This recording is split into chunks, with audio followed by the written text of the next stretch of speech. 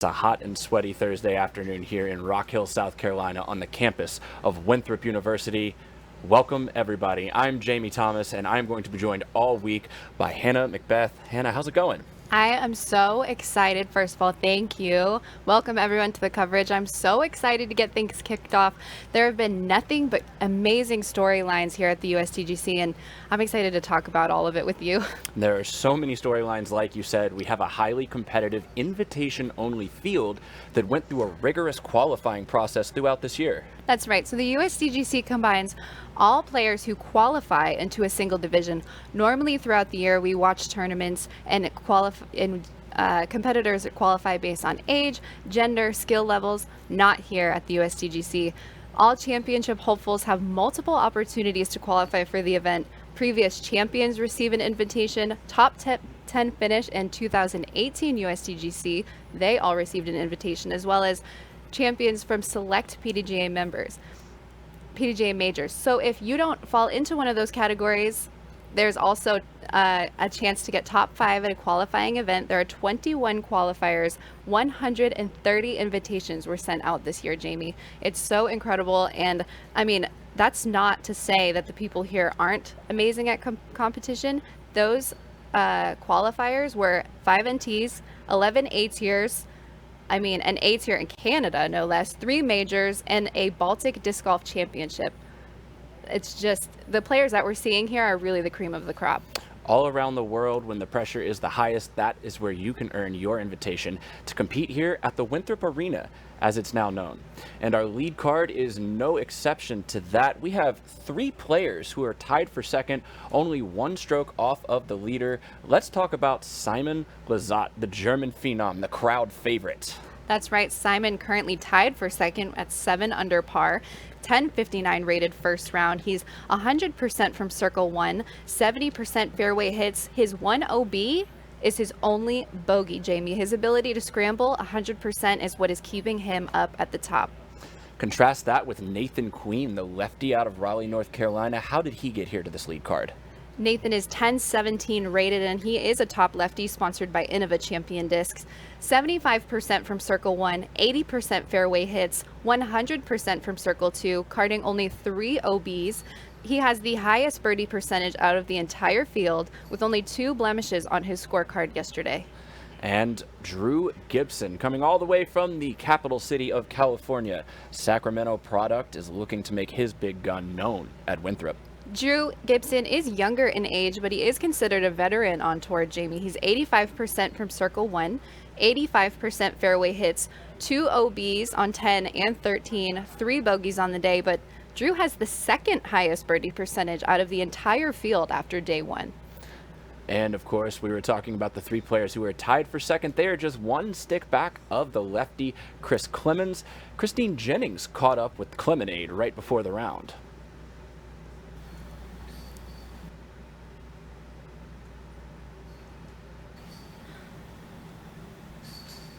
I'm here with Chris Clemens, the current leader of the 2019 USDGC.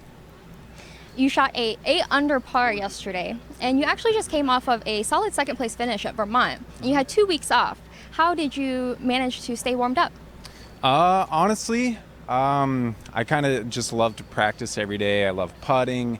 Me and Jordan Castro, we went to New York City, had a couple, like a day or 2 off, saw the Yankees play, but I'm kind of always thinking about disc golf, so I'm kind of always ready. Awesome. And you being a lefty, did you happen to see yourself throwing more forehand or backhand? I definitely threw more backhands than I'm used to. This course definitely sets up well for lefty backhands or a forehand player, but there's a couple holes where the forehand comes in handy for sure. Got you. And the pin placements are actually changing today, just a few of them. Is that going to affect your game plan at all? I don't think so. I think it'll make 17 play a little easier. It's not so close to the OB. But other than that, yeah, just kind of the same game plan. Throw it in bounds and make putts. Got you. Sounds great. Well, thank you so much for your time. Good luck today. Thank you. And thank you, Christine. Chris Clemens, he's had a great showing late in the season here up at Smuggler's Notch at the Green Mountain Championship, and he seems to be continuing that momentum. Yeah, Chris Clemens, 90% fairway hits, 100% circle 1 putting, and 2 OBs, 1 bogey on the day. That's keeping him by himself in first place, but the rest of the field is not too far from behind him. When asked about his situation yesterday after the round, he said his success is attributed to just confidence. And I think that speaks volumes to his character out here on the course. I mean, he felt like last year when he competed in the USDGC, he lacked a lot of that confidence. Now he's back. He's committed to everything. He's not worried about mistakes. He's keeping it pushing, moving forward, and that's a good recipe for success. Yeah, confidence and keeping it inside the ropes, even though the ropes have disappeared a little bit here. We're staying in bounds with a little bit of a different look, as you guys will see as soon as we get started. Just to let you know, we're about 5 minutes behind on the tee time. The lead card was scheduled to go at 1:40. We're looking at about a 1:45 tee off for the lead card. And again, if you're just joining us, this is the 2019 United States Disc Golf Championship live stream. We want to take a minute to shout out everybody who has believed in this model and who has joined us here today. Shout out to the people on site down in the Stonehouse with the gold VIP packages. We hope y'all are staying cool, because once again, Hannah, yesterday for our test day, it was incredibly hot, and it has set the record again today. Oof. I can believe it. I mean, we're located outside, which I don't mind. We have a great view of player hospitality, but just speaking again to the live coverage, thank you everybody for tuning in. A portion of the proceeds for today's live coverage will go to support Edge as Innova's annual contribution and USDGC's annual contribution to them. So Edge, obviously standing for Educational Disc Golf Experience. It's provides classrooms and youth programs with the opportunity and tools they need to develop disc golf skills and habits and just courses and everything. I mean, they're the first sponsored, endorsed school-based curriculum. So we're super excited to be partnering with them and supporting them through this. And we want to thank all of you for tuning in. Absolutely. Since 2005, when the USDGC first got involved with the Educational Disc Golf Experience, they have contributed over $290,000 to grow the sport at the youth and educational level. So once again, thanks for joining us. That's Jamie, awesome. I want to talk about this lead card. We have Chris Clemens, Simon Lizotte, Drew Gibson, and Nathan Queen. Obviously, we said Simon, Nathan, and Drew are all tied at second place, followed behind names like Jeremy Colling, Nate Sexton, Eagle McMahon, Albert Tom making his join onto the scene this year. But all of those men that I just mentioned are relatively having relatively quiet seasons this year. Nobody's really come out on top in the headlines. Of course, Drew has that one win this year at Portland. Simon recently getting the USDGC Distance Competition Award, and Chris Clemens coming off of, like you said, a hot start in Vermont. Nathan Queen, first year on tour. There are so many things going on. I'm so excited that we get to tune in live and experience the emotions, but these guys really came out and shredded that course yesterday, and they all kept it in bounds. They kept it solid, and I don't know, just looking at their UDisc stats, it's really interesting to see how similar they are and yet how different their strengths and weaknesses are. But every single one, solid mental game. Definitely. We have Nathan Queen, as you see on the broadcast right there. He was on the Ulti World Disc Golf podcast, The Upshot, yesterday. He was talking about, look, I don't have the distance that Simon or Drew does, but I'm just going to go out and play my game. He says he's very happy to be a left-handed, backhanded, dominant player, because it allows you just to play a little bit safer out here in some very tricky spots. And like we were talking about, having a different game plan, especially with the sweltering heat and the relative lack of wind, you're really going to have to trust those discs, keep them in bounds, and stick to the plan, the most important thing at the Winthrop Arena. Nathan Queen representing Raleigh, North Carolina. This is his third time competing at the USDGC, but he's used to the wooded golf. We also have Chris Clemens here, who's another lefty outside of Nathan Queen, and also opting for that man bun and sweatband look we see being so iconic this year in 2019. Chris is currently representing Kansas City, Missouri, and he says actually on his player profile, I did some digging on him, and he's actually has on his player profile on Dynamic Discs, his sponsor, a picture of him putting on hole 17 last year at USDGC. So you have to wonder how long he's had his eye on this championship. Well, it's his fourth time out here in Rock Hill, and if we know anything, the more experience you have at this course, the better your chances get. This is not a track that you typically see a lot of newcomers to the sport, and that's why in the past, a guy like Kevin Jones has been such a story, where he kind of came out of of nowhere and established himself on this stage, which is highly unusual. Right.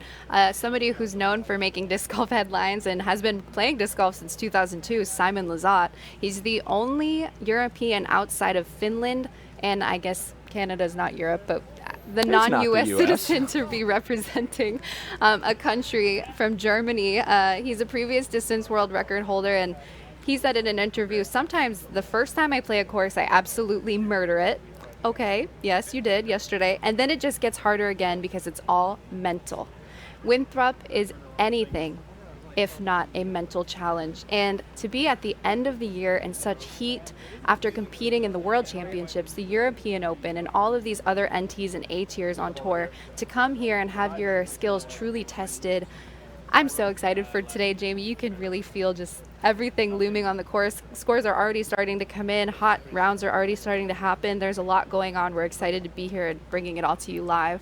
Yeah, and as you said, this is the beginning of a very tough stretch for the competitors as they come down to the final few weeks of this season. I mean, this is the final major of 2019, the final major of the 20 teams in general. Next week down at the Hall of Fame Classic is going to wrap up the national tour, and then up to the Disc Golf Pro Tour finale just up the road in Charlotte at Hornets Nest.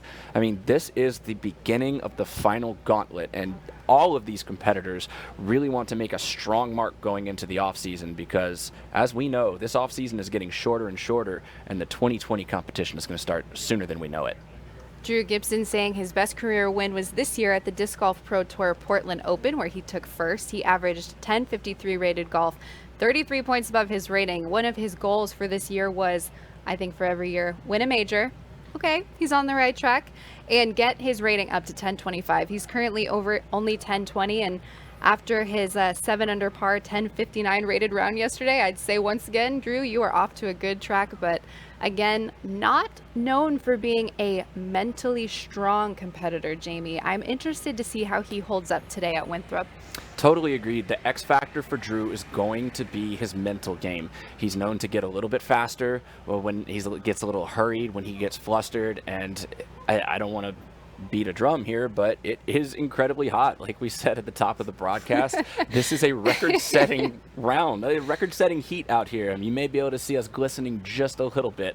Summer didn't get the memo that it's supposed to go away quite yet. Yeah, the 22-year-old from California, this is his 6th USDGC, and Paul Macbeth in a previous interview before the whole USDGC started said it's going to take a veteran to come out here and win, and Drew's definitely been here enough. I mean, all of these guys really have been here more than 3 times. So it's just interesting. He has plenty of shot, plenty of control in the bag. Just to have to see what kind of game he brings today. Let's take a look at the starting hole today, Hannah. This is a brand new starting hole for what is no longer Winthrop Gold. It is now called the Winthrop Arena.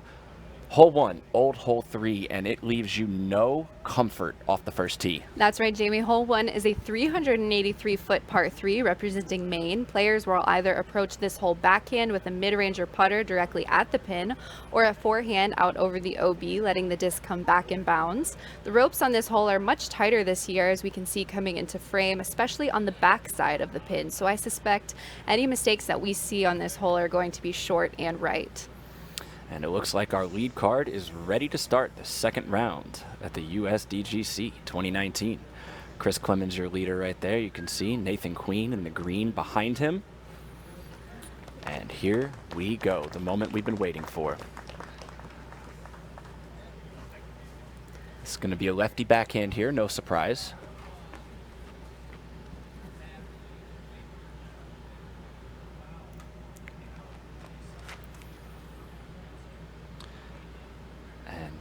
Looking for that one to drop. Incredible shot from Chris Clemens. Absolutely ice in his veins. Yeah, Simon likes it, giving him a little smile. That is a nervy shot, and he just put it perfectly up to the pin there. That's the kind of putt you want to start. That's that confidence builder that you need going into this round. We do see a change in hole 1 for those of you tuning in. Maybe didn't pay attention to anything leading up to the USDGC, but the reason is we wanted to open up the old hole 1 and 2, allow the player hospitality and everything to come together really well, but hole 1 still has that, as you said, nerve-wracking first shot. And Simon, like yesterday, turns it a little bit, but he's going to be closer, and he's going to actually have a look, probably a low ceiling look to try to grab that birdie. Here's Drew Gibson. Looks like a rock in his hand, and if he's known for throwing any single disc, it's definitely a KC Pro rock. This is Drew Gibson's sixth USDGC appearance. His 25th is his best finish to date so far. Drew going for the hyzer flip up line. The righty version of what Chris Clemens did. Oh, it slows down right before the OB line. That should be about a 9-meter look. It's always good to be looking back at the basket. You want to be a little long rather than short, just because you know that you've got the distance dialed in. And then Nathan Queen, some hometown love from just a few hours away in Raleigh. Nathan Queen qualifying for the USDGC at the Madisonville, Kentucky Open not too long ago.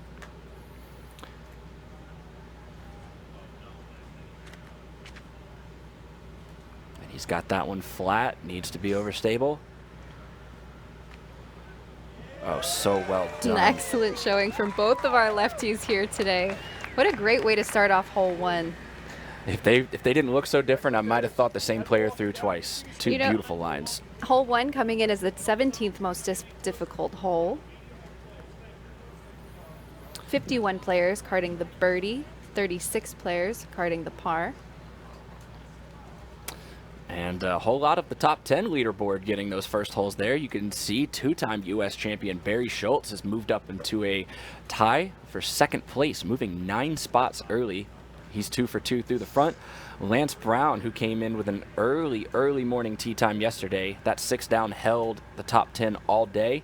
He's 1 down. Albert Tom, who we'll hear from in just a little while, he's 1 down. And 2016 and 17 U.S. champions, respectively, Coling and Sexton, right there on the cusp. Calvin Heimberg, winner of the Las Vegas Challenge National Tour event this year. That is the top 10 as it stands. I am sure that we will see that shift throughout the day.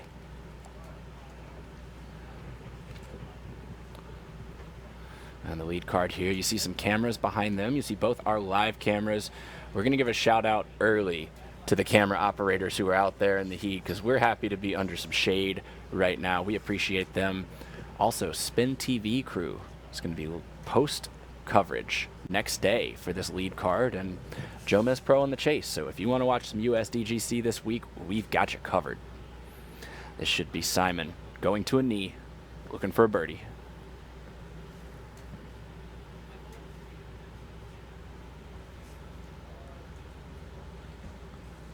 He's got good wrist action on it, just a little outside right, tricky lie.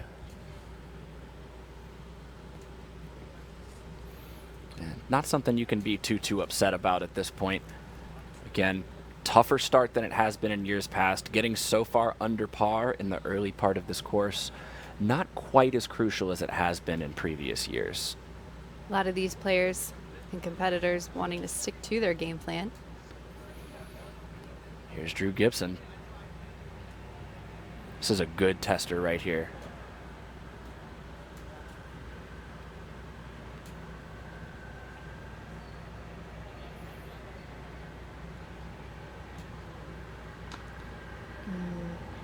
Just a bit light from Drew. Doesn't connect with the chains, and he's going to have that simple tap out for par, but that's not the result he wanted. It's interesting, Jamie, before the coverage started, you and I started talking about how, especially at Winthrop Arena, as so lovely the name, good cleanup putt from Simon, this year from Harold Duval, these players have to decide what their confidence level is going to be coming into this event. There's no letting the course decide, and we're seeing that here on hole one. All of them with really great drives, I would say, off the tee, given all the pressure. Definitely, and the two lefties, you know, it looks more like a lefty hole, but there is that kind of tree just on the left edge of the gap that doesn't quite let you get that hyzer out wide. But they still threw very confident shots, and that speaks to exactly what you're saying here as we watch Nathan Queen and just look at the confidence, look at the poise that you see. the disc out of his hand. He knows his line. He's hitting it versus Simon and Drew. It's not that they threw bad shots, but like you're saying, they were a little bit more tentative, a little tentative on the putt as well. And we talk about setting the pace. So crucial early here. And Drew wanting to get that putt to drop. And once again, if you're just joining us, we are 1 down, 17 more to go for the second round of the 2019 USDGC. Let's take a look at some hot movers here, presented by UDisc. Luke Humphreys. He has an amateur national championship to his name. He is even now at the tournament after coming in at 8 down, tying the hot round yesterday. AJ Carey, 6 down. Philip Bartholomew, Logan Bowers, and how about Brian Schweberger? Carolina Classic right there. He's making his move. So many great names. Will Schustrick did not get to the start he wanted. He has 3 U.S. titles to his name, but he's 4 down halfway through his round. Here on hole 2. Hole 2, par 4, 444 feet, representing North Carolina. As you can see from Chris's tee shot, it does come out of a tunnel with a low ceiling, so players are required to power a backhand long past the Mando, or we may see some forehands try to test the Mando and play it aggressive. I think both Chris and Luke, being lefties, have a little bit of an advantage on this hole if they want to play it aggressive for the birdie, but the basket does come to rest in a grove of pine trees, so there is some, as usual, obstacles to avoid and take into consideration on this hole. And Nathan looking for that flip up hyzer. It's got to get long of that corner, and that's perfect. Be interesting to see what Simon does here, Hannah. He went roller yesterday. Let's see if he repeats that.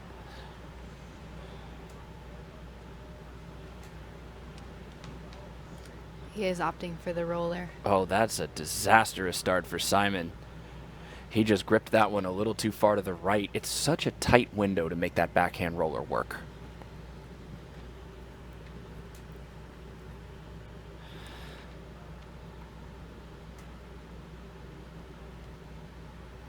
Here's Drew. Looks like backhand up the middle. Maybe a little left fade on it to give him the angle. Let's see how it ends up.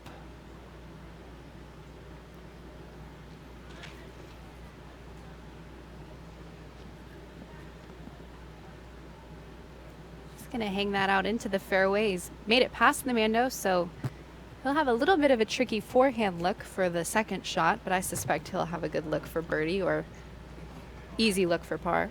I like that confidence on that shot right there as we fly over about where our competitors are going to be walking right now, just to show you how tricky this shot is. Hannah, this low ceiling shot makes it really difficult to get distance off the tee. Mentally, yes, it does. And with the Mando being giving you the opportunity for that, the best opportunity for that second shot being past the Mando, there's a lot to take into consideration.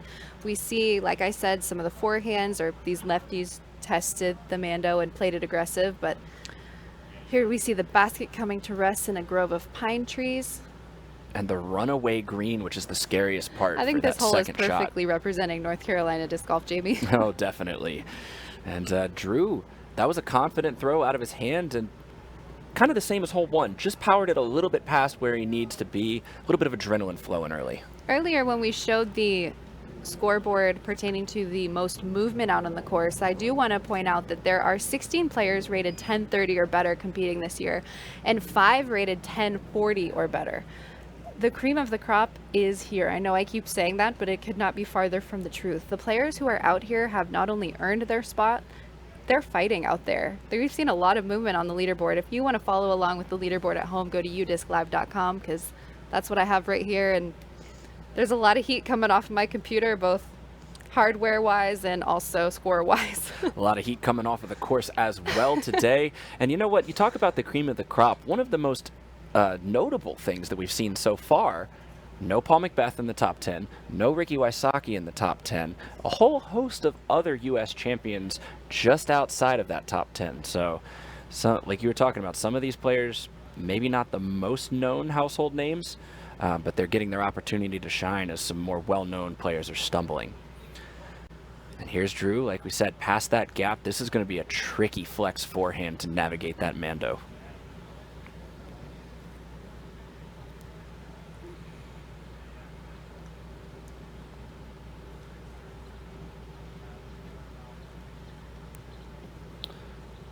It's a good spot for Drew. He's going to have a putt for birdie there.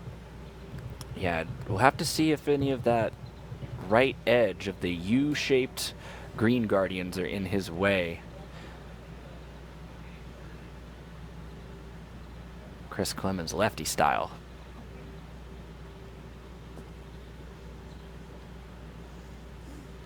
And that's a great way to put the angle on it to make sure it doesn't skip long and back behind the green. This is a really tricky green and very indicative of what we'll see out here at the Winthrop Arena, because you're usually facing a death putt or you're facing a guarded uphill putt. It's important to commit on all of your shots. Chris Clemens saying in an interview, I wouldn't quite commit on shots last year, and when I would throw a good one, I'd be like, man, you really committed to everything. You didn't worry about going out of bounds, and this year that's what he's trying to do. Play more aggressive, attack more, and not be so worried about making mistakes. Well, the results are showing so far as Simon, who is struggling a little bit on this hole, that was his third shot after having to escape the woods, and he is going to have a very technically difficult putt to save his par. He may be taking the first bogey on the card.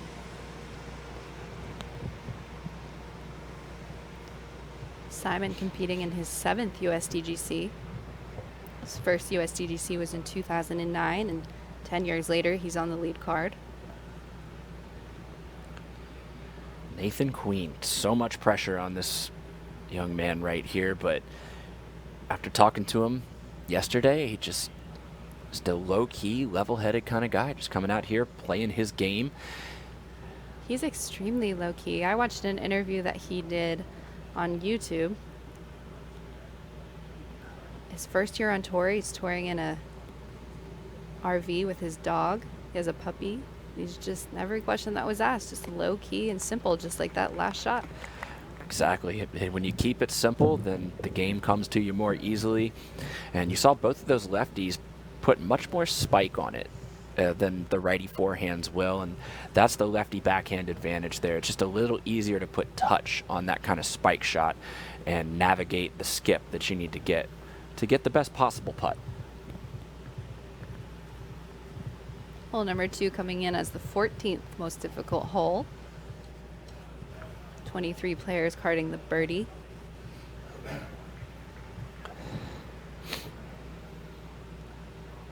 I see Simon here lining this putt up. Second obstructed low ceiling putt in as many holes. Oh. And that's not, it's not great, but it was a good effort. You know, sometimes you have to take that medicine. Certainly doesn't help to know that Chris Clemens is staring down a hot start at 2 for 2. Drew Gibson putting for birdie from circle 2.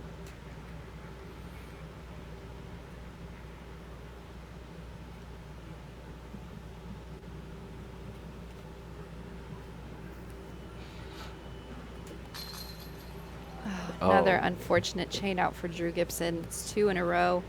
I like the way he's committing to the putt, though. He didn't get tentative on this next hole despite what happened on the first.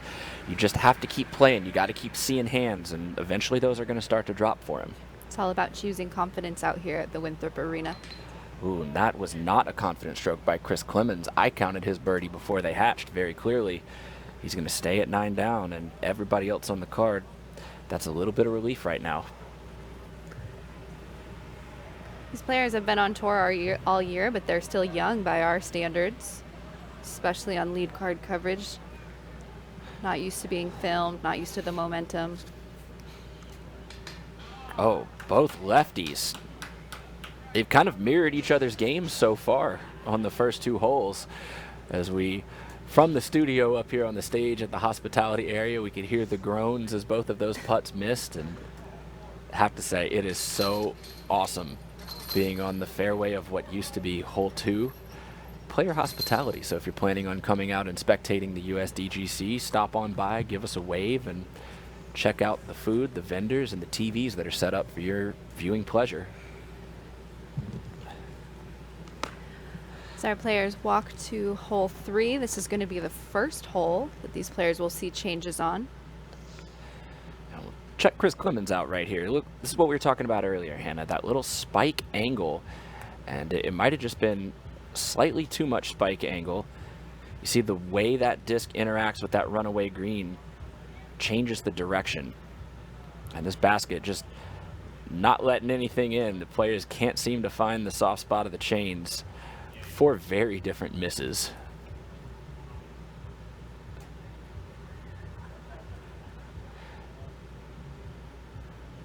And let's check these hot movers again. Let's see. Will Schustrick grabbed another stroke since we saw him last. He's 5 down through 10. Dan Hastings, who had the best day of disc golf ever, played an 1100 rated day.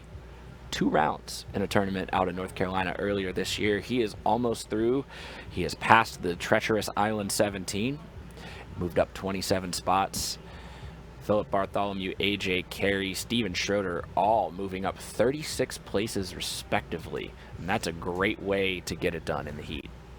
Even though this is the United States Disc Golf Championship, there are 20 representatives of other countries, including Finland, Estonia, Canada, and Germany. There is no representatives from Sweden, Czech Republic, Norway, Denmark, or Japan this year. The Baltic Tour Championships was added as a qualifier in Estonia to encourage more Estonian and Finnish players to participate in the tour, and also the USDGC. Estonia is sending over 5 competitors, including Kristen Tatar, the U.S. Women's Champion. Finland sending 9. Yeah, Estonia has really come up in the world. Finland is preeminently known as the powerhouse in Europe, but Estonia has really made their mark, and we were able to talk to Albert Tom earlier today with the bazooka himself. The bazooka himself. He is fast becoming a crowd favorite. We're talking about Simon Lizotte. How about Albert Tom with the bazooka celebration at the European Open, coming in 3rd? We'll hear from him in just a little bit. It looks like our players are ready to go on the tee of 3 momentarily here. Hole number 3, one of the new holes, as I was saying earlier. It's a par 4 representing Maryland, total of 759. Oh, I'm sorry. Today is the B spot, so it's 738 feet with double mando at the end of the fairway. This is the first of the 2 new holes these competitors are seeing, and at 738 feet, I'm interested to see how this group will attack a mando so late in the fairway. I expect all of them will lay up to the mando and play the hole out for the par 4, but I'm excited to see who will get aggressive on this hole, especially with the seemingly slow start we've seen from Drew Gibson carding par, and Chris Clemens and Nathan Queen going birdie par. Dealer's choice off the tee. The lefties will go first.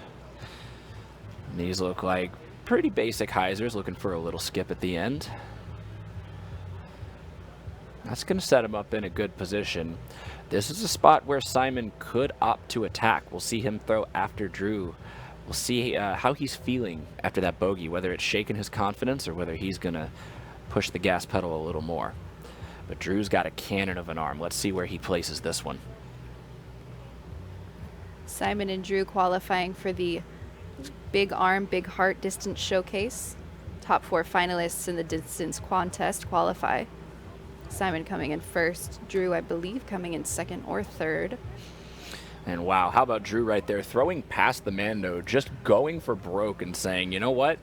The drop zone gives you about a 45-foot look. I'll put it on the putter once again. That's right.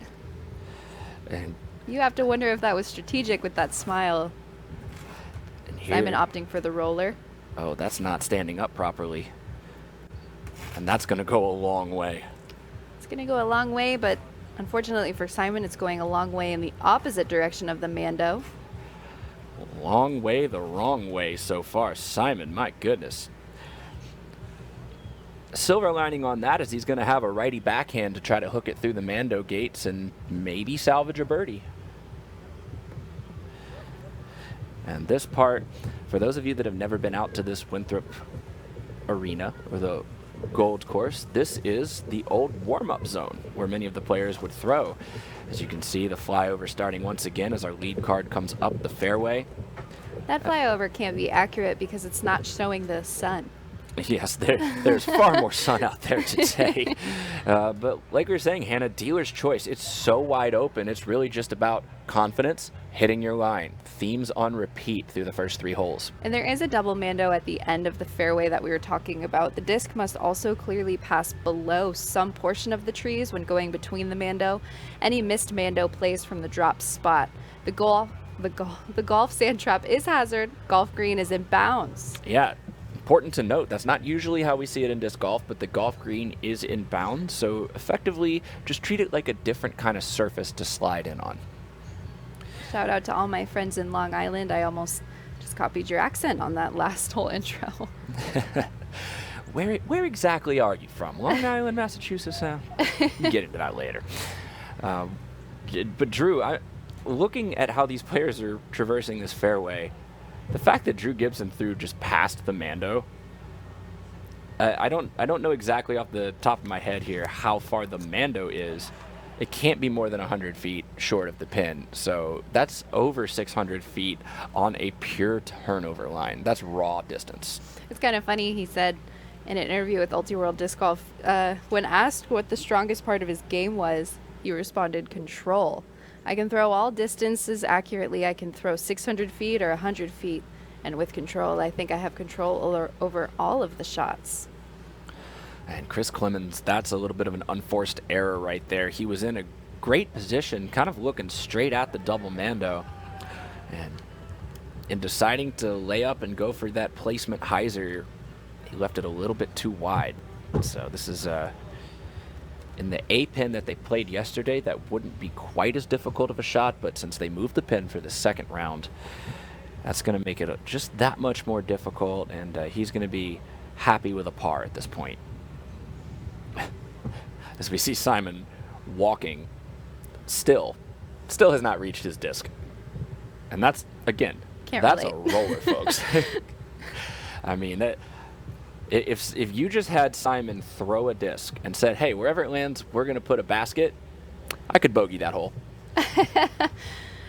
If there are any women in the area, we want to extend an invitation to attend the Throw Pink event this Saturday from 8:30 to 12. Purchasing your package with the event includes a ticket for the final round. Proceeds going towards Throw Pink, their mission of encouraging women and girls to get out, be more physically active through disc golf while raising awareness and money for women's health-related activities. I know decorated 5-time world champion Elaine King will be one of the women helping out at the Throw Pink event. One of the legends of the game, Elaine King. And Simon went for the hyzer. A little bit tough to tell from that angle now that Simon forces the cameras to invert the hole that we planned on shooting there.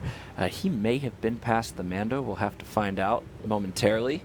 Of course, you can find out before the cameras do. Make sure you're paying attention to udisclive.com.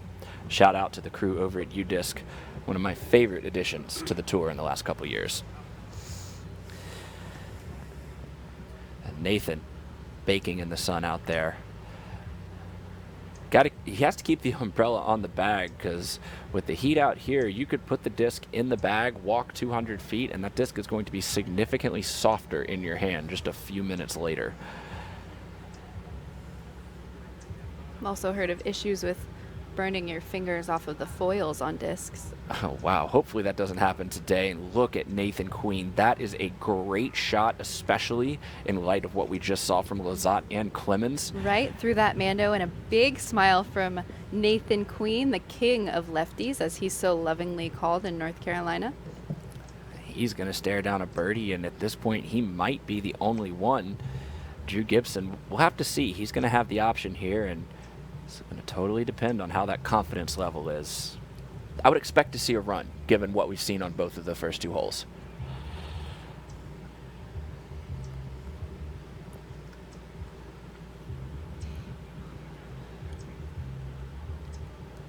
Hole 3 coming in as the 15th most difficult hole. And Simon was well short of the mando. Good layup there from Simon. Simple putter hyzer here. Again, that golf green is inbounds. And that's good. Recovering from what probably will go down as a half-stroke mistake. by throwing that roller too long.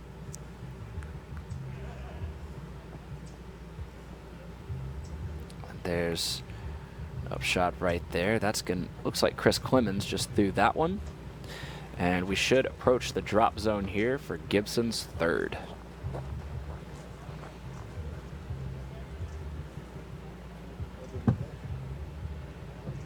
Again, the big arm, big heart distance contest like you were talking about just a minute ago, Hannah, that's going to take place Saturday after the final putt has dropped and after the award ceremony.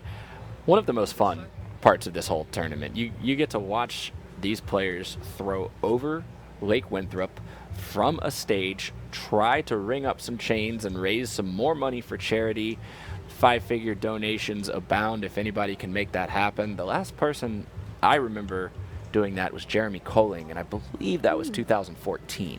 So in 2014, Paige Pierce also qualified by winning the performance flight, and she was the first woman to appear in the distance showcase and first woman to make it across the lake, and the first signature I ever got from a professional disc golfer.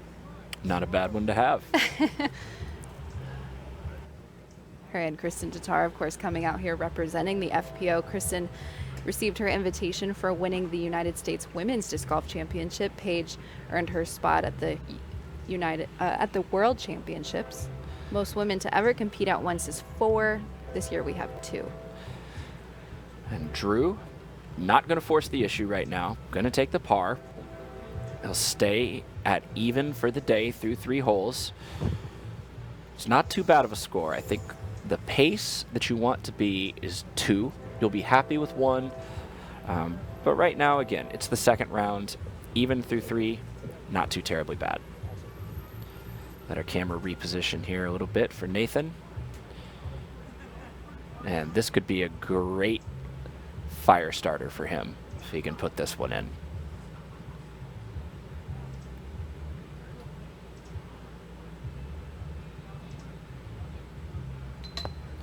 Ooh, the jumper just off left and hopefully didn't roll too far. Not too punishing there. That was for a share of the lead.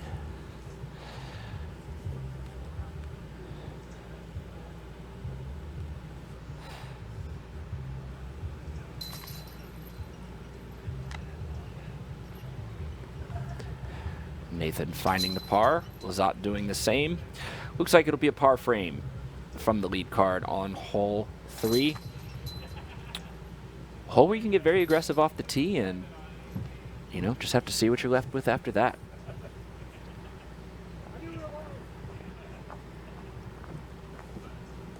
And then one more look right there at Nathan Queen's shot, perfectly splitting those Mando trees. Really incredible. He says he feels confident hitting the fairways and keeping composure when he doesn't, and he can maneuver a disc to hyzer and stand up straight, Jamie. I'll tell you that. He's shown a proficiency with that type of shot so far.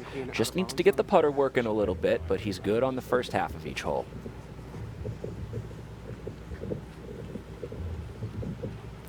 And if you don't know about the Winthrop University or the USDGC Pro Shop at the Winthrop University Shack, let's go see what Henry Childers has cooking up for you in there.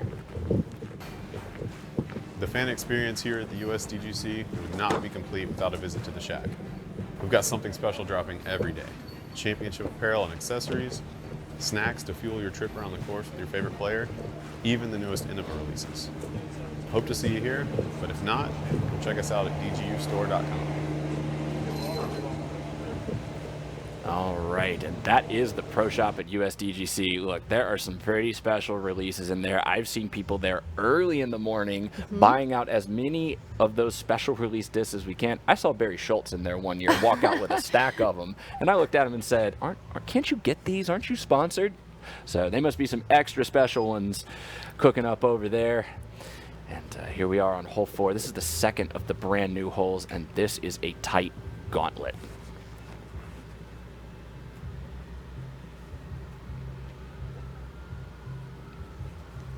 And Clemens looks like he's still short of that second Mando. This one, early favorite for the nickname on this hole is called the Double Double for That's you right, West Jamie. Coasters. This hole is 299 feet in par 3. It's representing Kentucky. I've never been to Kentucky, but if your disc golf is anything like this, you are all legends, and I'm proud of you. It is the second hole these players are seeing for the first time in competition. The distance is not necessarily an issue, but the challenge, as we can see here, is the tight fairway with 2 double mandatories. Course designer Andrew Duvall wanted to recreate a wooded Carolina disc golf hole without woods. Using Mandos creates that wooded feel while still allowing spectators a chance to see the shots. I'm not expecting we're going to see too many on this hole. Yeah, Nathan Queen was very fortunate there, squared up the right side Mando tree, and he should be able to navigate that pretty well. Drew, a chance to show off his control. Appears to be flipping up to flat. Oh, I suspect that's a great shot from Drew. I know there is another double Mando there, but I believe he has made it. yeah, no indication from the spotter, and no red flag's a good sign. Simon with what undoubtedly is a putter. If anyone at home is wondering, there are 2 drop spots. Drop spot 1 used for all throws that missed the first double mandatory. Drop spot 2 used only for throws that missed the second. In order to proceed to drop spot 2, players clearly must pass through the first one. Any missed mandatory plays from the proper drop zone. See the play. I mean, this gap right here, Hannah, this is like 4 or 5 people wide, as we can see this group walking up through. We'll have to see where everybody's disc landed. We apologize. This hole is just difficult to film in the bright sun and in the shade of that tight hallway. Then I think it's representing the woods relatively well then if it's difficult to film and spectate. Yeah, sure it Hole is. 4 coming in as the 4th most difficult hole on the day. Averaging less than par. 6 players carding the birdie. That was Jordan Castro, Isaac Robinson, Nate Perkins, AJ Carey, Ezra Robinson, and Chris Pinagar. It's incredible Nathan upshot Queen. control from Nathan Queen. Fantastic.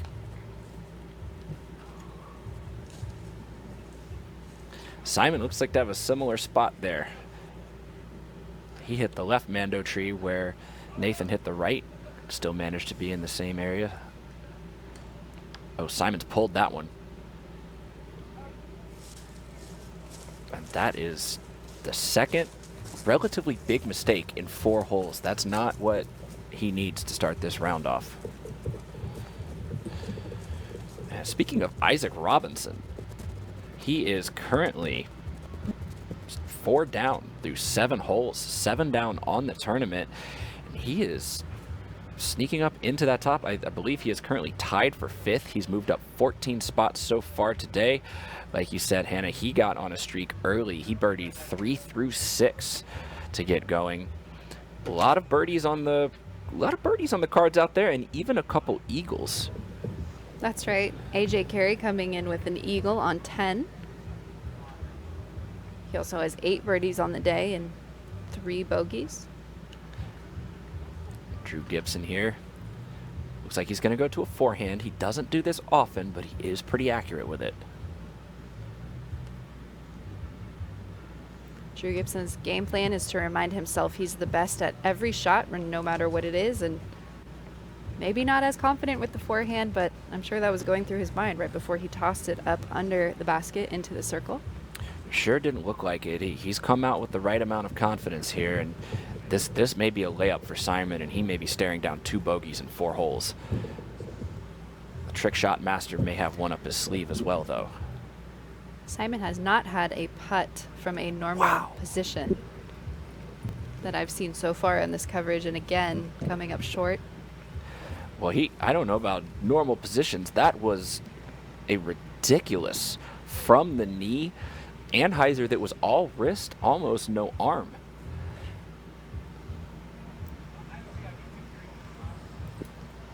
And Clemens more comfortable with the forehand, probably aside from Simon, the player on the card with the most versatile forehand that you're going to see today on the coverage.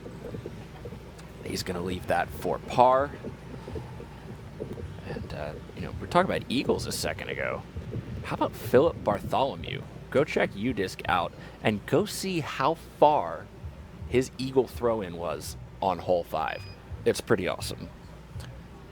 Drew Gibson for par from circle 1.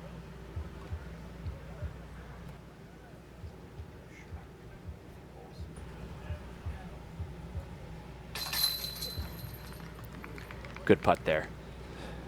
Drew Gibson maintaining his par percentage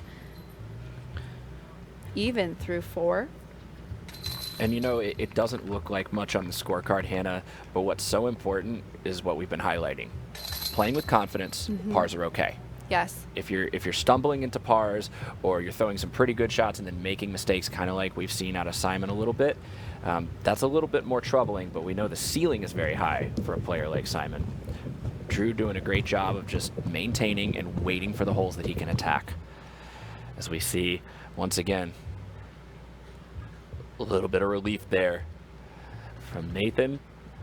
Simon just not quite putting enough juice on it. You like the release angle, just not fully getting that up to flat, and he knows it.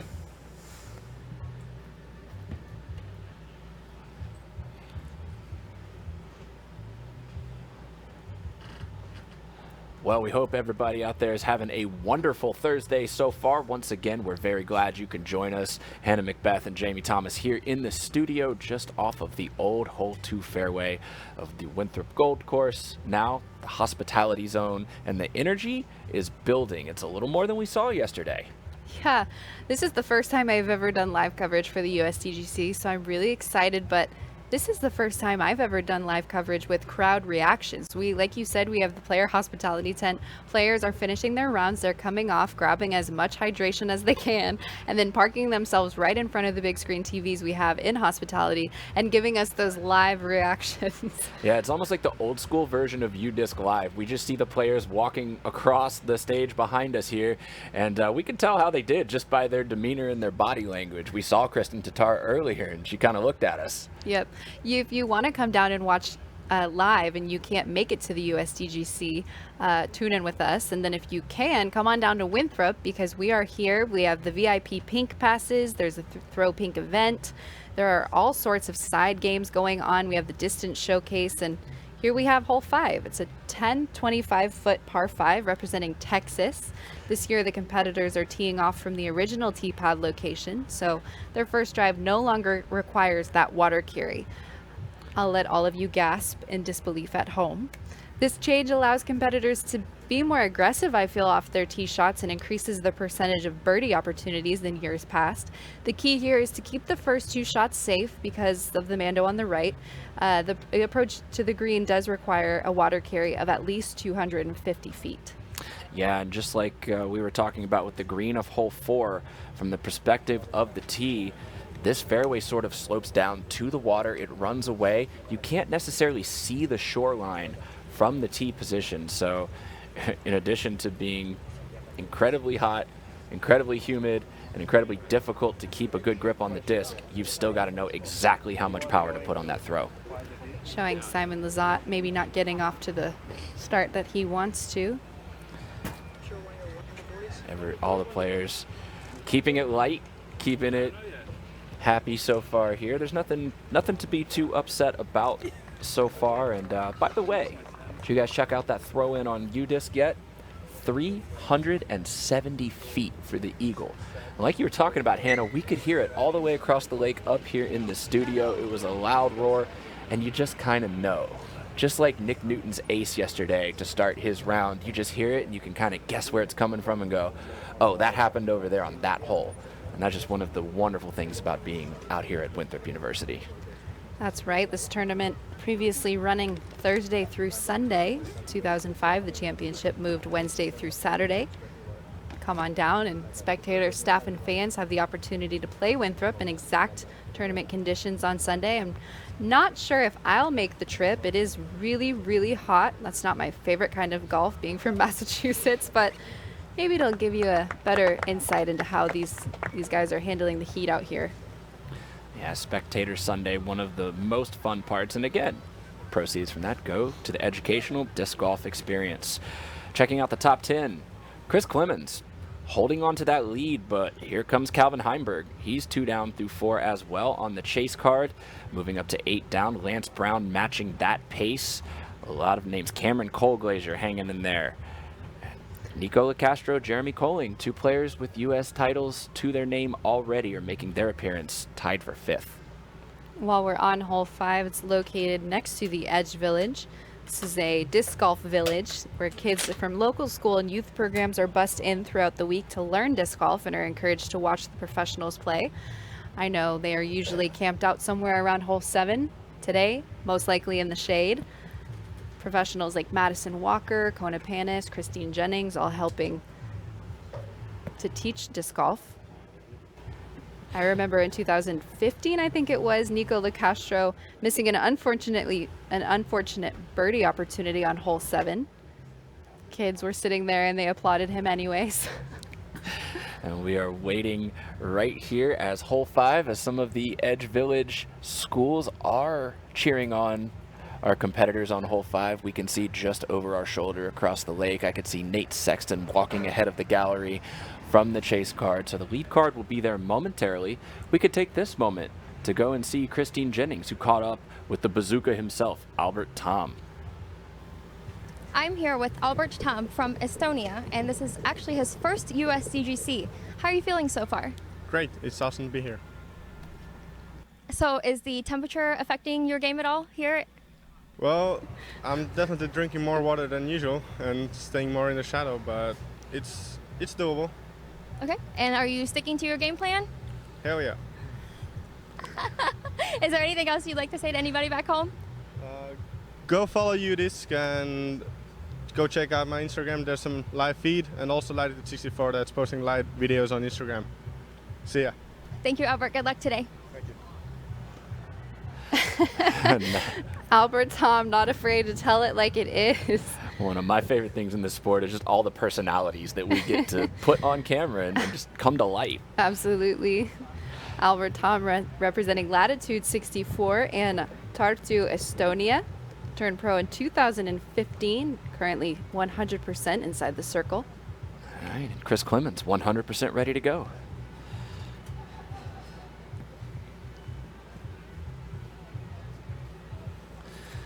And that's a quality shot right there, splitting the fairway. Again, you know, you see him looking. He can't tell where that disc lands, so you hope it doesn't pick up and roll towards the water, but you don't want to be too high on the hill either. That's right. Like I said, again, the movement of the tee pad does increase the aggressive nature of the shots and increases the percentage of birdie and eagle opportunities. The key just being to keep the first 2 shots safe. Seems our first 2 competitors are doing just that. Yeah. Just needs to settle. Great No little problem. stop there. Yeah, no problem at all. All right, here's Drew.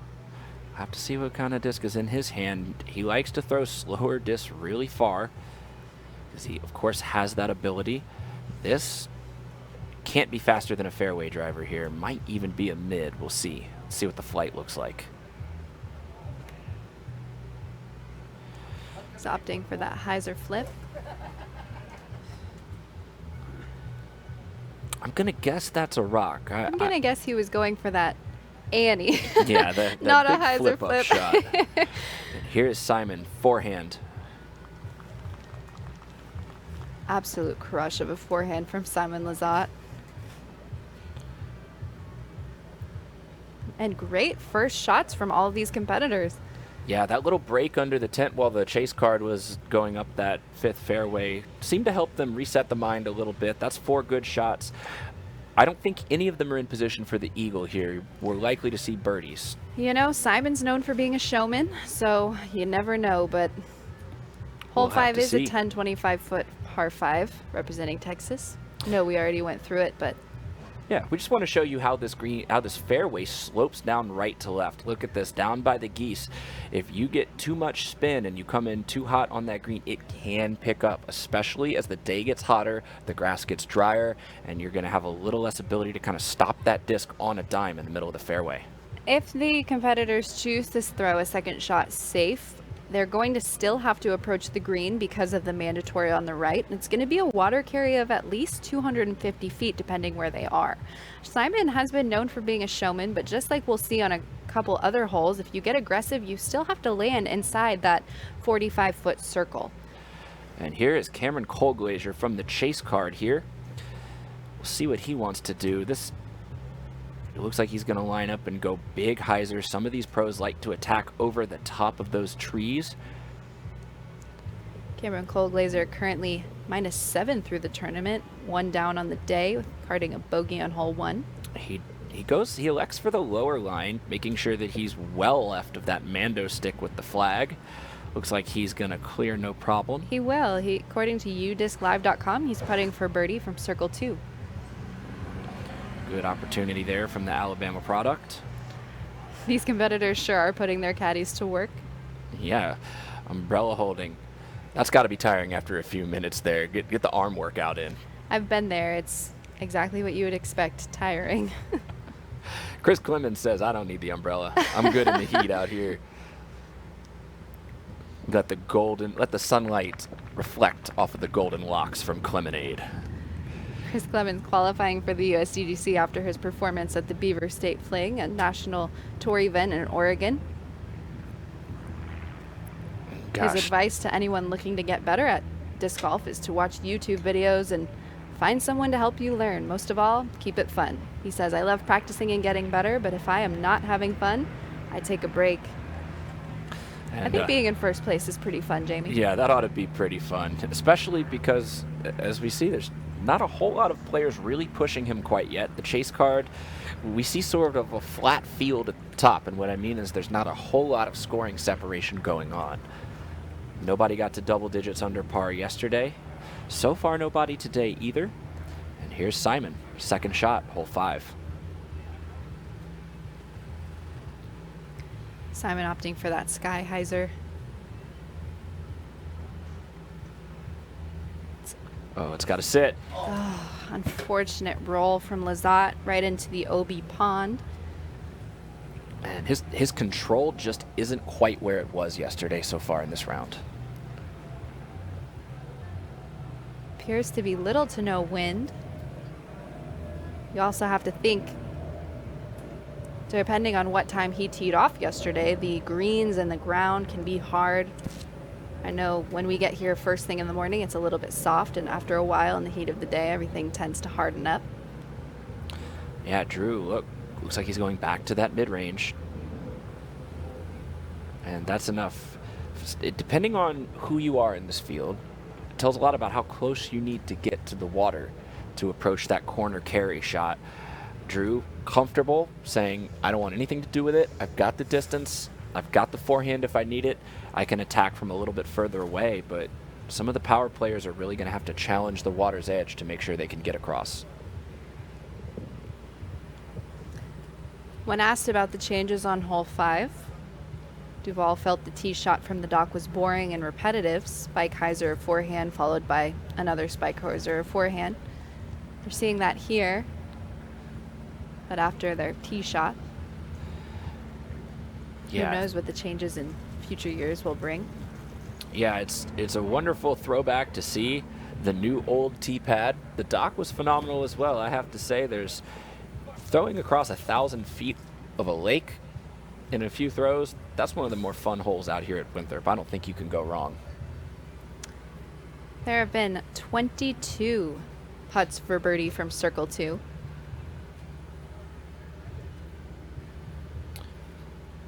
Chris Clemens putting himself in position to maybe be the 23rd. Again, kind of like Drew, he's left it a little further away from the water. That is a little bit more dangerous for the lefty, though, because you're carrying a whole lot more of that lake with the left-handed hyzer. I think it must be interesting for them to be competing on the same card as another lefty. Do you think there's some sort of a who's better than who competition, or is it just all camaraderie? Or I can tell you, as a lefty myself, when I get the opportunity to play with other lefties, it's just great to see some lines that look a little more familiar to you. I did not know that you were a lefty. Yeah, well, I think us lefties, we get used to inverting in our minds. When I Okay. see a right-handed player do something, my mind just converts it. So it's almost weird for me to see two lefties on the card. Okay. Yeah, Nathan Queen actually was interviewed, and he said something similar. He said, I can maneuver a disc to hyzer and stand up straight and control everything, but He said he tries not to think too much about the lefty-righty conflict. He just plays the game, plays the holes out the way he knows how. Well, if I know anything from watching the players this year, you got to have a left-to-right shot, you got to have a right-to-left shot, and you better be able to put it on edge and roll it sometimes, too. It's a three-way game in 2019. That's right. It's all about angle control here at Winthrop, and here we see Drew lining up his third shot of the day. He's going to need to get that somewhere in within circle 1 so he can have an easy par putt. He looks like that's a driver in the hand. I'm sorry, I just made a mistake. This is a par 5, so he needs to get that in the circle to have his up and down for a birdie. Drew will be very happy to know that it didn't change to a par 4 with that strategy. Hopefully they're not listening live from the lead card. And here's that high over the tree shot we were talking about a minute ago. Incredible from Drew Gibson. That just needs to Man. settle, and oh my word, the absolute control needed for that and the trust in yourself. There is 100% full commitment from Drew and his caddy on this hole, and He dialed the number quite well on you're that either one. making it or you're not. And he said, I'm the best at this shot, I'm making it, and he's done so. He's going to have a putt. Best part about that is he's putting away from the water. Okay. Nothing in the mind either. He was able to go a little bit past the basket. He's putting back towards pure green grass. Chris Clemens on the fairway after 2 throws. Here's Chris, and he was not challenging the pin that much. He's going to leave it maybe a little further outside than he meant to. But Chris again, down. it's hard. It's hard to challenge the pin with that lefty hyzer. Yeah, Chris will be putting for birdie from circle 2. He's currently 1 down for the round.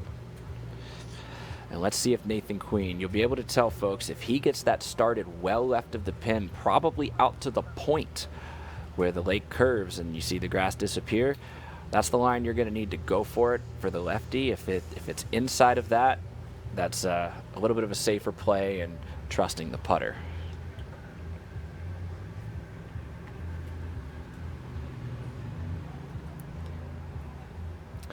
Here's Little bit of Nathan wind with starting his to pick up. Sorry. Here's Nathan with his third shot.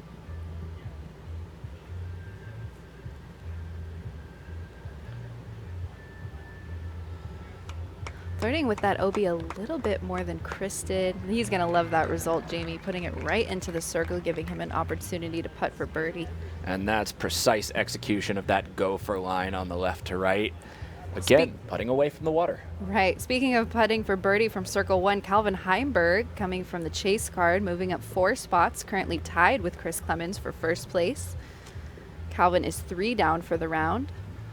Calvin's dangerous with the putter. Lanky player. Good power, though I wouldn't say he's necessarily known as a pure power player. You are calling it without even knowing. Calvin is currently 100% from circle 1. There we go. Pretty good at your job, Jamie. You know, I warmed up today. Great. I did my talking strong exercises. They were doing their disc golf strong warm up. And Simon, unforced error again here. We're only 5 holes in, and that's the 4th one we've seen from him. Simon having 2 bogeys on his card so far, dropped down 22 spots within the first 4 holes that they've played. He's currently tied for 24th. We know, Jamie, there's a lot of golf left. He's got to continue to keep that momentum working with him and keep that confidence. If you don't choose confidence out here at Winthrop and you wait for the course to give it to you, you will be waiting up until the last putt on the final day. And you will not be taking home a very big check either at that point. I don't suspect that, no. Simon made a good correction on that second shot, got it all the way flipped to flat, and he's going to have a putt, but he's given up strokes. So Simon is known, I feel, on tour for having a little bit of trouble with his mental game. I know he's open about it. He said, it's my job to play disc golf, and it is the best job I could ask for and have for me. This is in an interview with the Disc Jock. A lot of the time when you get to be at the highest level of disc golf, it is truly your full-time job. This is what he does to make a living, and living and work is what keeps him going, which makes sense. He continued by saying, I still love competing and I love the game, even when it is hard. Also, most of my friends are through disc golf and I wouldn't have them without it.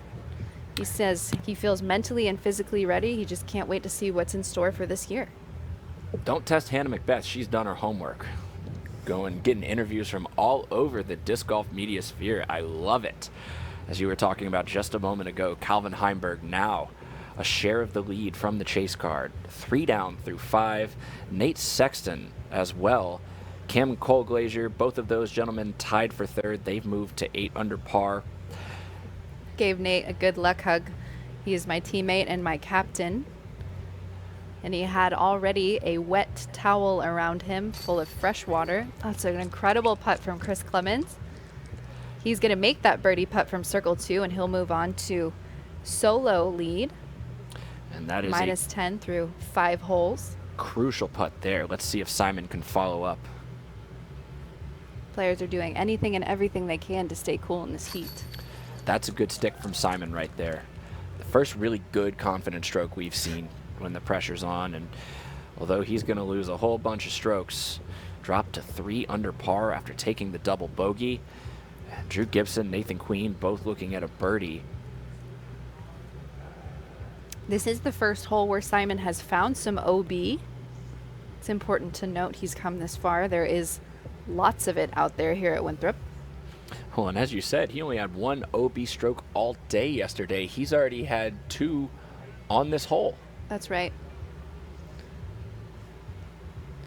Drew Gibson putting for birdie from circle 1. You can see him getting ready and mentally and physically tuning himself in.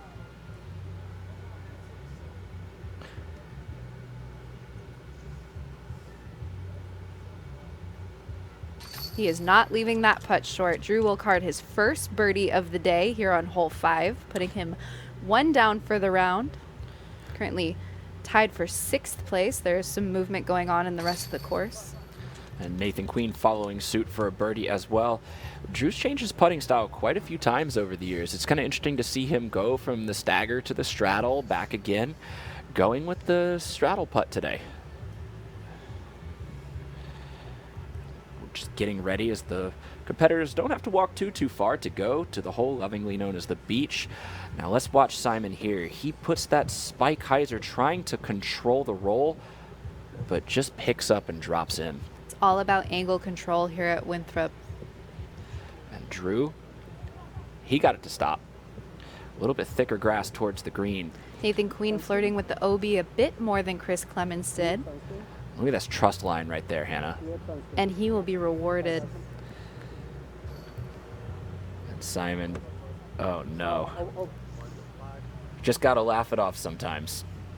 And he wasn't too far away. Retrieving that valuable blue disc that he'll need later on. And look at the spotters doing the extra work, getting the birds out of the way so the competitors can pick them up. And Jussi Maresma, you see right there.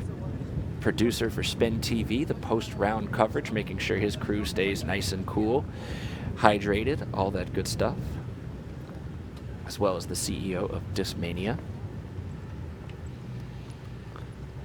Hole 6 is a 371-foot par 3 representing Florida.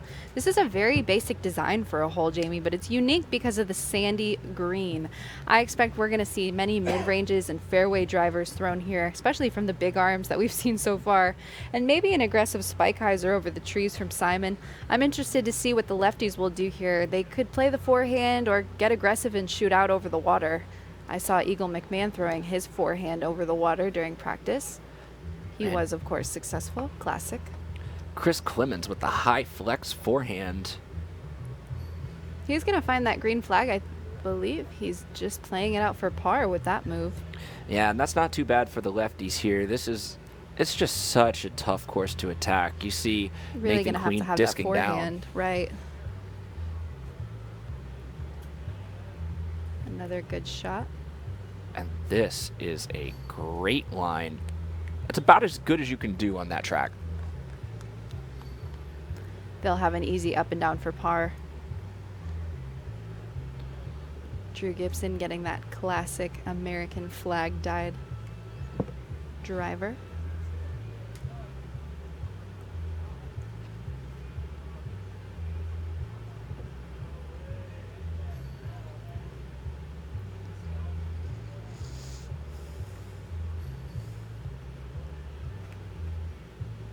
Good commitment.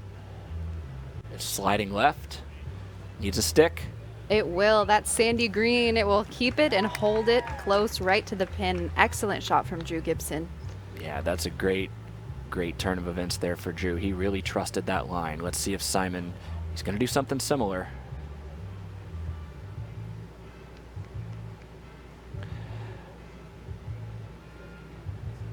Looking for that spike. Oh, and It's he a must have, decent spike hyzer from Simon, but leaving it a bit short. yeah, must have caught some early foliage there. Those trees just keep growing taller every year just on the right side off the tee. You know, you've got to think if these course designers know what they're doing out there. Yeah, nothing is sacred except the existence of the event itself. There is no hole that is safe from a design change or from using some of the very few natural blockers and trees and things that we have out here.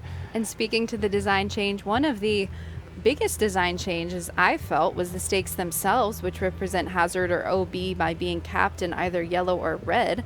The famous yellow top rope is gone for this year, and all OB is strung on the bottom of the stakes only. It's a good visual reminder, but the camera's had a hard time picking it up, and if your lie is nearby, it could of course interfere. Yeah, we hope everybody can see that the stakes, we hope everybody can see the stakes better than the ropes. I know I sure can from my vantage point. Reminiscent of what is undoubtedly a contemporary of the Winthrop course, Fox Run Meadows, which we just hosted the World Championships and has hosted the Pro Tour Championship and the Green Mountain as well. Oh, wow. And Chris Clemens about stole one back from the beach. That would have put him one ahead of Heimberg. All smiles from Chris as he gathers his things and heads down to the circle. He might not have been running that. That might have been accidental chain. A Paige Pierce putt. Yes. Simon might have been running that with a less confident bid, but that'll be easy par. Nathan Queen also on the fairway after one throw. This will be his birdie attempt or his layup attempt. We will soon find out. He's got the left-handed fade away from the water. This would be a good opportunity to get aggressive.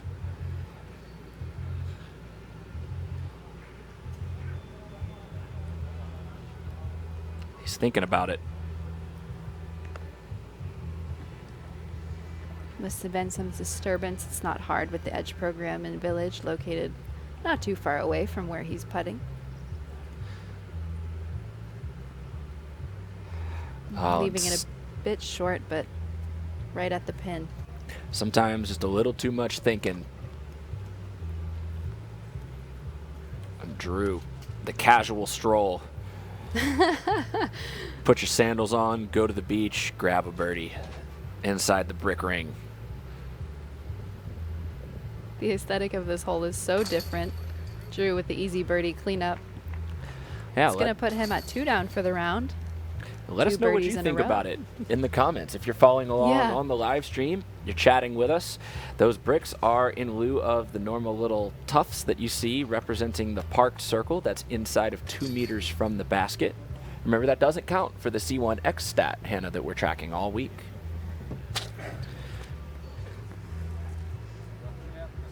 All right, let's Two look one lefties more are time. two lefties are all smiles coming out of that golf green. Drew Gibson right here. Just touches the brick, stays inside. He loves it. You gotta love it when you throw that pure of a hyzer. Here's Chris Clemens. Oh, wow, that was dead that center. was so good. Oh, That explains the smiling.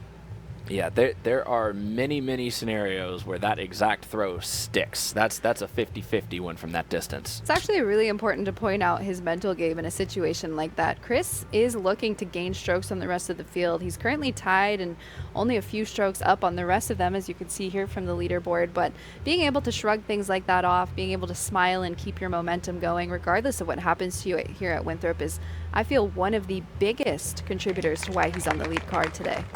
And it's so important, like you're saying, keep smiling, keep shining. There's the tough holes are yet to come. Whether you get the birdies or not early, you have to be patient. You have to wait because the back nine is where the teeth really are, and you can't worry about the leaderboard at this point in the tournament, even though Isaac Robinson, Philo Brathwaite 5 down through 10, you see Calvin Heimberg 4 down through 6. Those are great scores, but that doesn't guarantee that those are going to hold or that pace is going to continue once they reach 11, 12, 13, and that kind of open stretch. And shout out to Fulcrum. How about this angle right here, folks? The VIP parking lot. And you can see the walk from hole 6 back towards the road where that blue tent is. That's the tee for hole 7. The bamboo hole has changed so much throughout the years. It has changed, and one thing that hasn't changed in the last few days is Kristen Tatar, U.S. Women Champion's ability to birdie this hole. She's now 2 for 2. She's 2 down for hole 7. When competing in the FPO, women can qualify if they compete on the same days and on the same course layouts as the Open Division. Paige Pierce qualified, as I mentioned before, by being a world champion. Kristen received her invitation from the U.S. Women's. Yeah, and Kristen has that great hyzer flip-up shot. She's so confident in getting the disc to turn from that hyzer angle all the way up. Such a crucial line to throw on the bamboo hole. And it will be interesting. I hope to get her in the booth or just get an interview with her and Christine at some point. This is her first time at the USDGC. She did not have plans to come and qualify. She's really just known for coming from Europe, making a name for herself, and she really wanted to finish her year at US Women's, but she comes out in a male-dominated field alongside her friend and co-competitor Paige Pierce, and I would really like to pick her brain about her experience so far. I've got to talk to her a little bit, but so far not enough that I could share on the air. But like I said, in the most women to compete at once is 4, and 12 of the last 18 championships there's been 2 or fewer women. This year we have 2. Are they bothered by the male-dominated field? I remember Juliana Korver, 5-time world champion, talked about how when she was the only woman to cash, tying with Nate Doss, she talked about overhearing the men talking about her name as the Juliana line and asking each other, did you pass it? Are you under or over? And so she didn't take it personally. She thought she was just one of the guys and just doing a really good job. And I don't know, I'd like to pick their brain. Definitely. Hopefully they can stop by the studio here. And Juliana Korver, of course, like Hannah mentioned, the only woman to cash in the USDGC history. And as we look at Kristen's score, I mean, it's not great. Let's be honest about it. It's not great. But again, she just found out she was going to come and play here. Mm-hmm. She wasn't sure. And we were talking about this before we went on air. One of the things I really love about the PDGA rating system is it's not gender-based or age-based or anything like that. Right. So what we're seeing is a 965 rated competitor playing this course at a 965 level. And you made a great point when you were talking about how this just shows you what the parts of your game that you need to work on are in order to raise your rating and get ready for the next season. Right. I think the USDGC, when it extends an invitation to the Women's World Champion and the U.S. Women's World Champion, is it gives them an opportunity to, like you said, improve your game, to be shown the mistakes and the errors, to, come out and play in a field that you necessarily don't feel like you belong in. I mean, Kristen was talking to me candidly about her experience so far, and she said warming up in the practice area was a bit awkward. These women are coming through and they're doing all of these things and they're getting ready to go and compete, but they're not anywhere on her practice area. Valerie Jenkins, of course, came and competed a few years ago, said some men are excited and supportive, others are just motivated to beat her. Paige Pierce, of course, also talking about how excited she was to have played better than Paul Macbeth yesterday. She has her eyes on the cash line this year.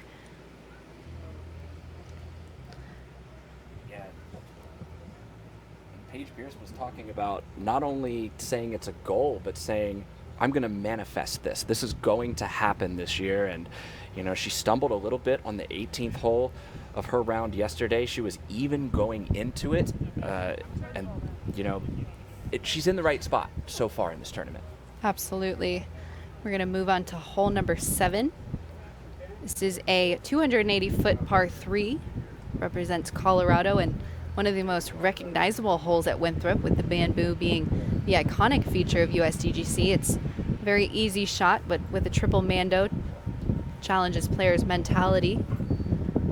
Players will be attacking this hole every which way you can imagine. We can see thumbers, rollers, most common, of course, which we're seeing lined up here is the backhand with a putter or mid.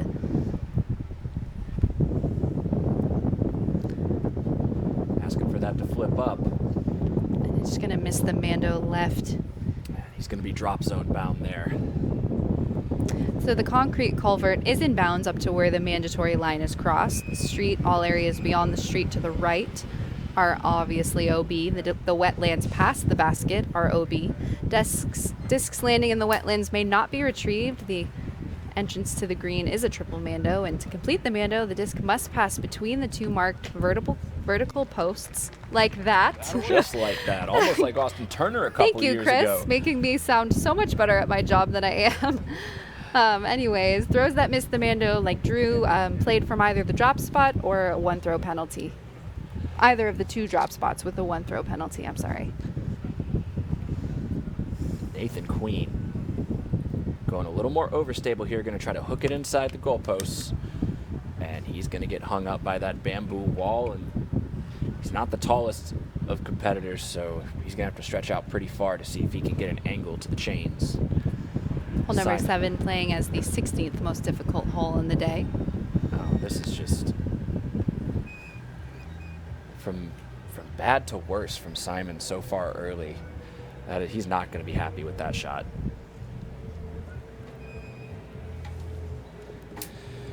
And you can see maybe you can see from the drone angle here, it's slightly downhill the way the competitors are walking. So if there's any wind at all on this hole, the top crossbar of this triple Mando starts to get in your mind. It becomes much more difficult than you draw it up on paper. Once again, if you are just joining us, this is the 2019 United States Disc Golf Championship live stream. It's day 2 of 4, Thursday, and it is the hottest day on record for the USDGC. Speaking to the number 4, Nate Sexton, a previous USDGC champion, moving up 4 spots, currently tied in the lead, 4 down through 8. And that's a great start. The Sexton, most notably, he won his championship in adverse conditions. I mean, that was rain and cold, but still, he knows how to play this course when the conditions get tough. Here's Drew going to have to go to that touch forehand, just like we saw on 4.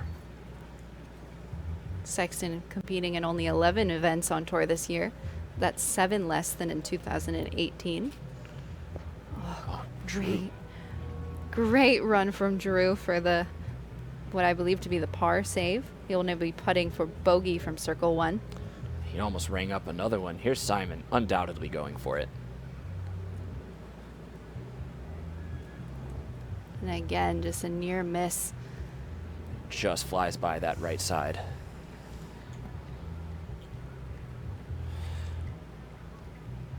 And the lefties, once again, the better lefties defeating the righties off the tee so far through the first 7 holes, I'd say.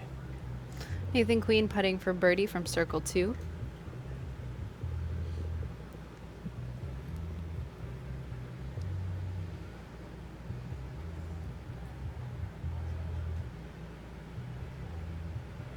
It's a tough approach shot. Yeah, like we were saying earlier, Nathan, a little bit less touch on the forehand, but still good enough to give him the look. And at that point, that's all you want. Chris Clemens looking to take another stroke on his card, putting for birdie from circle 1 after a great drive off the tee. As you can see just across the road there on the far side of the frame, that is the hole 8 tee pad. There's Nathan Queen cleaning up his par.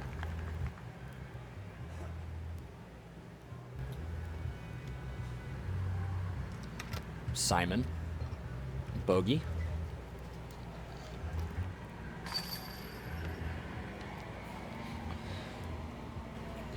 And Simon's going to have to get something started here real soon. He's gone double bogey, par bogey over the last 3 holes, and that's a stretch where you need to be 1 or 2 under. That's right. Simon's been a PDGA member since 2005, turned pro in 2008 after taking 3rd at the German Disc Golf Championships. According to his player profile on discmania.net, Simon has been throwing plastic since he was 2 years old and was born into a family of disc golfers. Despite being classified as a junior, he was bringing home win after win in Germany, so he has been doing this for quite some time. As I said before, this is his 7th USDGC. His best finish was 13th in 2014. His first time here at the championship was in 2009, and here he is just 10 years later on the lead card. And speaking of lead cards, if they stopped play right now, your lead card would only feature Chris Clemens. It would be Chris Clemens' solo lead at 11 under par. Nate Sexton, Cameron Colglazier have moved to 10 under, and Calvin Heimberg just bogeyed hole 7 as well to drop 2 back. He's at 9, tied with Nathan Queen and Isaac Robinson, continuing a great stretch of golf today on round 2.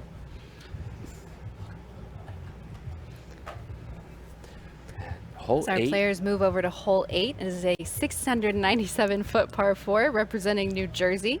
Previous years, competitors would have to throw straight down the middle between the trees, but now because so many of them have been taken out, there has opened up a forehand line out to the left or backhand hyzer to the right. Regardless, each shot will need to land in the middle of the fairway to avoid the OB rope on the left. Once you pass the OB, the ceiling gets incredibly low, as we can see here coming into frame. Players will test this with a low skipping shot, or I've even seen rollers that avoid getting hung up too early. Basket is here surrounded by wooden pillars.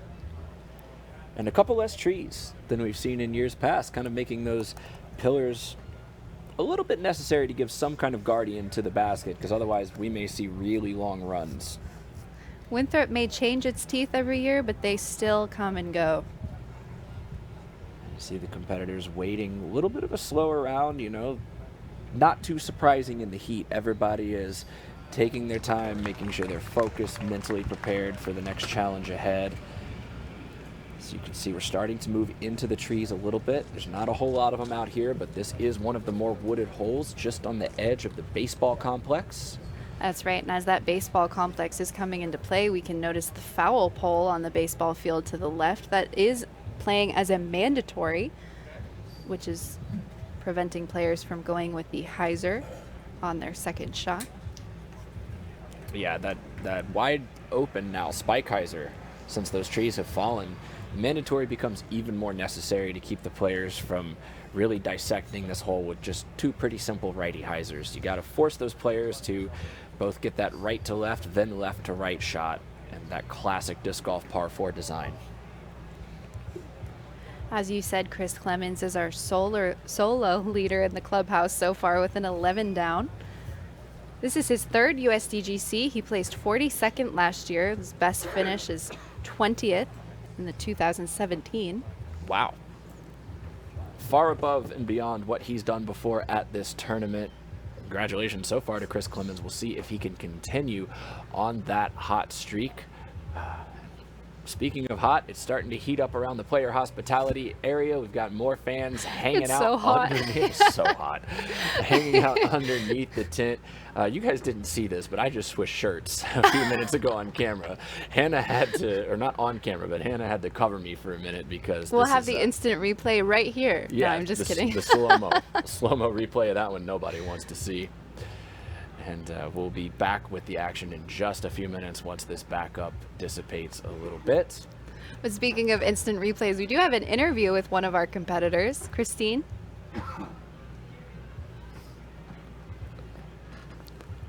Second hottest round of the day at 7 under par with only 2 bogeys during the round. What happened on hole 18?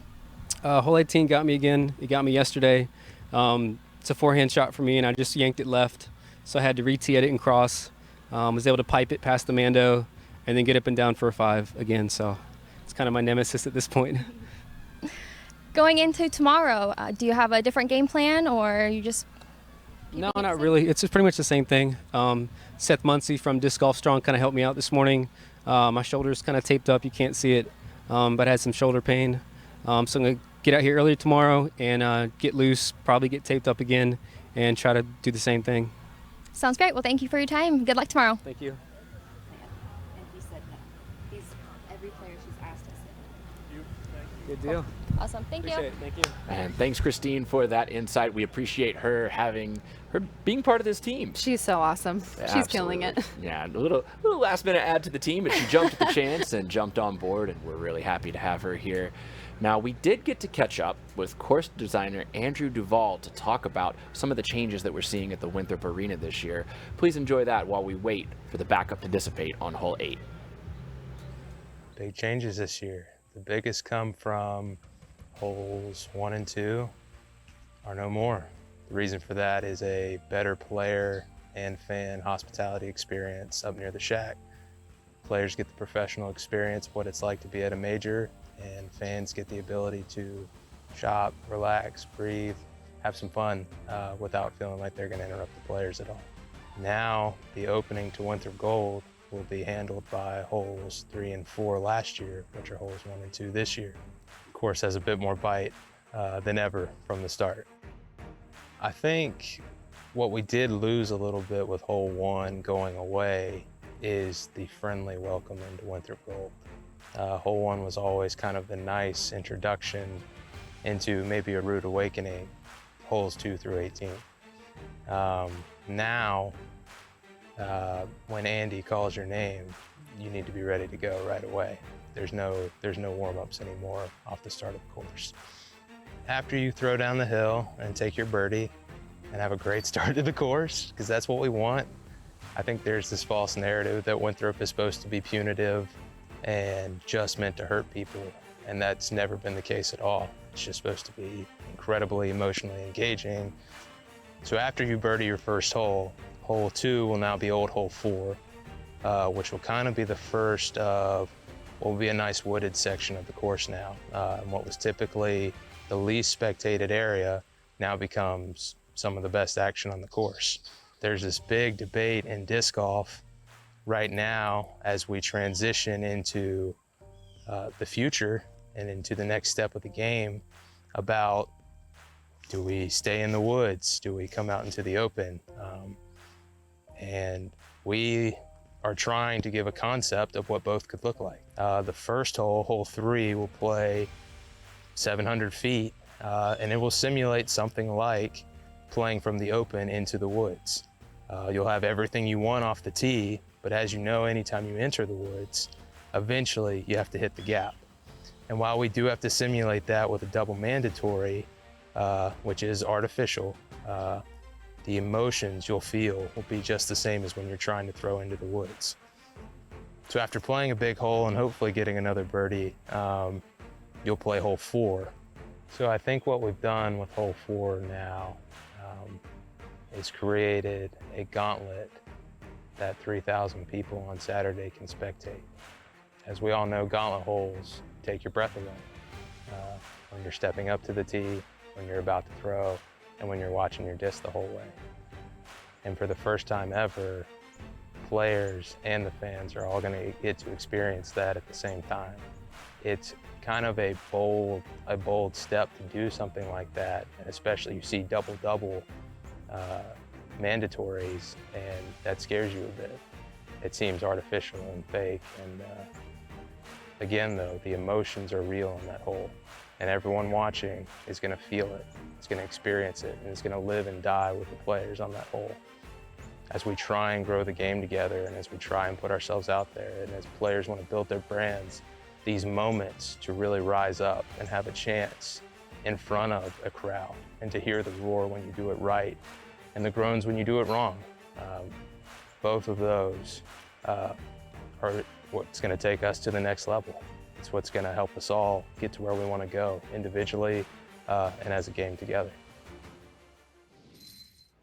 And thanks to Andrew Duvall for taking some time to provide us some insight into some of the changes that we've seen.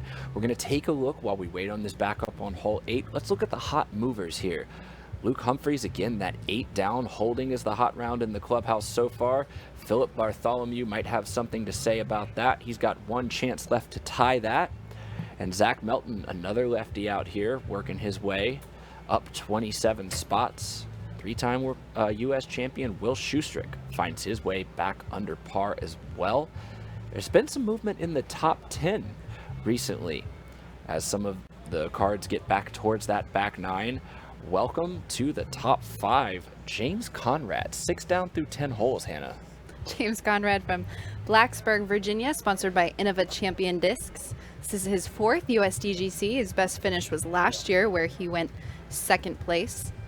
Started playing disc golf around age 7 with his family. Sometimes woke up at 4 a.m. to travel alongside his dad, Jim Conrad, to tournaments. Felt he needed to compete against the best in order to become the best. So after Junior Worlds in Flagstaff, Arizona, he made the jump to Open. And I mean, he attributes his success to his ability to step up, and I think that comes from moments like this. When you're in a prestigious tournament, you're pushing yourself and you're challenging every aspect of your game, and you are finding success. Next year, maybe even this year, we could see a championship title go home to Virginia. And sure, he has been sniffing around the U.S. title for a couple years now. The most impressive thing to me about Conrad's game is he relies on the straight shot much more, and that's such a hard shot to execute. It is. He used to live in Colorado, and he moved to Virginia, which is a lot more tight and wooded. And he actually says that that shot is a staple in his game. He rarely uses anything else less than 300 feet. He'll throw his putters. He relies really heavily on those, and just another really cool, calm, collected guy out here at USDGC. His pre-round routine, I think, attributing to that a lot. He gets himself comfortable, which means getting rid of any seeds of doubt, confidence in preparation. And his favorite tournament day activity is juggling, warming up his body and brain connection. Juggling requires you to stay present, not wander mentally, get ahead of yourself physically, stay breathing, much like what you and I do in the booth, right? Yeah, absolutely. A juggle. Oh, breathing. Eagle McMahon, we just saw there, he's dropped 8 spots today. And he is coming off of a birdie on hole 7 after bogeying the beach. Eagles had a bit of a weird year. According to Ulti-World Disc Golf, this will be the first time since Worlds that we've seen him playing an elite event.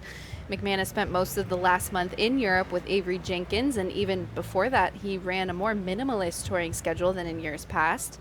Since withdrawing from Ledgestone with a shoulder injury back in July, McMahon has only played in 2 top-level events on U.S. soil. Those are the World Championships and the Delaware Disc Golf Challenge.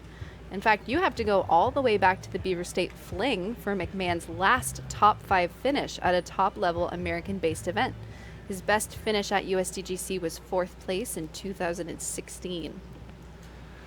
Yeah, that was the year, of course, that Jeremy Colling won unexpectedly after the hurricane cut the championships short. And the last shot you saw there from the gentleman in the blue shirt, that's Cam Colglazier making his way into double digits.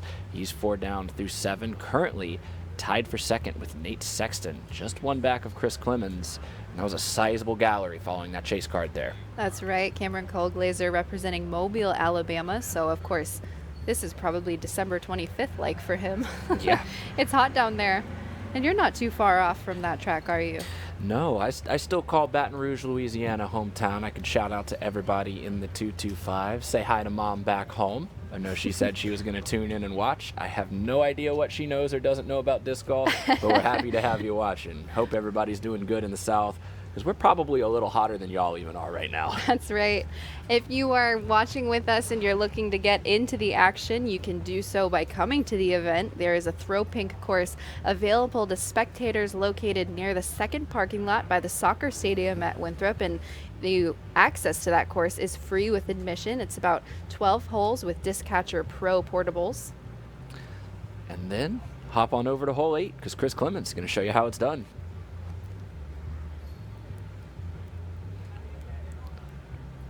Hole 8 opting, Chris Clemens opting for that left backhand line, also known as the righty forehand line. That left to right shot there should leave him with a similar looking line to attack the pin. You got to worry about flaring too far to the right, but he put it in a pretty good spot. Let's see if Nathan Queen goes up the middle or if he goes a little more flex outside. He's lining up that lefty backhand.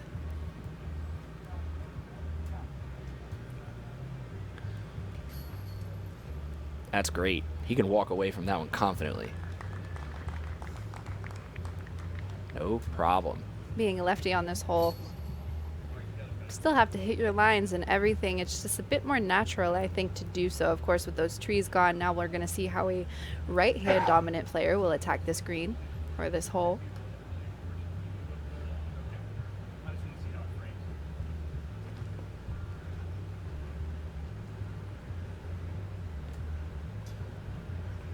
I think that may be a fortunate tree kick. There is OB that his disc was heading for. Seemed to me that he hit one of the trees on the fairway, keeping him inbounds. Simon looks like he wants to go boom sauce. Simon is up and ready to go with not much of a warm-up before his shot. And 4 green flags. Just a nice little green flag drop from the spotter there. Let's make sure that man's hydrated. His flag arm's moving slow. It is interesting. I mean, like we said in previous years, competitors would have the opportunity to go straight down the middle between the trees.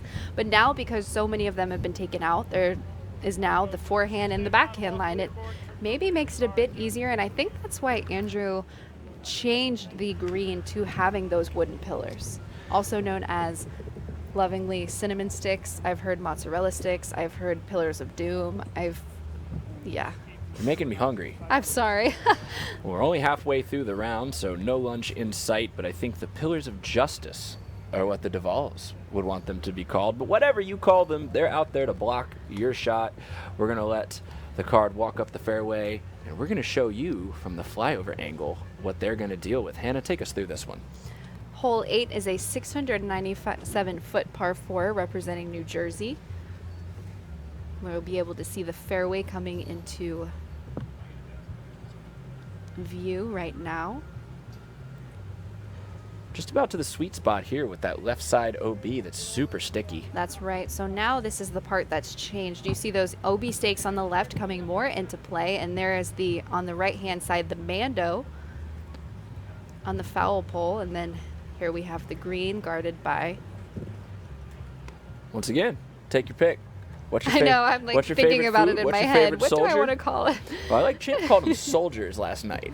Okay. Standing up to guard against that easy birdie. I don't hate it. As we see Drew, a little short of sweet. You know, just would like to be a little further. But again, with the control that he's put on display so far, we would expect to see him get pretty close. Drew Gibson working closely with his caddy, sporting the OG American flag grip bag. Yeah, he's had that for a number of years. Long time. Drew is younger in age, but he is considered to be a veteran on tour. This is his 6th USDGC appearance. He's been a PDGA member since 2011, turned pro in 2013 at 23 years old. Or he is 23 years old, I'm sorry. And that one just worm burned out. That's the first forehand that we've really seen him mess up right there. And it should be noted, the reason Drew Gibson looks like he's carrying a bag that's got a little wear and tear on it, his bag was recently stolen in his hometown just before he came out here. So he had to pull some backups out of the closet, and he's trusting them to fly well so far. And what we're looking at here, Simon Lizotte and Chris Clemens are watching hole 16. They've always shared the fairway here. So Simon's a little bit outright. He doesn't want to be in their way. Of course, disc golf and golf etiquette, the higher hole has the right of way. James Conrad continuing to make moves onto the leaderboard, currently tied for second after going birdie, eagle, birdie the last 3 holes. That's holes 9 through 11. He's currently 10 down for the whole tournament, 7 down for the day, giving him 1 stroke off of the hot score carded for the round with 8 to play. Looks like we saw Will Schustrick there, I believe. The last person to throw from the card over on 16. Haven't seen much movement off of this leader card. Chris Clemens 3 down for the round. That's a respectable score, but behind him are a lot of even more respectable scores coming in. Nathan Queen, of course, 2 down for the round. Simon Lizotte 2 down overall for the tournament. Drew Gibson still at -8. That's going to put him in solo 9th place after carting the bogey on the last hole, hole 7. And your tournament leader, Chris Clemens, second shot.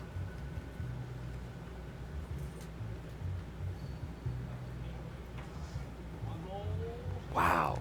Great shot up into the green. Just hops right around that tree. That was a great weight on that shot. He'll be putting for birdie from circle 1. Simon, tricky angle here. You were talking earlier about that mandatory, Hannah. This is now coming into play, and he's going to have to figure out what the best way to get there is. Going to that bag of trick shots.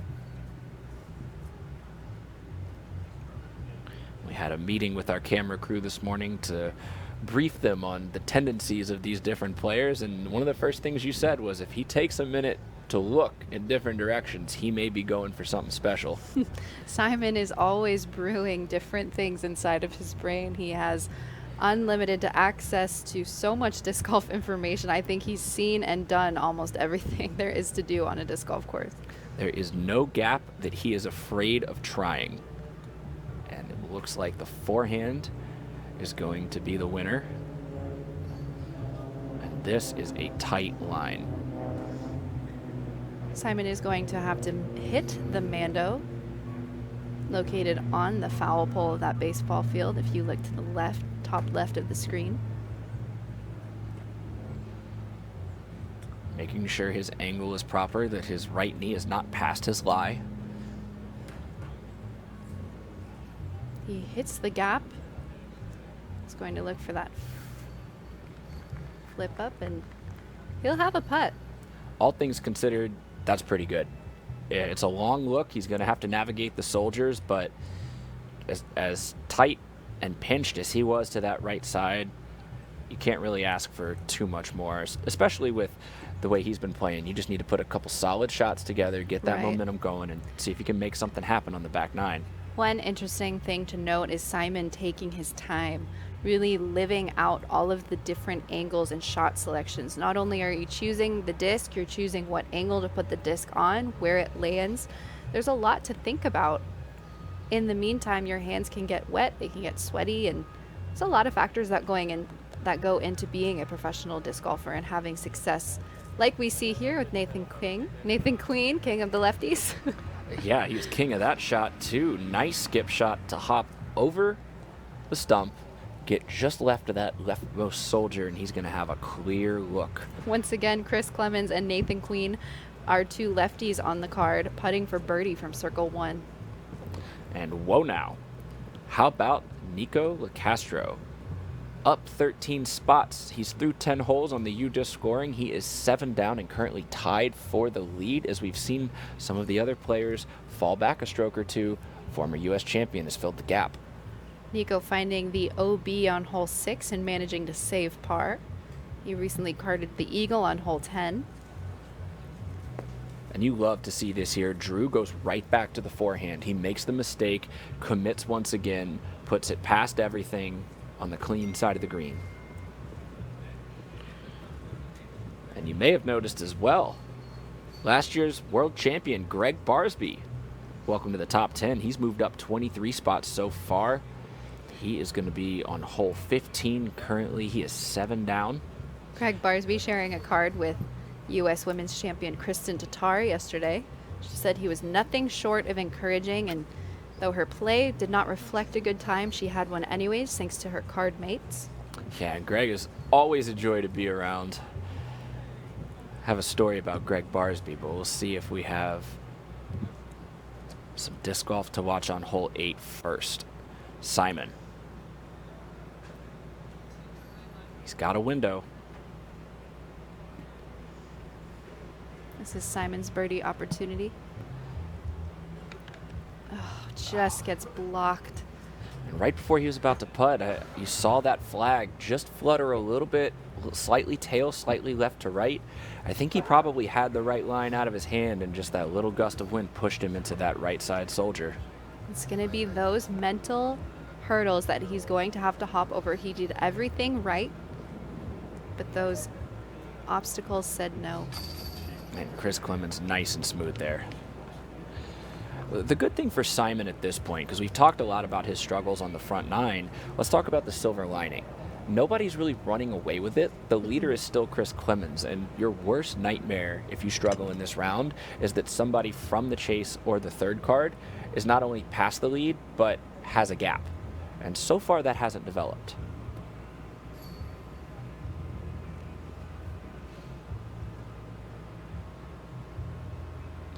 Drew. Short one for par there.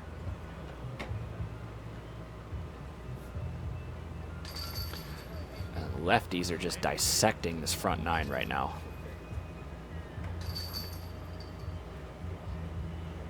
And we were talking about Greg Barsby, playing with Kristen Tatar yesterday and always being such an encouraging competitor. I remember in my home tournament, the San Francisco Safari, for a handful of years, he's come out, and one year he wasn't even in the tournament. He happened to get in last minute when somebody dropped out the morning of, but he had to play with the FPO card because that's who dropped out. Greg Barsby said, no problem, I can do that. This was back when you're allowed to play in mixed cards at all different tournaments, and we just called it the best hair card. Long hair, don't care. The long hair, don't care card. I love that. A lot of fun. Everybody enjoys a good time hanging out with Greg Barsby. Simon Lizotte could use a little bit of that love right now as the front nine not going his way, but again, we're going to hope to see him pick it up on the back. We are going to deal with a little bit of backups here as the play has slowed down quite a bit, again, on a record-setting heat wave here for USDGC. Three-time USDGC champion Will Schustrick making his mark today. He's 6 down for the round, 6 down for the tournament, and moving up 24 spots. And that's quality competitor right there. And the biggest thing that he knew is no matter what happened yesterday, he's not out of it. He still has to work for it. He still has to be patient. I mean, the last time he won this tournament in 2014, he struggled in the early stretch as well. And it came down to a playoff, came down to a 3-way playoff with Paul Macbeth and Johnny McRae. And basically what he had to do was just outlast everybody. Right. Hole 8 coming in as the 8th most difficult hole on the day. That was a mouthful. 8th most difficult. 16 players carding the birdie 2, according to udisclive.com. If you're joining us today, we want to say thank you. Thank you for supporting us in the coverage. Proceeds of the coverage go towards supporting the educational disc golf experience. Yes, they also help to bring you a better and better live broadcast each year. The championship committed to bringing a better event experience, a better audience experience, a better fan experience in general. And I personally want to thank the championship for having me back out. And Hannah, I know you're excited to be here as well. From field reporter to calling it how it is. Boss in the booth. Hannah Macbeth right here. Hole 9, 685-foot par 4 from representing Pennsylvania. This is a triple island hole where players must land in bounds off their tee shot or go directly to the drop zone. The aggressive play here is to go for the second island, approximately 320 feet away. The creativity of this hole design allows players to go through their options before throwing their tee shot. I expect most of these players to go for the second island because even if it's missed, they should be able to save par from the drop zone. And here is Clemens. He's going for that second island. Looking for that flag, getting the green. That's a good shot there. Chris just so smooth. Nothing is bothering him out there so far today. It does not appear that anything is bothering him, especially on the second most difficult hole of the day, hole 9. Really impressed by his composure so far. Here's Nathan Queen.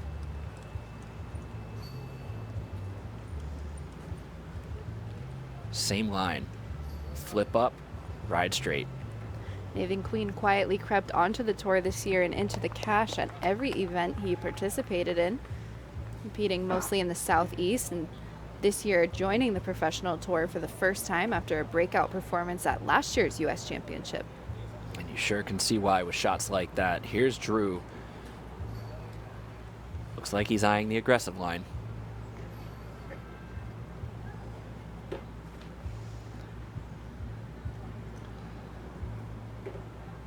Look how straight this is. Laser. Wow, clean commitment on that follow through. I hope we get to see that one again just so I can take notes for my own form. Simon, looking for magic.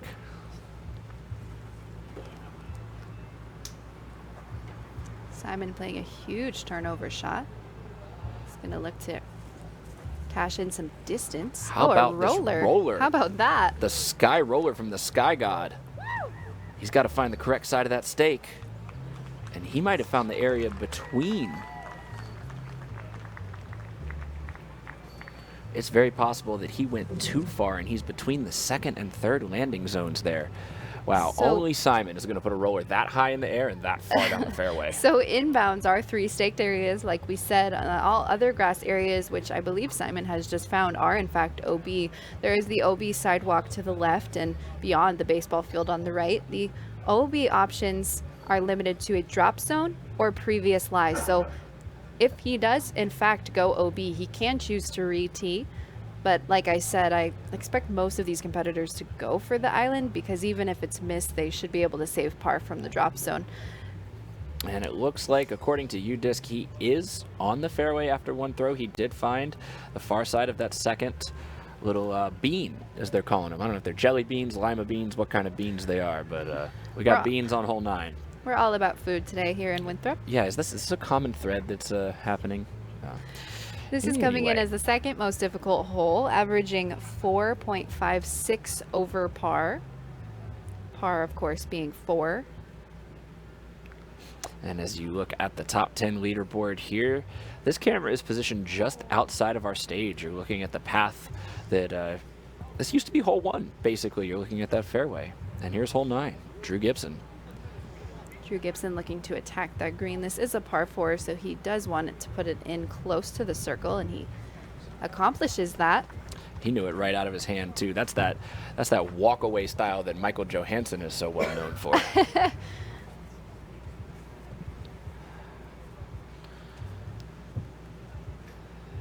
It looks like Nathan Queen approaching his lie next.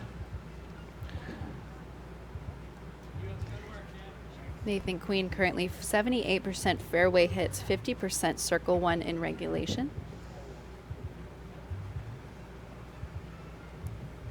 Good commitment, good speed, good shot. Let's see if we can't amp up that circle 1 in regulation stat for Nathan Queen. He definitely has the opportunity here, and like we were talking about earlier, 100% yesterday, and even though he told us last night that he wasn't feeling confident on the putting green, so here's Clemens going wider, looking for a flare.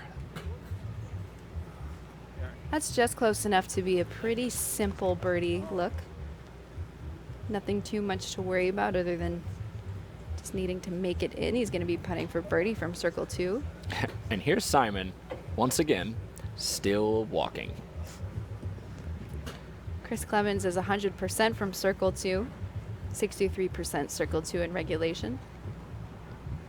The difference between circle 1 percentage and circle 1 in regulation, or circle 2 rather, is circle 2 in regulation being the number of times you are putting for birdie from that zone. Circle 1x putting depicting how often you are making your putts when in that zone, regardless of whether it's for birdie or not. Simon landing just outside of that park zone that's excluded from that C1X stat, so he'll be able to pad that one, and that's what you want to see. I would expect to see a player like Simon. We typically think of the first few holes on this course as where you want to store up your birdies, gather up your acorns for winter kind of thing, but the open airspace of the middle 6, Simon is uniquely suited to do some damage on those holes. We see coming into view some of the USDGC commemorative 20th anniversary umbrellas. Didn't think we would be needing them this week.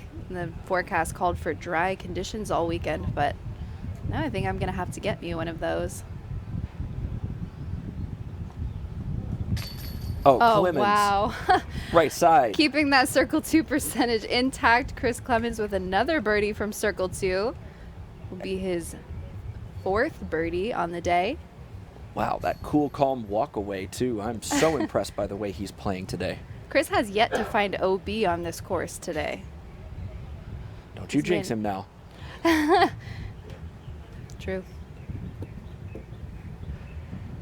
Here's Drew for birdie. Little bit of a stutter, but he manages to find the chains, and he'll be carding in his birdie 3.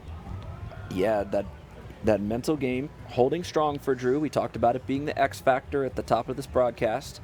With a little bit of a stutter on there, he was able to still stick that putt. Nathan Queen doing the same, and Simon, as well as he played this hole, he gains no ground on any of his card mates. We are halfway through the second round here. We are 9 holes. We have 9 holes behind us, and Simon has 1 birdie on the day.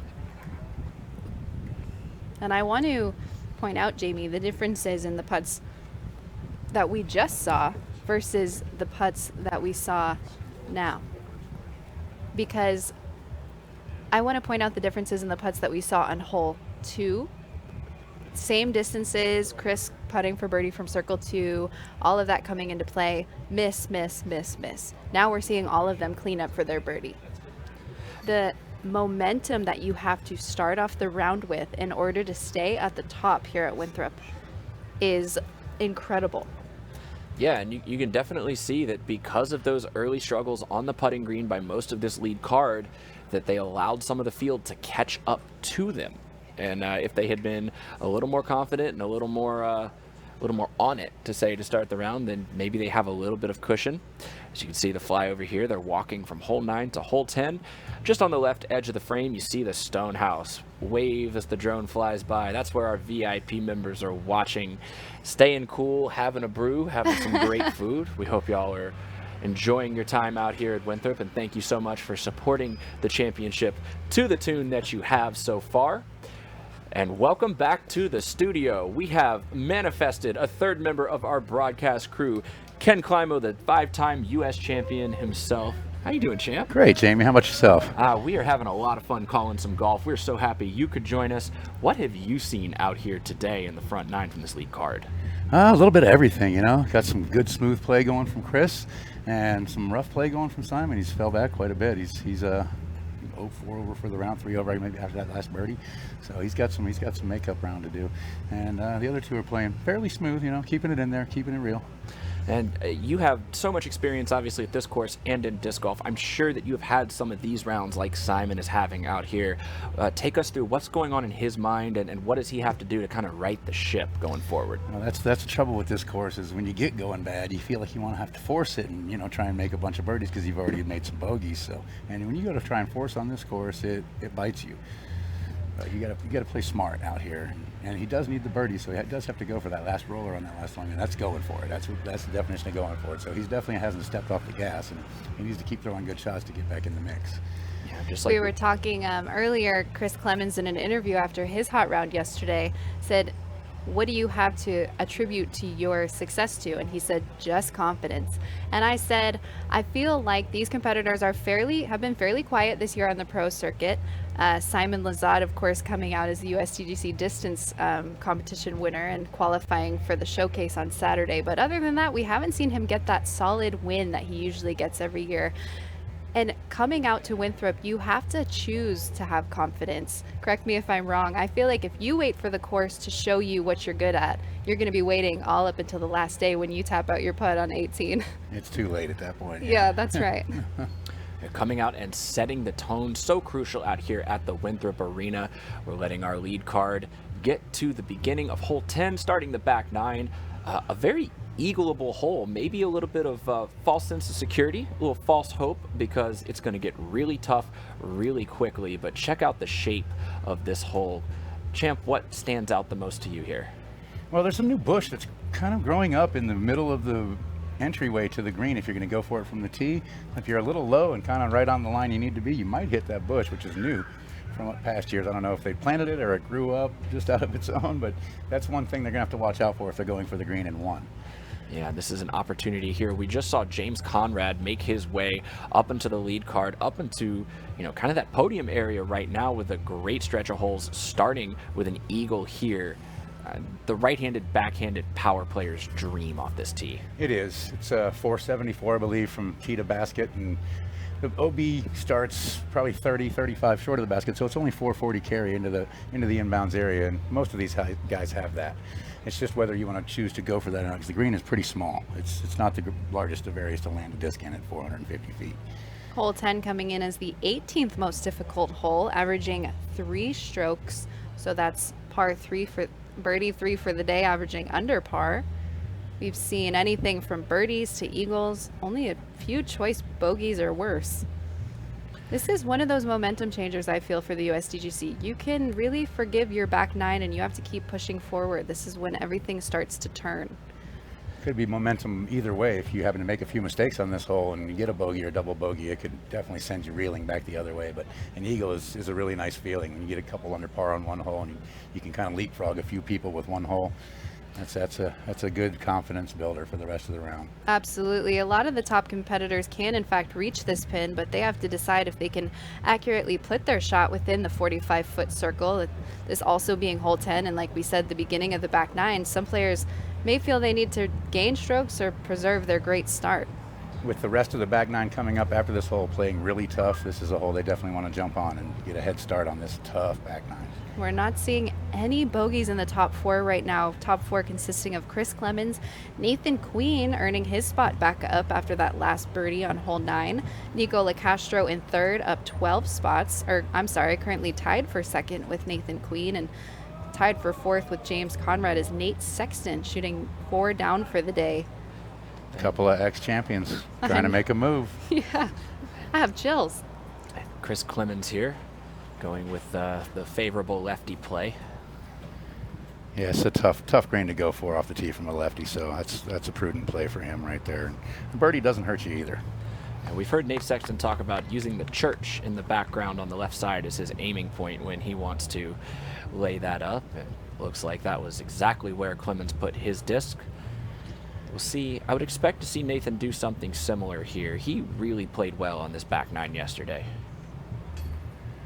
Yeah, they've made the line, the short line over here for the layups, they've made it a little bit tighter to the tee, and they've opened it up a little bit farther away from the tee. So it makes for you throwing it a little bit further than you normally would maybe on this hole for the layup, but I think there's a big landing area over there to get into.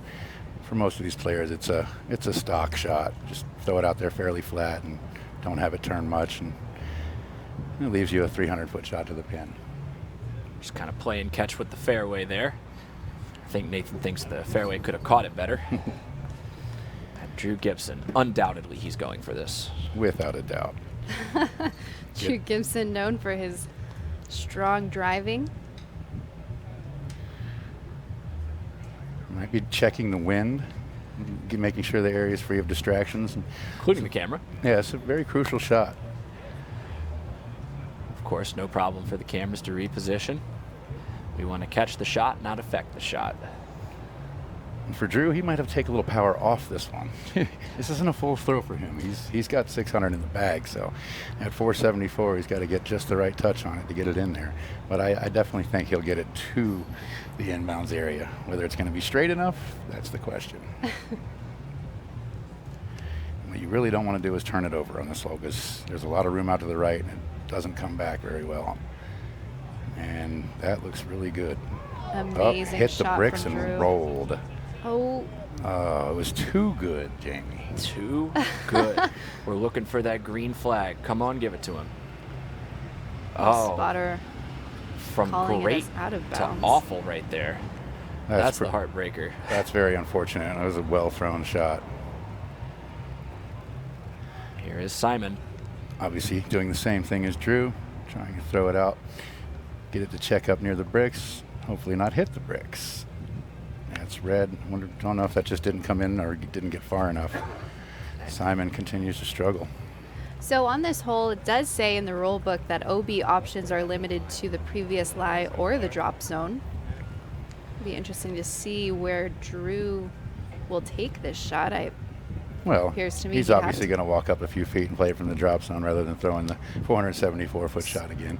Right. He wouldn't take it from where it came out, where it rolled out No. in the green. One of those infamous stroke and distance rules out here at Winthrop that just adds a little bit extra. And as hot as it is, and as much as somebody like Simon has struggled, you hate to see that red flag. Drew, that's kind of his first slip up today. He's been really on his accuracy all morning.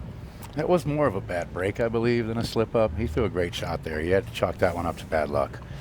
Sometimes just falls like that. Yeah. Here he is at the drop zone. I believe this leaves you 325 feet. Fairly stock shot for these guys. Comes in nice. Oh, hits the bricks again and gets the good break this time. Yeah, that would have been disaster. And worth noting that the pink basket, Hannah, on hole number 10, as we watch Simon here attempt this same hyzer. Big part of the USDGC is that it sponsors Throw Pink, which encourages women to compete in local events and supports their mission of encouraging women and girls to get out and be more physically active through disc golf, while also raising awareness and money for women's health-related activities.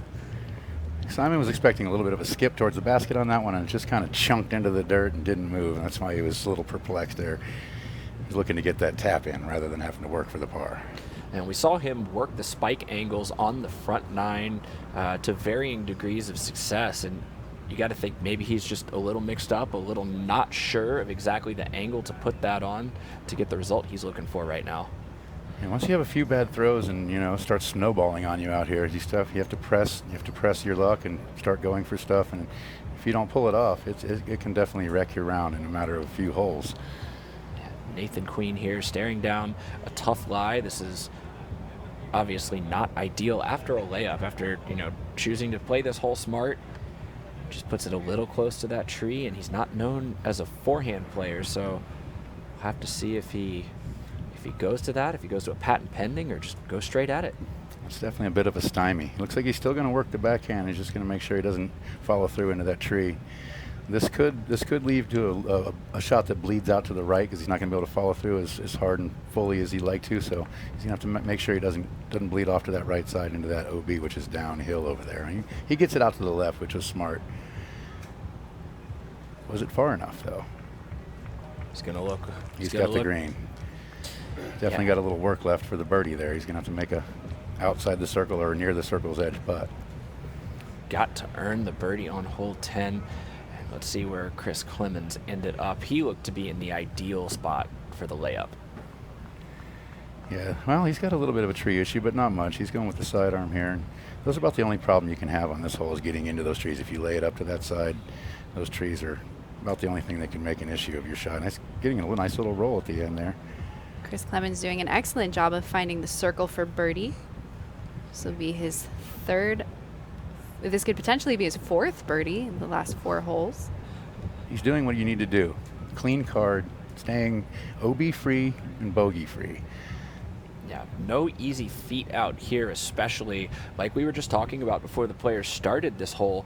Nicola Castro tied for second right now. He went on a streak of birdie eagle, cooled off a little bit with a couple of pars, but again, that's on holes 11 and 12, so that's nothing to be ashamed of. He's looking to make a move. As we all know, those 2 holes can be round wreckers. You can add up strokes quickly on those holes because they are the stroke and distance type as well. And those upshots are a little bit tougher than the last hole we just saw them play, hole 10 here. 11 and 12's drop zones are vexing. One thing these players all have in common that we're watching right now is they've been here before.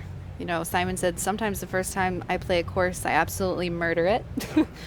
And then it gets harder. And again, it's all mental. Ken, do you think it's harder for them the more often they come here to the USDGC, or it gets easier because you know what to expect?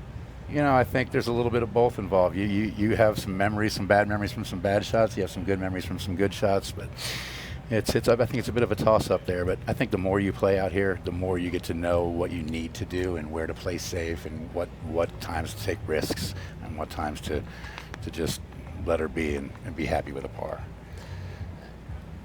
Queen coming up a little bit short there. He's going to settle for a par on hole 10, and that feels like a bogey. This is a very gettable par for these players. Yeah, and that was a result of him being slightly stymied by that tree. Simon. Off the mark again. gosh. I'm impressed that he's smiling right now. This is, as you can see by the scores that are on the lower part of this screen here, the leaders, they're moving, and it's going to be the top 5 at this point are going to be double digits under par, and he's closer to par than he is to double digits now. Yeah, I think he's moving back to 2 under if he makes this putt, because that was for par, the putt he just had there. There's a good one.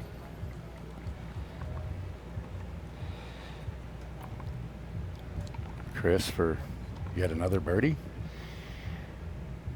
and to increase the lead. Yeah, currently 2 strokes clear. Make that 3. Just smooth. Didn't think about it much. And I am so impressed. I've said it a whole bunch of times on this broadcast already. I'm so impressed with the way that Chris is playing this course. I mean, he's playing like he's been here, and that's really hard to do. This is only his 4th time at Winthrop. Yeah, Chris Clemens placed 42nd last year. His best finish was in 2017 when he placed 20th. This is his 3rd time, like you said, at the USDGC, and it's only 1024 rated. Yesterday he shot 1064 rated golf. Just continuing to move up. Nathan, a little disappointed in that there. Here's Drew with that follow through. Let's see if we see what happens once again. Just skips into those bricks and bye-bye. The one year I didn't cash here when I played all 4 rounds, I hit the bricks on 3 different holes and rolled OB 3 times in the final round. Cost me 6 strokes. I missed cash by 1, so I know the pain. I felt the pain of those bricks. Oh, that is definitely, when you say hit the bricks, that is never something you want to hear when it comes to disc golf, especially in that final round moment. Hole 11 and 12 and 13 are coming up very, very shortly. This is going to be the teeth of the course.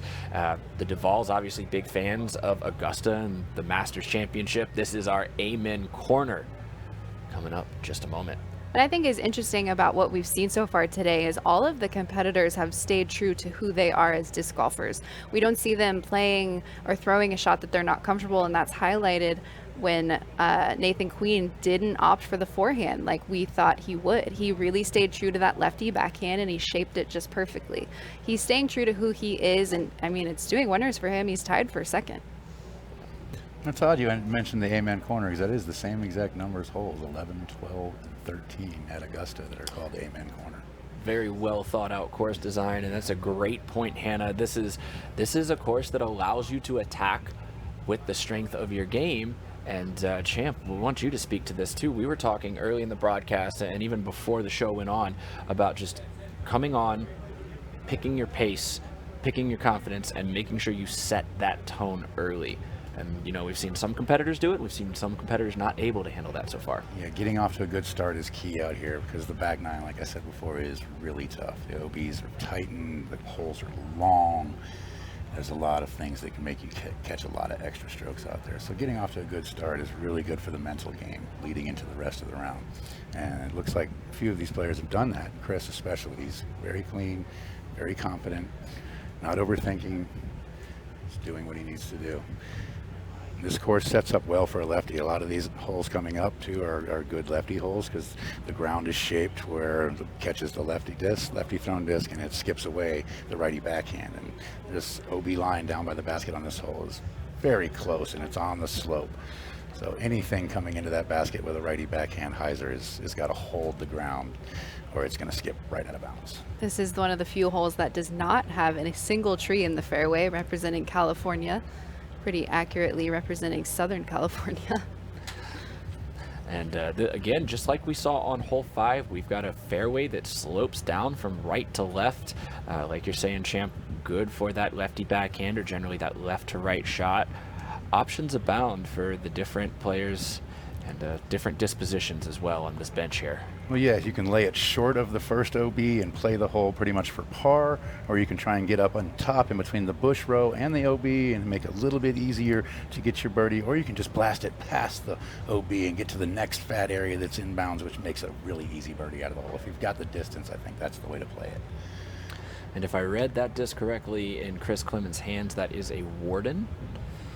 So we'll see. Let's pair the line with the disc and see what Chris decides to do. As usual, there is OB on this hole. We see it all throughout the course. Any OB left is an automatic rethrow or a journey to the drop zone, which would keep the competitors about 443 feet away with the challenging upshot. This bush row has really grown up through the years. When we first started playing the USDGC, you could throw right over top of those bushes out to the right and hyzer back in, and they were really short, probably 3 to 4 feet high. Now they're almost 15 feet tall, and there's no going over that way anymore. No, they actually provide a little shade to walk through for the competitors out here today, which is so crucial. Chris Clemens finding his way into the fairway. Let's see what Nathan Queen follows up with. Just a medium strength throw with probably a medium mid range, just to try and find some inbounds area, and that should set up well for a lefty from there. He's on the high ground. He's going to have a slightly downhill shot for his next one. Drew. Now come the big guns. Here we go. I'm not exactly sure how far that safe area is down there, but it's a good 460, 470 feet to get to the bottom part of that inbounds area, which leaves you an uphill shot, which makes the rest of the hole much easier if you can throw this uphill on your second shot rather than downhill. And I do not approve of the Alabama logo on that disc as an LSU fan, but I'm excited to see how far he can throw it away from my camera angle. Roll Tide, he's saying right now. Rolling over into a flex, big distance on the way here. Looks like he's found the middle of the fairway, and that should set up for an easy approach to this pin. Drew getting a little aggressive off the tee, trying to play a shot over the OB on the left, tailing toward that hazard on the right that we see. Simon. So he's gone with the roller. He likes to get aggressive with the roller this year. This is He's cutting a little too much, going towards the sidewalk, jumps, and filters across. That's going to be drop zone for Simon on the next throw, just adding to his troubles for the day. This is turning out to be a disastrous round for Simon right now. This is, I mean, I guess I'm not going to say it's a surprise to see. He's a very aggressive player, so he's either usually shooting course records or he's struggling. But, you know, you hate to watch it unfold. How about some hot rounds of the day? Greg Barsby, your 2018 world champion, at the top of that list. Yeah, he looks like he's moving right into the mix. Looks like the leaderboard is bunching quite nicely. Chris has a little bit of a lead over us, but the rest of the board is getting 10 players within a few strokes here, and that's going to be very interesting come down the stretch. Is that something that you've observed is consistent throughout the years here at USDGC on the second day? Yeah, the course does, you know, kind of pinch everybody together unless one person just gets out to a really hot start, like Paul did last year. I think he shot a 12 and a 13 the first 2 rounds and just had a really big lead and was able to kind of tool it in there with not the greatest of rounds the last 2 rounds, but he played so great the first 2 rounds that he was able to do that. But most years, yeah, you don't see people jumping out to a 6, 7, 8, 10 stroke lead after 2 rounds. It's generally bunching up a bit. And it's always good if you're the tournament leader to see your name in the hot round list right there. That means you are likely still going to be there come tomorrow if you can keep that up. How about Brian Schweberger? North Carolina product. I mean, probably the reason there's a net up top on 17 so you can't go overhand. He's having himself a day. They Schwebby proofed it for the thumber. Yeah.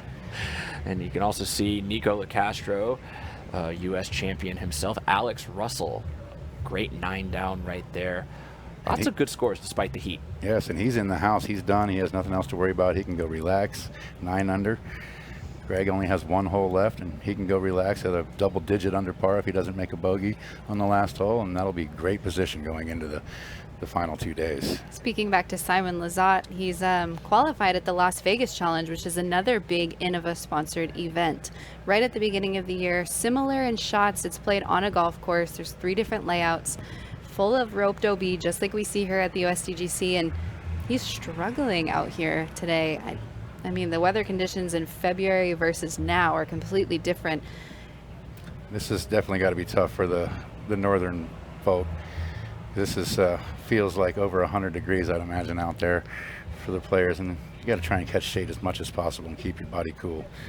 And of course, the most open part of the course is right here in the middle of the round, where you might be a little hungry, you might be a little thirsty, you might be questioning yourself a little bit, and it's just, you got to soldier through it, power through it. Here's Nathan Queen going to try to do that very thing.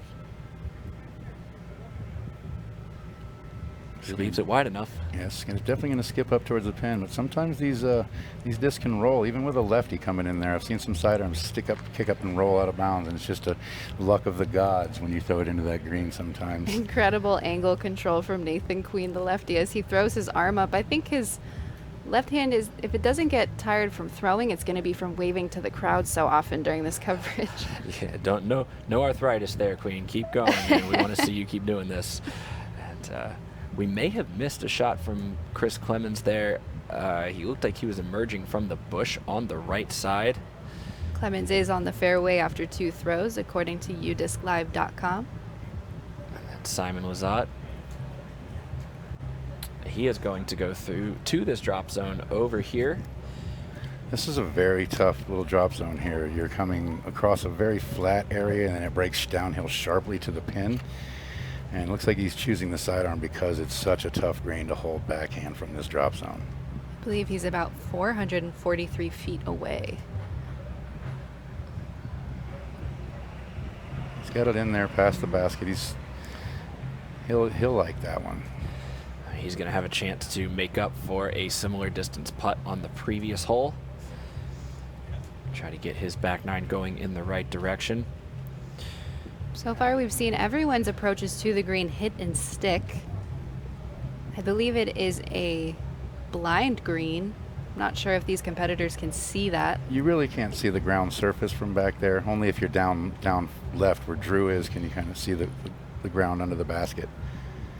But being a lefty or a right-handed sidearm player, it's an easy green to hold with that angle coming in. You can see it rolls right up there and stops. That's the 4th opportunity to earn the scramble from Chris Clemens so far today. He's 3 for 3 so far. Also to note, he's 2 for 2 from circle 2. He's just doing everything right. Yes, he took his medicine there. He pitched out short and laid up and was only going to make par because of it. Instead of trying to force the issue and possibly make a bogey or double, he did what he needed to do there. During the U.S. Women's, I got a text from Jordan Castro saying good luck. He's already in Rock Hill and he tours with Chris Clemens. And I said, what are you doing here so early? He said, we both just really want to cash this year. And so far, Chris Clemens making his case.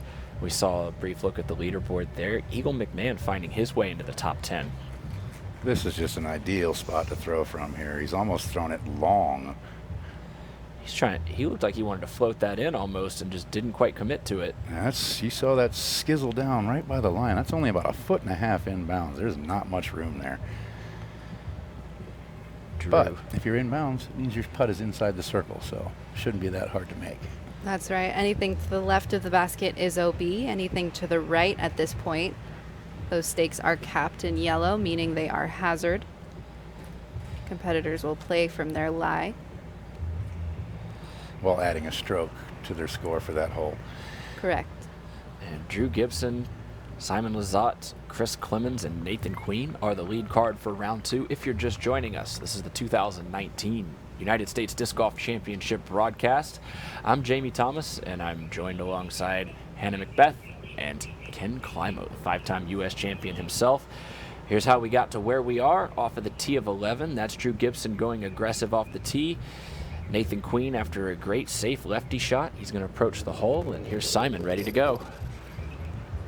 Knocks it down for par. Something positive for Simon to build on, and hopefully he can get it going the rest of the round and get himself back to even par, maybe even under par for the rest of the round. That's a good save right there. Drew Gibson, birdie on the way, hopefully here. It's a little more uphill than it looks like on the camera here. Definitely got to get it high enough. He did not leave that short. That's a great putt from Drew Gibson. He's going to knock that in from birdie. He's kind of developed a little interesting hitch in the straddle putt that he's brought to the championship this year. Hasn't affected him too much. He's been pretty much on the pole for most of the round. Only a couple of them slipping out to the weak side. Nathan Queen, Chris Clemens, solid. It's a great birdie to card. It is, and this is playing out as the 3rd most difficult hole of the day, averaging over par by 1 stroke. All of our competitors have made it through this round now. As you can see them walking up the hill towards the Coliseum, a little bit of shade and a tee pad up by the entrance as you can look down across hole 12, which goes from right to left across the screen. As you can see right now, this hole just ruined the round of 2-time U.S. champion and 5-time world champion Paul McBeth yesterday. He took the first 9 that he has ever carded on any tournament that has been scored by UDisc. By Paul McBeth, I should say. This is going to be the first elevated tee pad we're seeing here at Winthrop, shooting down from the stadium. This year they have definitely tightened up the landing zone, meaning these players are, I think, going to have to commit to their decision to play safe or aggressive off the tee. If you get stuck in between, you're going directly OB, and that's going to result in either a rethrow or playing from the drop zone. Yeah, I think you'll definitely see the bigger arms trying to go past that first bit of OB that's over the mound now. Kind of comes over the top of the mound and goes down a little bit. And the shorter throwers, or maybe even the lefties, because they're fading back towards that out-of-bounds area, will probably choose to play safe or a little bit left of that area of the mound. This hole becomes very tough to go for birdie if you're not far enough out there off the tee, because it's a long carry to that green if you're short of that OB. And once again, like we were just talking about on hole 11, blind from the second shot. There's a hill that covers your view of the basket. It's just a trust hyzer with either hand. Yes, it plays a little bit longer than the actual footage when you're down in that bowl because of the uphill, and then the ground doesn't quite want to skip as good when you get up towards that green, so you have to pretty much air it all the way there to get the disc to stick. And this hole also has bricks around the basket and a little bit of a hill on the right side, which can cause disc to do funny things, stand up and roll, skip weird, things like that. So being able to not see it and having to trust your disc in there is something you just gotta let it go, and hopefully the best happens. That's right. Hole 12 is a 901-foot par 4 representing Wisconsin. Like we said, it's the first elevated tee pad shooting down from the stadium. That left side OB is just so tricky. We saw Simon yesterday get a little speedy on that dry fairway and skip out on that left side. Not something the players have had to deal with before, but a tight green, a signature piece of hole 12. Only 12 birdies on the day. This is Nate Sexton, 2017 champion, U.S. champion that is. Of course, going to the forehand. Looks like he's throwing it. If that's his drive, that's in a really nice spot out past the drop zone on your drive. If any of these players can do that, they'll be smiling because they know it's less than 340 feet from there. We're thankful for this close-up on these competitors. Look at Simon, absolutely flushed and sweating. Chris sitting next to him, wrapped in the bandana. Yeah, he lives in Massachusetts. You're from Massachusetts. Can you give him some pointers for tomorrow? Because you're handling it a little bit better than he is right now. Yeah, Simon, suck it up. I'm wearing pants. No, he's definitely putting in the work out there and battling mental and physically. And this is Eagle McMahon, one of the bright young superstars in this game. I mean, Champ, what can you say about a competitor with his skill set and, most importantly, his mentality at his age? Right, yeah, and his age as well. He's going to have a long future in this game. He's pretty young, and I've never seen anybody throw a sidearm with such fervor as this guy. 450-foot, 475-foot sidearms without really turning up much. They're just hyzers. Like, that is really impressive. You have to have a lot of speed to be able to do that. Here he is attacking this 12th green. Eagle McMahon representing Boulder, Colorado, and Discmania. That was a bit high left and short. He's going to have some work to do there. Yeah, and we would assume that from that position that would be his second shot, so you would think that it's the third. For 99% of the field, it is entirely possible that that was his drive. According to UDisc, he is putting for birdie from circle 2. Wow. Now That's he impressive. is 0% from circle 2, and he's going to be looking to change that. As you can see, the flyovers. This is one of the best sights that you can see as you drive into the Winthrop Athletic Complex. The U.S. Disc Golf Championship banners with all the state and international flags represented. It lets you know you have arrived. You see that wall of flags. It's definitely a nice spectacle to see out there. You see the flags, you say hi to the family, and you get ready for an intense week of competition. Nathan Queen almost ready to go here on hole 12. It's a great picture opportunity there. If you want to get some of your buddies that are from the same state and go stand in front of your state flag, you can go out there and get you a nice picture of you and your state flag and all your buddies, and everything else around makes for a really good photo op. Nathan Queen, not known for being a far thrower. Certainly gets it down the fairway on this hole. Gets it out over the sidewalk. A little placement hyzer, maybe a little short of ideal, but it's not gonna hurt him too much. I think we're gonna see Drew go for the crush over the first little bit of OB into the bowl down there. We call the bowl, but past the drop zone there. And that's really the spot you want to be in. Throwing a relatively open next shot from under 100 meters if you get into that second bowl. Once again, same disc in his hand from the previous hole. My hands are sweating just sitting here. I can't imagine what they have to do to keep theirs dry.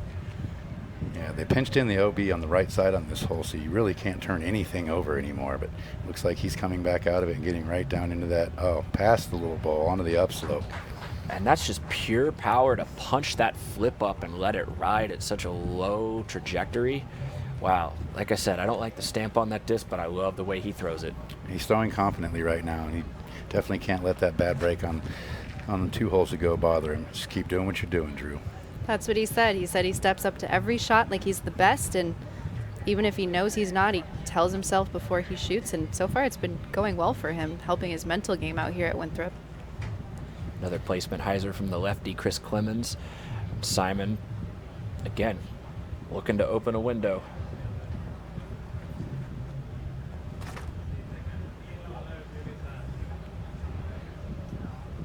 Very tough to see the disc glare in the camera right now, but there it is. Just inbounds.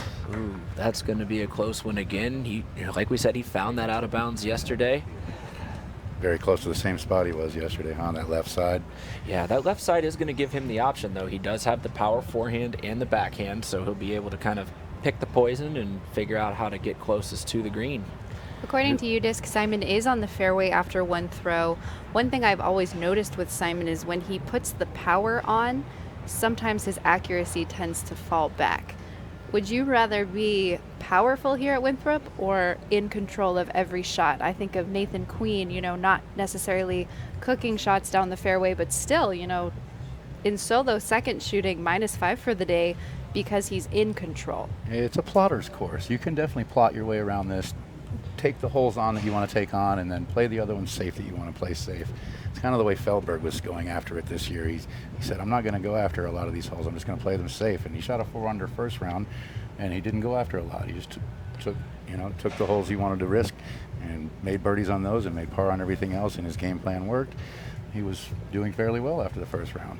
Dave Feldberg, of course, a U.S. champion. Great to see him back out in the field.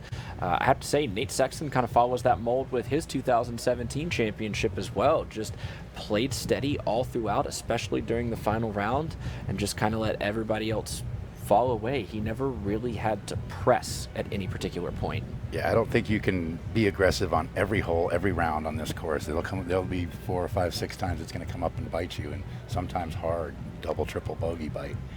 Chris Clemens ready to go. Lefty power forehand. One of the best lefty forehands in the game. Looks like he's going to be out again to that left side, kind of cross the basket. Maybe not put that hyzer out quite wide enough, but it's tough to trust. And being a lefty coming into that green, if you're a little bit to the right, if it takes a skip, there's out of bounds waiting for you down the hill. So it's probably playing it a little safe by going to the left of the pin there. Didn't want to get to that downhill side. This one's also way out left. Because there is a lot of inbounds area out to the left and most of the out of bounds area on this approach is to the right. He will find safe there. Found a good bailout zone. That's going to leave a very tough putt. More likely a layup from there with the backdrop going downhill. And I mean, you wouldn't expect many of these competitors to be looking at UDisc yet or really checking many of the scores, but it's important to note that you don't see, I mean, other than Simon, who at this point is basically forced to play as aggressive as he can under control, there's no need for these players to press right here. They're in the thick of it on this course. It's also only the second round. You can't win it on day 1, 2, or 3, so you might as well stay in it on days 1, 2, and 3, so you have a chance to win it on day 4. Yeah, definitely. Earlier, we spoke of Florida native Calvin Heimberg making his way up into the leader card, and so far he's staying there. He's currently tied for third with Nico LaCastro and James Conrad. All of them tied at 11 down for the tournament so far. Like you said, there's a lot of golf left. There is. And thanks for the shout out to my local homeboy, Calvin. He's from my home course, and wow, has he come on strong the last few years. He was on fire with the putter yesterday. He has this kind of, I call it a cornhole, very pitchy kind of style putt, but when he gets it going and gets it nice and level and rotating, oh, it just finds the chain so sweet. One of the flattest putts you're ever going to see. I mean, it's just so flat leaving his hand, and it's flat when it hits the basket. He's very laser line with it. He says he likes to put the pizza in the oven. That's what he does. He just sets it up there flat, just lets it go in. That's on theme today. All of our comments have been mostly about food. Chris Clemens and Nathan Queen currently leading the tournament. Nathan sitting in second solo with shooting -12 for the tournament. The commonality between them two is no OBs. Drew Gibson there avoiding the OB as well. He comes up a little bit short of that bullseye ring. Should be inside the circle. Gonna look at another birdie opportunity. Drew not paying any attention to what I'm talking about in terms of just playing nice and safe for this tough part of the stretch. This is the part where he's looking to make the move, and that's the kind of player Drew is. When he feels like he's in control, there's no shot that's out of his game plan. Yeah, well, you've got extra long holes like this, 900-foot par 4. You've definitely got to take advantage of your distance and let it eat on these holes. If you can throw that far, go ahead and do it. Drew said attributes his tournament successes to his putting and his short game. Anytime that's off, he seems to have struggles on the scorecard.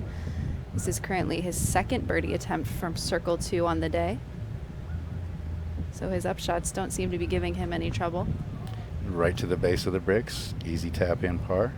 Yeah, smart play there from Chris. Just get that par, go on to the next hole, and try to pick up a few birdies. He has 2 strokes on the field right now. I'm just, again, so impressed with the way he continues to just stay steady and kind of let the field try to push him. Yeah, cutting a par here and there it's not that bad for your scorecard, and it's much better for your mental frame of mind to not take the bogey. And this is going to be a decision here. It looks like he's 55, 60 feet away. He could choose to go for it, and just as we expected, comes up a little short. Safely into the rocks there, tap in par.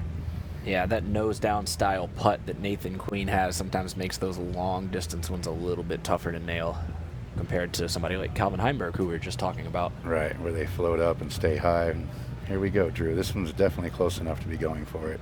He's got a decent angle, putting right-handed here, so he'll be turning back towards the hill instead of away from the hill. Oh, Great putt stick from Drew. I really want to see that again. If we could roll that back, that was an excellent bid. And he knows it. That was a moment where he chose in his mind to go for it. And again, full commitment. The word of the day. Word of the day on this course. Commitment. Commit to your line. Commit to your strategy. Drew showing relatively no emotion whether he does well or not on a hole. It's just keeping it all composed, not wasting any energy. Well, this hole used to play as a par 5 and basically the same setup it is now. So carding a birdie here is gigantic because that used to be worth an eagle on this course. And as you said, there's not very many birdies on this hole all day by the whole field. And Simon, crucial par putt there. That's a good little bounce back for him. As he Nice smile out of Nathan, keeping it light. That's one thing you have to do out there. If you're enjoying yourself, you tend to play a little better than if you're not enjoying yourself. We are going to move on to hole 13, the famous 888-foot par 5 representing Arizona. This is going to be shorter, in a shorter position today. It's one of the changes. Today we're playing the B8 layout. just because it's short, that doesn't mean it's any easier. This is one of the trickiest parts. But first, let's look at Drew Gibson, the way he just massacred this hole. Big distance off the tee, finding that great landing zone right there in the middle, trusting the hyzer, full follow through. And again, he's going to commit to this putt right here. Trust and commitment. That's what's going to get you birdies out here at Winthrop. Yeah, that's a big one to hit, because if you miss everything there, you're going to go for a little ride down that hill. It's going to be at least 25, 30 back, coming back. That's right. Let's take a look at our leaderboard here on round 2. And that does move Drew Gibson into a tie for third place. I know the one down arrow, that's just where he started the day. He's at 11 down, tied with Calvin Heimberg, like we're talking about, James Conrad and Nico LaCastro. Eagle McMahon in the mix. Isaac Robinson holding on, getting in from qualifying Monday and finding his way into the top 10. How impressive is that? That's very impressive. And looks like he's got a few more holes left, and he's at -6.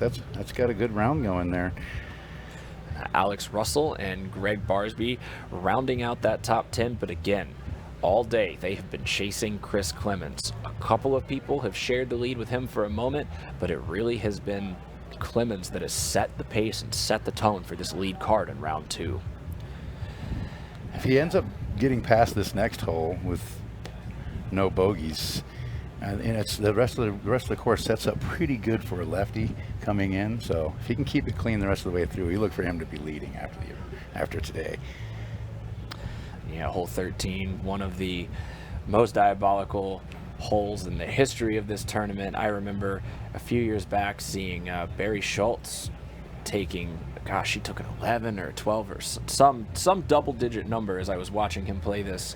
And wouldn't you know it, by the end of the tournament, he ends up in second place. I've also been a victim of a double-digit number on this hole one year. And it was my own doing. I just kept throwing a stupid shot, trying to make it work, and it wouldn't work. Eagle McMahon can join that club as well from just a couple years ago, and that was the year that Jeremy Colling won with an abbreviated tournament. And you have to think, if not for that one hole, for all of these scenarios that we were talking about, you may have a different list of names getting those rings and being up on stage at the opening ceremonies. So we're moving into hole 13. It's 888, and it requires the distance and accuracy that we've been talking about this entire time.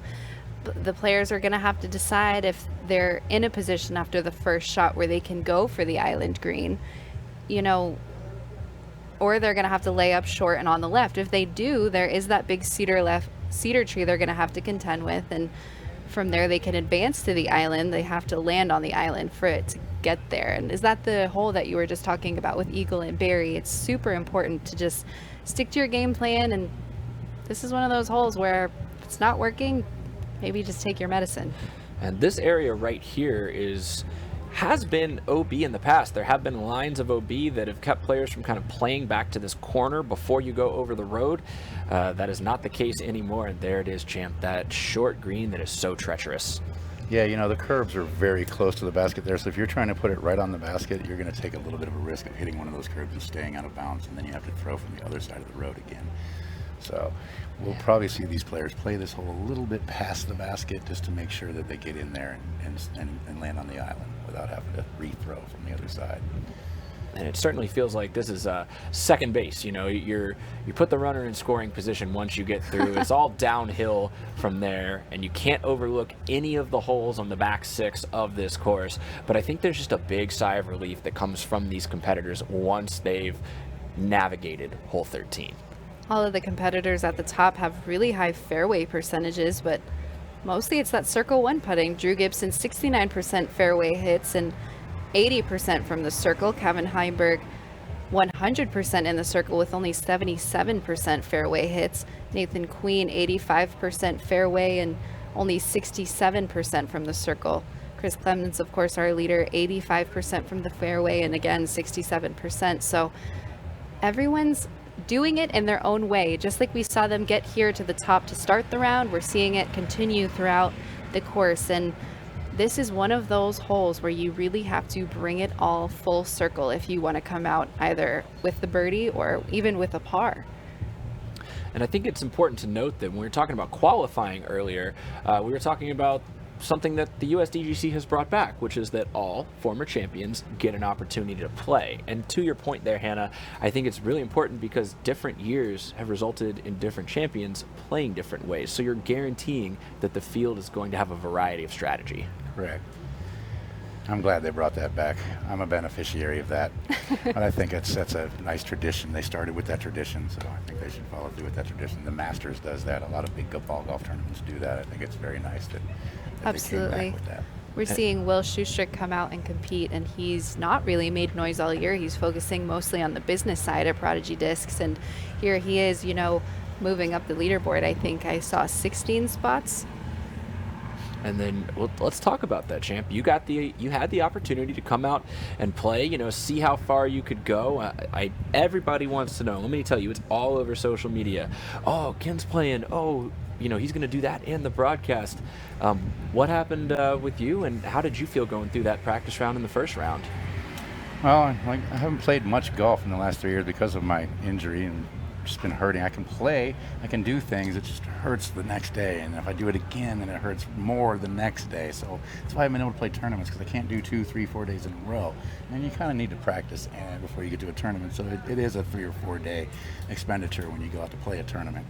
And I feel as good as I felt in the last 3 years right now, and that's a plus. I like to be able to walk. I like to be able to not hurt, and that's been very, very refreshing to me. But I'm towards the end of this whole thing, I think, and maybe by the time next year rolls around, I'll be able to play all 4 rounds at this tournament. Well, you have absolutely left your mark on disc golf. The majority of these men and women that are competing this weekend are here because of what you've done here at Winthrop and continue to do outside of the disc golf course. We have a lot of championship hopefuls signing up for this event. The youngest in player in USDGC history, Matthias Villota, qualified in Estonia at the Baltic Tour Championships at 14 years old. Had Impressive. he played open instead of juniors, he would have won the entire tournament. Wow.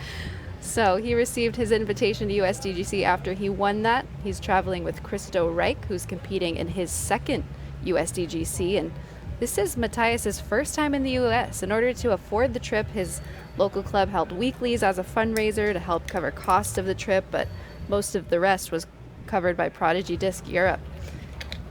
That's a great story. Yeah, the youth movement is strong in disc golf these days. He wasn't even born when you were winning your first 4 titles here, and now here he is trying to compete, you know, in the same field as you. That's incredible that you were able to do that yesterday, and incredible for him to be able to qualify at such a young age.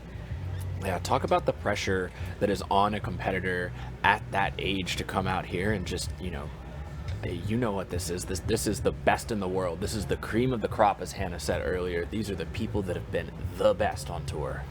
Yeah, I think it's probably not a whole lot of pressure. He's a kid. You don't feel that when you're young. It's like excitement. It's excitement. It's anxiousness. It's nervousness. And more than pressure, I think, is when you're young, you're just going for everything. It doesn't matter. You don't have the bad thoughts from all the misses over the years and all the bad things that can happen when you do not throw it correctly. So being young, you just kind of freewheeling it out there. And I think if he had that attitude, he was doing it the right way. No expectations. It's the best way to play golf. Just go out and see how your game stacks up against the best in the world. You know, we talked about Eagle McMahon being so young, Matthias being even younger, having a long career ahead of him if you can qualify for a tournament like this at an age like that. And if you can qualify for this tournament, but you still want to play in tournament conditions, this course will be open and available to the public on Sunday. Yeah, that Sunday spectator round again. Proceeds going to the educational disc golf experience. It's so much fun. I've gotten to participate a few years ago. I actually had a pretty good card. I got to play with Bradley Williams out of Texas. Okay. I got to play with Zaki Wysocki when he was just a young buck, you know, rolling around, following his brother around on tour. And it's humbling as well. Let me be very, very honest with you. I think that I'll tell on myself, I don't think I've broken 70 on this course playing. It's just, and these guys are shooting in the 50s and sometimes the low 50s. Can't relate. And as we're waiting on hole 13, of course, as difficult as it is, the cards, the players, they have to take a minute, slow down, make sure they're ready to attack this course and attack that hole, and then We'll be back on the course just momentarily. But again, if you're just joining us, this is the 2019 United States Disc Golf Championship live broadcast. Once again, shout out to our VIP members, our Gold Pass members out in the Stonehouse. I think we all kind of wish we were just having a brew with you right now over there in the nice air conditioning, maybe some fresh catered food, all that good stuff. All of that's available. Make sure y'all get on that for next year. It's so much fun out here. And, well, I did get a chance to stop by the Stonehouse Yeah, earlier. how's it rocking over there? It's pretty good? nice. You know, got some cool air inside and some nice food being cooked up by a world-class chef.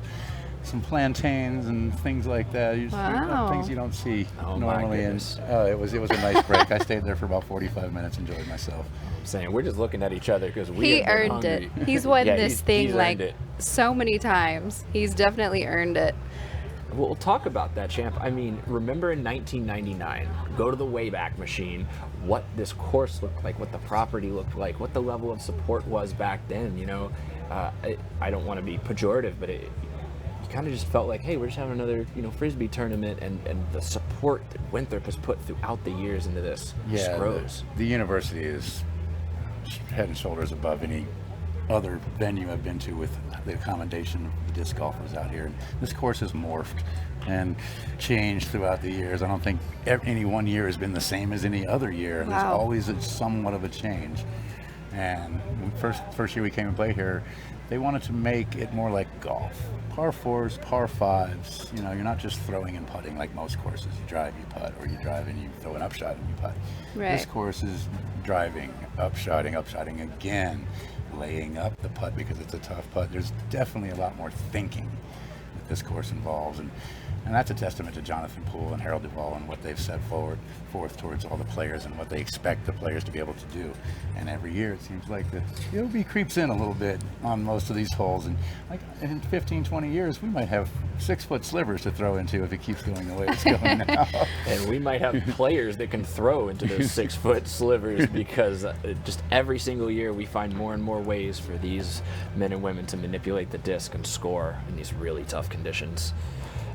I know, Hannah, you and I are more recent comers to the USDGC. My first was 2013 when Steve Brenster won, and yours was 2015. So, When Paul Macbeth won. I just met this guy from Huntington Beach, California, and he said, come out to my disc golf tournament. So I did, and he won, and I was like, this is pretty nice. I get to follow this guy around. He wins a lot. Yep. And then I had who no knew? idea what I was getting myself into, but super proud of what he's accomplished in disc golf. He's gotten off to a really rough start, not exactly what he wanted, but something that I was talking with you about, Jamie, and that I wanted to get Ken's perspective on while we have him in the booth, which is such an honor. I'm so happy that you're here. Is one thing I've noticed that Paul does is he never gives up on himself. And he can be coming from last place or first place, and he will never quit. And I think that we see that in Drew in his recent articles and interviews that he's done. He's talked highly of himself. He's come off the course and not had a victim mentality about mistakes that he's made. He's really taken the mature route and taken responsibility. And I think that's what defines a champion. Correct me if I'm wrong. Yeah, I think you hit the nail on the head there. You've got to be confident in your abilities, and you've got to always be pressing. If you want to win, if you want to be on top, you have to press. Yeah. You know all about that. And we've got 13 players are ready to go. Pressing that right side there is Nathan Queen. That's going to be a great spot for the lefty hyzer. We saw Simon Lazat off to the left side of the fairway. He's probably going to attack that back corner like we were talking about. Drew Gibson put a great shot out, and here's Chris Clemens with the forehand. Again, I we're think going to see that's that. just to stay safe away from that sidewalk OB there, and you really can't do too much on the first drive here unless you can throw it way down there and get the look for the green in two. And if you don't have that kind of distance, you might as well just find some inbound space and proceed from there. And this is yet another one of those holes like we were just talking about, par fours, par fives. This is the par five on the back nine, and they're going to give you the zone. They're going to give you the airspace to kind of manipulate the disc the way you want to, but that means that if they give you that, they're going to take something else away from you really, really soon. And the shot across the corner here, it's kind of interesting. Both of the par fives, they want you to try to force the corner a little bit and go over out of bounds, and this is mirrored from the way hole 5 sets up. Right, it's turning to the right. Hole 5 turns to the left, so it's a good mix for for both-handed players. You have a par 5 that does one direction, you have a par 5 that does the other direction, so it's fair in that regard. But the second shot on this hole is really the one that make or breaks your score. If you're laying up to the other side, you've got to throw a great layup shot to get in bounds. And if you're going for the green, you've got to throw a great shot to get on that green on your second shot. So it really is the second shot that sets you up for failure or success on this hole. That's right, and 45% putting in regulation from circle 1, 43 misses. That means misses for birdie attempts. Wow. This hole is shaping up to be the 7th most difficult hole of the day, averaging over par. And I think it's right, like you said, it's because of that approach. You can either choose to commit to your approach shot, or as we're seeing right now, you could miss a putt. There's a lot of things that can go wrong towards the end of the fairway. Seeing Calvin putting from well past the basket, and he probably did what I was talking about. Make sure you get past this basket just to get away from the curbage and get in bounds. And hey, if you miss your putt, you're still walking off with a par, which isn't so bad on this hole. He was trying to put the pizza in that double stack oven as he flew the top band there. Caught a little bit of the wind flag and should be no problem to clean up from that point.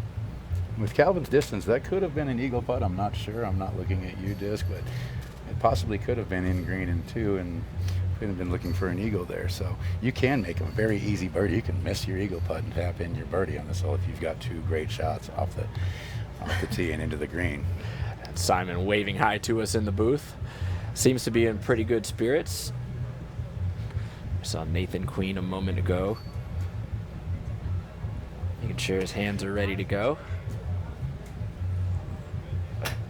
Calvin Heimberg carding the bogey on hole number 13.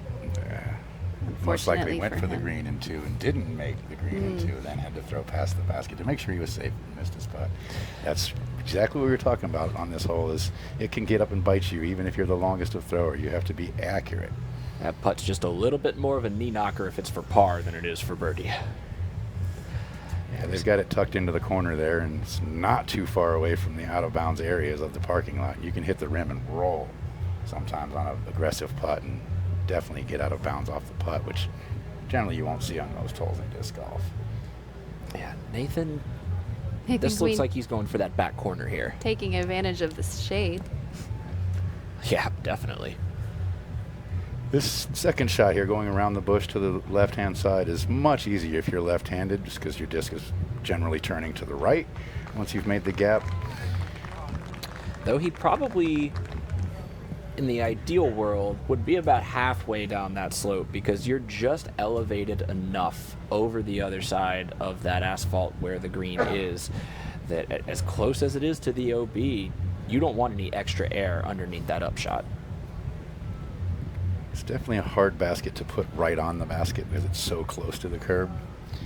So anybody that puts it right on the basket took a risk and rewarded themselves with a great shot.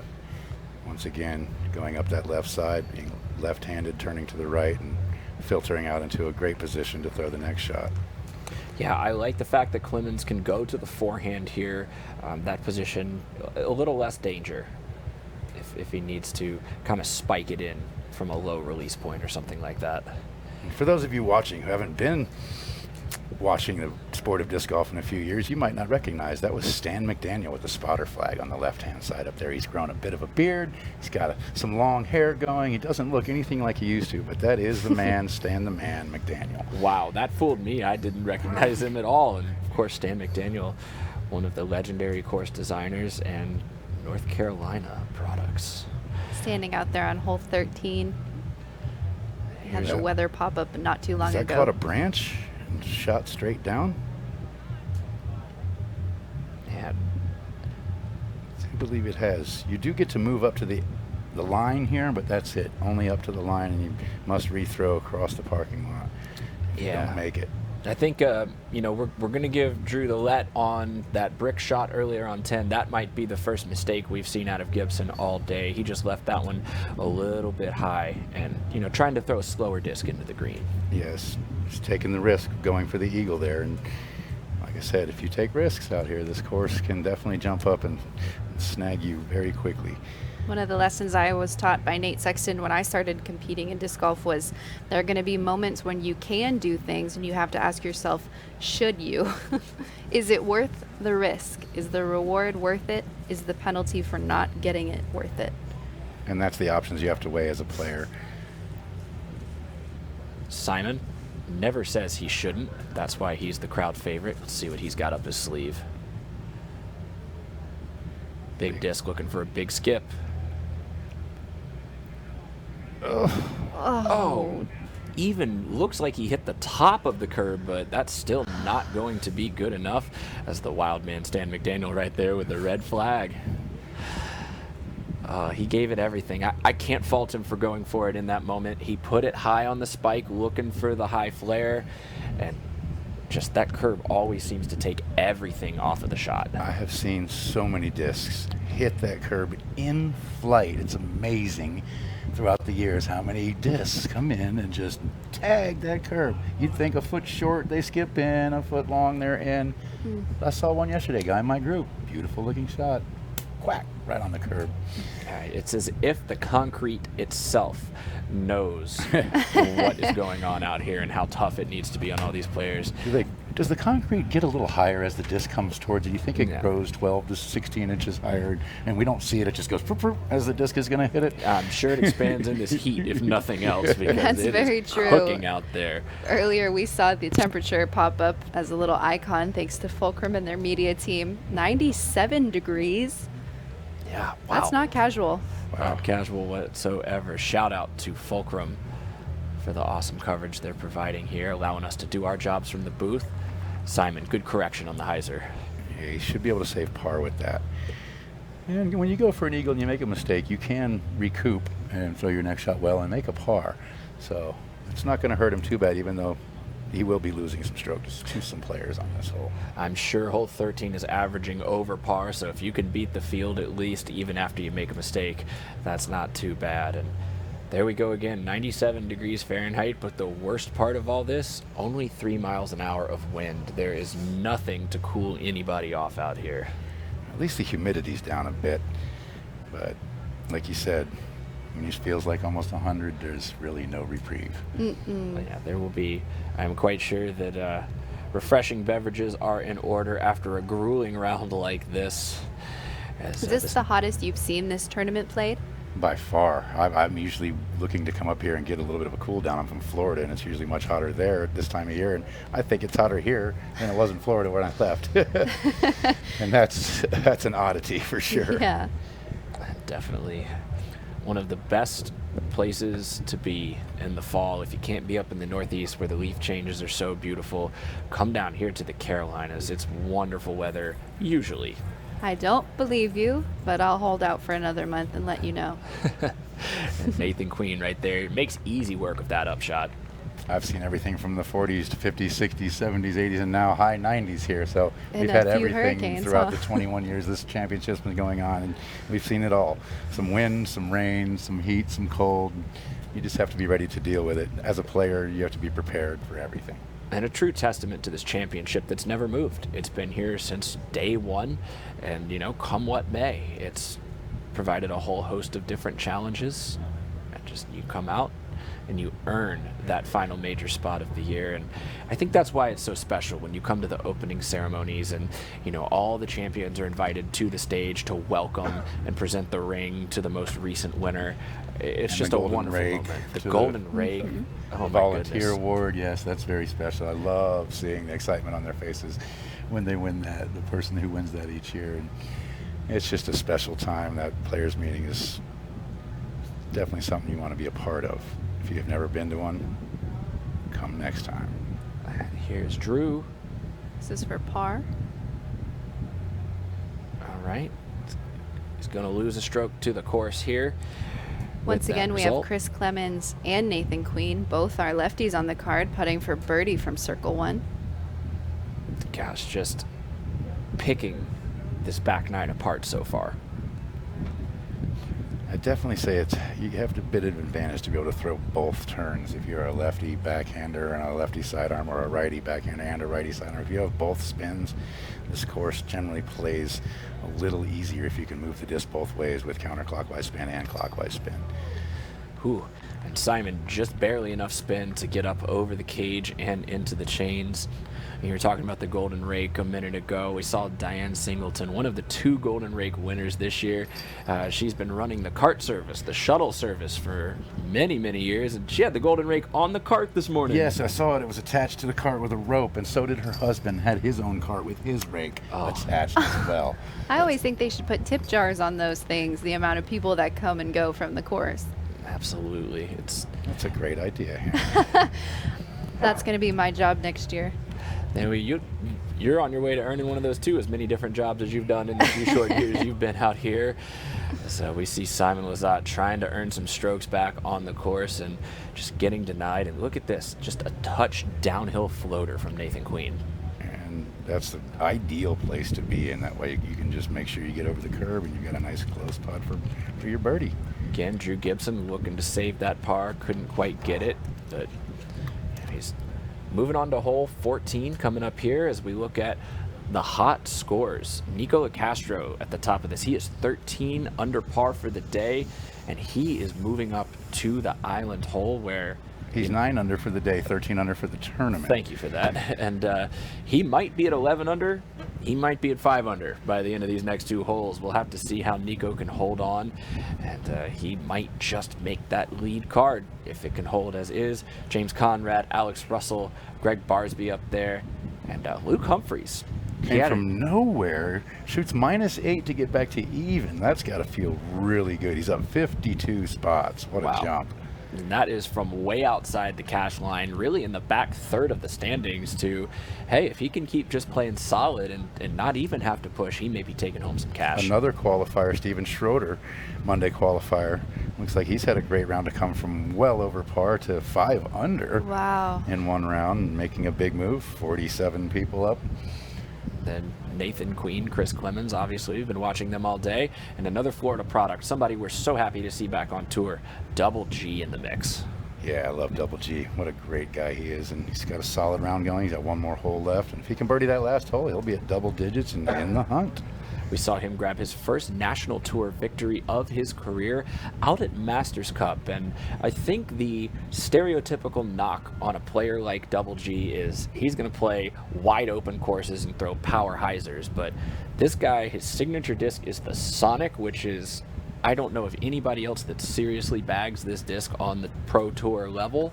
And he came out and won on a very touchy course at De La Viega. A lot of people bag it now, let me tell you. Oh yeah, I've already gone through one. I've already put a hole in the flight plate from throwing the Double G Sonic so much. I gotta get another one. I bagged a Sonic there for a little bit till I stopped playing in about 2016, end of 2016. It's a very nice, easy to throw disc, and it sets down very quickly. It grabs the ground, it doesn't move. So Great for rough shots. We see our players teeing off on hole 14. It's a 413-foot par 3 representing Kansas. Sends up a cloud of dust after clearing the hay bales. Couldn't tell if that squeaked across the line or stayed just outside the line. Either way, he'll be putting from where his disc lies, either adding a stroke or not adding a stroke. Yeah, he just manages to get past those, so either way they won't be in his path, which is good. Here's Drew. So he's waiting for the area to clear of distractions or something, or checking the wind and doing a little freestyle padiddling. Probably the #1 trick you learn when you're standing on a tee box, just waiting for the group ahead he's to clear. waiting for Simon to tee up. Oh, there we go. We'll wait no more, Drew. Simon's forehand is on the way. And he's going to take those hay bales on with that sidearm and chops a little inside of them and leaves himself the proverbial death putt with the raised basket and the ground dropping off behind to a hazard area. I'm surprised we didn't see a classic spike hyzer from Simon on this hole, maybe playing a bit more conservative. Yeah, with his power, you'd think he'd take it up over those magnolia trees on the right and spike it in over the inbounds the whole way. Right. Yeah, Chris Clemens got the note. He's going to go high lefty backhand hyzer, taking those hay bales Oh, off the top of the hay bales. Incredible. And that's definitely in. Wow. That is absolutely in the circle. He'll be putting for birdie again on hole 14. And I don't know what we're calling those. I don't know if those are pizza rolls or what they are at this moment. I can't believe that has already affected so many of the players on this card. Wow. Drew taking the big hyzer around the Magnolias, which is probably the safest play for being righty backhand on this hole. Oh. Oh my goodness, that needs to settle. Stop. Does get the curl. Wow. I mean, we saw an ace a couple years ago. I believe it was 2016 was the last time we've seen this whole ace, and it was on a shot just like that, where you get that big dangerous flare. Skip, yeah. Yeah, this shot definitely requires players to test the hazard if they want to be inside the circle, as we saw. Or, I mean, it doesn't have that many obstacles allowing players to open up their shot selection. I mean, I think we saw one of everything except for a thumber. There is a bit of, hazard around this hole, and some OB down on the far right side with a parking lot. So you've definitely got to be careful with where your disc is going at the end of the shot. And let's see this again from Chris Clemens. Watch the way this disc comes in off the top of those hay bales. And Bit of a bad break, I believe. If it hit the bale, it's going to be under the basket. Because the bale held it up a little bit. Now he's going to have to make a putt. And when that basket is so far above you, it makes it a little tougher to get the biscuit in the basket, because you have to commit a lot more, and you have to throw it a lot harder, and you have to get it a lot higher. And if you miss doing that, then it's going to go farther. Yeah, That's scary a good roll perspective. there. Scary roll there by Drew Gibson, but he's going to be on an attackable side of the green here on 14. Definitely want to be lower the hole here. It's tough to get your disc lower the hole down by that hazard area, but still be in bounds. But if you can get down there, it's more, you can be more aggressive on the putt without worrying what could happen after that. Yeah, kind of similar putt to what we saw Paige Pierce have yesterday on this hole. Unlike Simon, what he's facing is a raised basket with a downslope behind it. You have to give it a somewhat floaty bid there, and he did. You can't go forward with too much forward speed there, or you're definitely gonna end up in the hazard. Oh, hey, you still got the tricky towel pickup. Disappointed, but always putting on a show. Yeah. Now, this is the one that was in question from our view, and it looks like it didn't make it inside the line, just by where his disc is. If you could check disc, I'm not sure if he's putting for birdie or par. Nathan Queen's putting for birdie from birdie. It did make it inside. Oh. Struggling from circle 2 a little bit, still in second place. And any missed putt on this hole can be a potential roll away, because this green is very slick. It's steep, it's got some angle to it, and you can hit the rim, hit the ground, and roll 60, 70 feet. UDisc is live, and so is our coverage. Nathan Queen's now putting for bogey from circle 1. Apparently they had misinputted his information, so I just want to clear that up. It did look like he was short of the post. Chris Clemens. Got to trust the champ's eye on that one. Chris Clemens puts one in the chains right there. What are we going to call that, a bailout birdie? Bailout birdie. Wow.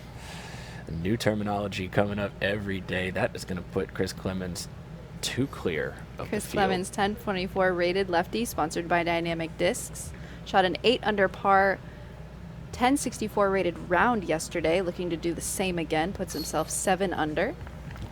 Drew, solid stroke. He gains back the stroke he just lost on the last hole. It always feels good when you can come back with a birdie after a bogey. It's kind of righting the ship right away and not having to struggle bust it for a few holes to get back into it. And his reactions are the same, whether his putts are for bogey or for birdie. He's really been keeping very even-tempered, and I think that's something he tends to struggle with out here in the disc golf world. But that's a very good point. I mean, the more even-tempered you can be in golf, I think the better.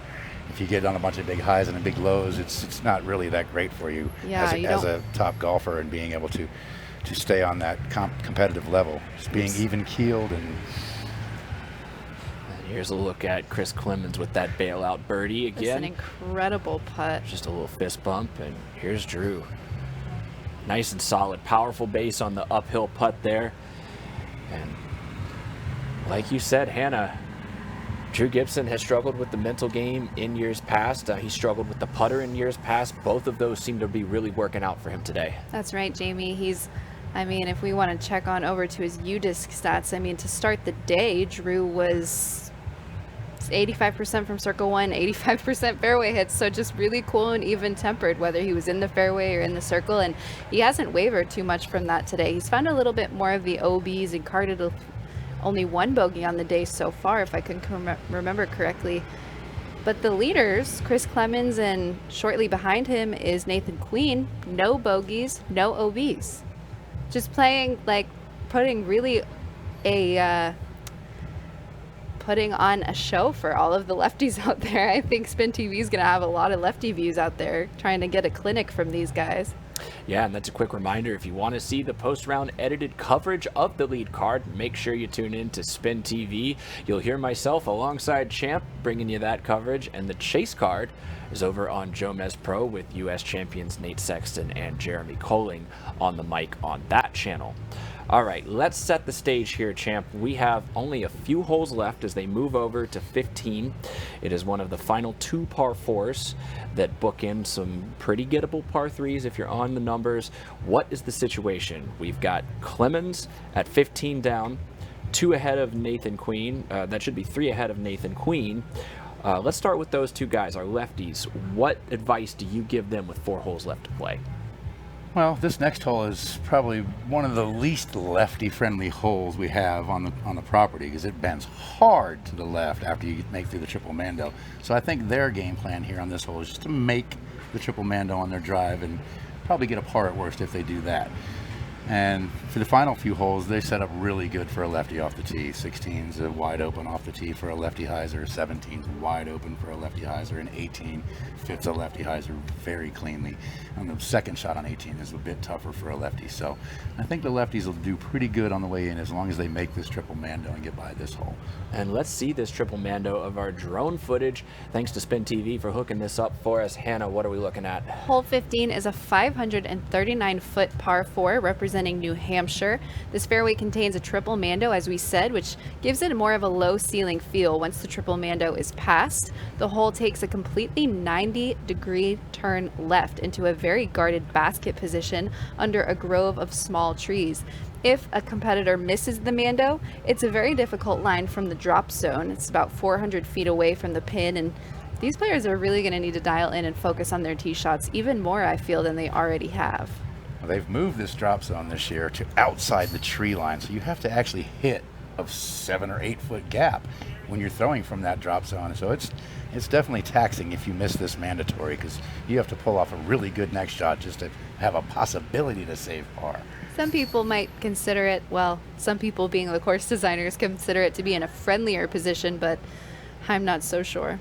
I don't know that too much is friendly out here, and Chris Clemens went up and went really fast, so we missed his drive, and that's Drew Gibson there tagging the Mando tree, but getting a nice good kick straight into the middle.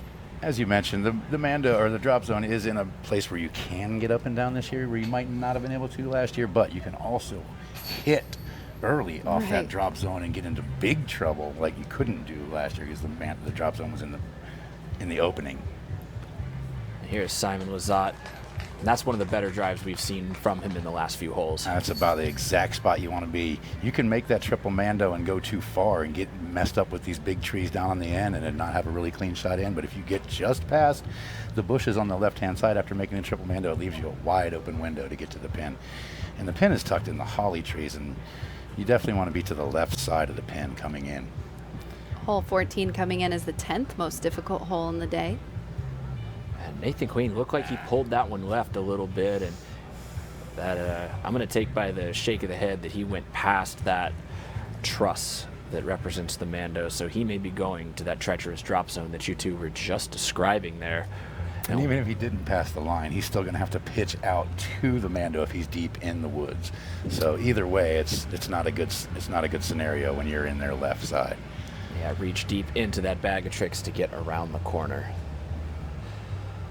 A little bit of shade finally for the competitors. They got to be loving this after having been out exposed for the last 5, 6, 7 holes. As we were telling our Fulcrum camera operators the other day, it's like, all right, buckle down. When you get out to 10 and all the way through 14, that's the hottest part of the course. But then 15, you're going to get a little bit of relief. So just hold on. You're almost there. I think the majority of the staff was praying for cloud cover. I don't see any kind of cover except maybe the shadow of a few airplanes coming into landing at Charlotte Airport. Yeah, not a cloud in the sky out here, as you can see. That is our view just from behind the stage here, looking over Lake Winthrop and that beautiful par 5, hole number 5, the athletic complex in the background, and of course the stage for the Big Arm, Big Heart distance contest. I think it's a Chamber of Commerce Day here. The Carolina blue sky is just beaming out there without one piece of white anywhere. Here is Chris Clemens. This is the result of his drive. Did not get that kick to the left that Drew got. That opposite spin keeping him pinched behind the Mando tree, and this looks like a lefty forehand to me. Yeah, he's probably not going to be able to reach the pin from here, but he can do himself some good justice by getting out there into the open field, making his upshot much easier. If he catches anything early from where he's throwing now, he's going to have a tough par on his hands. This is a big point in the round for Chris, being the leader. And you know, like we were talking about, outlining the kind of strategy that he needs to bring through, the rest of his round, this is a moment where we're going to see if 4 USDGCs are enough to give him that veteran experience to know to take the par and move on. Correct. We've got Nathan throwing from the drop zone. Yeah, we're just a little bit of tricky signal issues on hole 15, and that's kind of always been the case out here at Winthrop. It's a little tricky to film, so we will get you back out to the course as soon as possible. In the meantime, let's take a look at what's happening. Nico, 10 down for the round. If he can hold this through 18, he will be the only player so far this tournament to bring in a double-digit score on a single set of 18 holes. Wow, it's making a move. Looking to play in the lead group. If he can get in clean on the last hole. Coming in clean with no bogeys today, but 3 OBs. Was that Clemens from the just short of the Mando? Looks to be. It looks to be. UDisc says he's putting Oh. for birdie from circle 2. So yeah, that was Chris Clemens. Wow, and if he stretched that out and he's inside circle 2, that's a pretty good result from Yeah, there. he's a little bit too far for the gap there. He's out past the gap, and he's got to fight his way around the hollies into the gap or under the hollies to the basket from where there's no chance he can make that shot for a birdie from where he is. There's too many bushes in between him and the basket. It looks like our lead card is discussing the angle that Drew Gibson can take, which direction, whether it's to the target or to the Mando. And of course, you know, good on Drew. He's asking the question because where you have to place your foot, that could give you just enough clearance to try to change the shot. With the basket being off to the left at a 90-degree angle from this fairway, he does get to place his foot a little more to the right of where you would normally place it down a straight fairway, so it's going to give him a little better angle. I mean, it's not much, but sometimes all you need is a few inches to make a difference. And he plants that foot perfectly behind the lie there. Waiting for the result. Oh, that's great. Wow. Once again, it's off to the right of that gap that you need to go to the basket, so it's going to have little to no chance of making the shot from there because the holly bushes are very thick and very unruly in that area. And I think asking for too much better than that would have been out of the question. Like you said, Champ, not going to be in contention for birdie, but look, after the round that these guys have had and the difficulty, the heat, all of the elements that we've been talking about throughout this broadcast, par's good. Par never hurts you in a major championship. Drew Gibson coming in with a 4 down so far for the round. Currently in solo 6th, dropping 4 spots, but only 4 strokes off the leader Chris Clemens, who's putting up another great round. Not as great as Nico LaCastro, though, who's going into hole 18 on the fairway after 2 throws, shooting a -10 for the day. Yeah, Alex Russell, 9 under par, James Conrad as well, and then Greg Barsby tying Luke Humphrey's score that we spoke of just a little bit ago. 8 down for himself. So there was a few more rounds in the 50s today. There was 1 in the 50s yesterday, and looks like there's going to be a few more rounds in the 50s as the players figure out the course a little more and get a little more familiar with where the OBR lines are this year. You'll probably see a few better rounds if the weather holds. How do you Not feel much about wind. the new start on hole 1? I know it was previously, I think, like a 237-foot hole, and it was relatively simple, but after having your name called out and everything else going on. It's not quite as tough to get off that tee pad. There's nothing in the way. You can Okay. just throw your shot, and get flying. Old hole one, there was a lot of trees, and it was tight, and it was downhill, and it was very speed sensitive. That's very true. And then they changed it, and they put it over here on the stump, and it was a little more involved with the gallery along the left and a fake boulder, and it was just a little tougher putt because it was up on the stump. And I think this new hole one, I think, is a little better just to get people off and going. And it's a quickly played hole, so you're not going to have backups right away. I think it's a better spot to start. That's very true. And Chris Clemens putting for par from Circle 1. Drew Gibson also will be giving himself that par opportunity from Circle 1. Yeah, good little low release forehand, looking for the skip to get around the corner. He may have just a little bit to navigate. We'll see if he has the clear look to the basket from where he got. There are some interesting spots in here in this Holly Grove. You can be 15, 20 feet from the basket and have a very obstructed putt. Or you could be 45, 50 feet and have an open putt, just depending on where your disc lies in relation to those trees. And it's a great putt there, as you can see the silhouette of the basket on the left edge of frame. And this is another one of those greens, and there's a bunch of them on tour that it doesn't show how difficult the putt is. The camera's not really able to show. And here we go. This angle's better with Simon. Look how far he has to that's a great stretch. camera angle to show you the gate into the basket. You have to pretty much go between those two trees or to the left of those two trees. Anything to the right of those, the right tree of the two trees is jungled up and not a very good line to the basket. He's about as far right as you can be and still have a look. Yeah, good little feed there from Simon. He'll move on. I think he gets a card a birdie there. That's good. That should be a birdie. I He think was the that's- best drive off the tee there, yeah. Let's get him off the schneid a little bit. Maybe he can give us a little show towards the end here. I would expect to see it the way he attacks 18, the way he talked about on the coverage last night, as Nathan Queen follows Simon's line right to the chains. Yeah, birdie for Simon, par for the lefties. Here's Drew for his par. After hitting the Mando and having a short par putt, that's good work. You've cleaned the hole up. You haven't done any damage. Move on. And it's important to note that we've talked about how much Simon was struggling. For him to start to put a couple birdies together, start moving in the right direction, there's still enough golf that he's not out of it by any means. I don't know about winning the tournament, but you're not thinking about that now. You're just thinking about position. His job to win the tournament got a lot tougher with the first 12 holes, 13 holes of this round, but you never say never. Someone can come out and shoot 16 down, 15 down. You never know. It's golf. You got to do it. Shots have to be played. The rounds have to be played. Anything can happen. Can't take it away from him. He possibly could do it, but there's a lot of people between him and the lead now, where before there wasn't many people between him and the lead. And I think that's the bigger factor, is how many people are between you and the lead. Not as just the strokes, but the amount of people. And again, how many U.S. champions are between he and the lead at this point in time? Once again, these are our big movers from the day. Shout out to UDisc. These stats are just frankly awesome. I love to see this. Shout out to Philip Bartholomew. I believe he carded the eagle. 370-foot throw in on par I was 5. over on hole 6 when he threw that in on 5. I was following my friend Charlie Goodpasture's round, and we heard cha-ching, look back, and he was double fisting, and it was a nice sight to see that eagle go in from across the water. Really, really cool. Fantastic. Alex Russell, 9 down.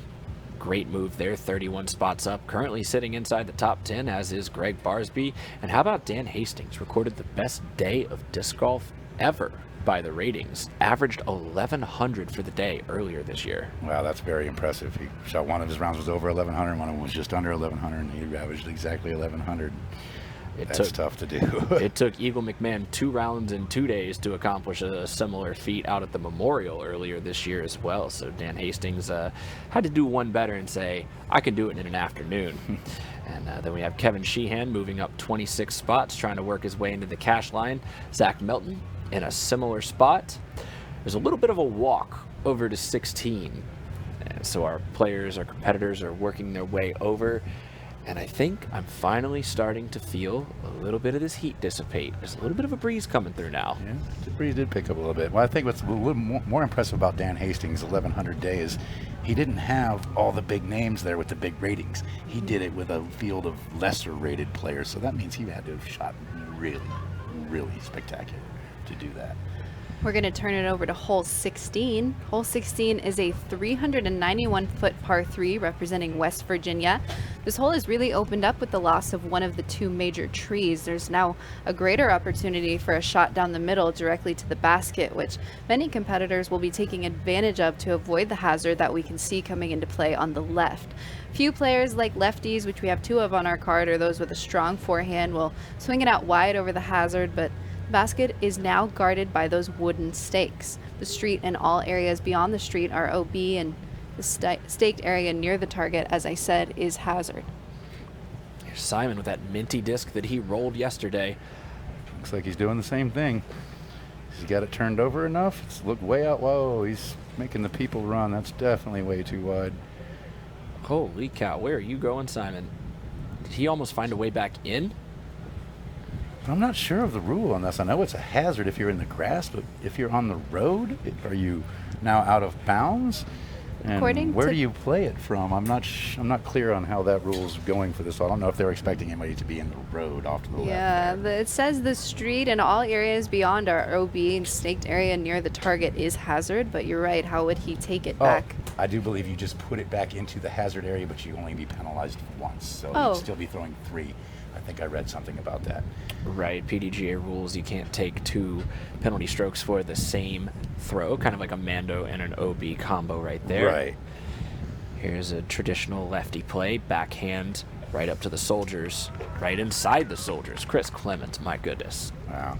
Like I said, this whole set's up really nice for a lefty backhand. And Simon, I think, will have to take that back into the hazard area where he crossed. Wow. From the hazard area to the out of bounds. Out by the spectators. Right, where the people were jumping out of his way. I think that's where he's going to have to take it. Chris Cummins putting for birdie from circle 1. He's 88% fairway hits, and to start the day, he was at 90%. It's like he's a robot. Drew right down the middle with looks like a mid-range, so it doesn't fade back to the left, and that's even another park job just right there by the mozzarella sticks. They're making it look easy out here, but this hole is nothing to be trifled with.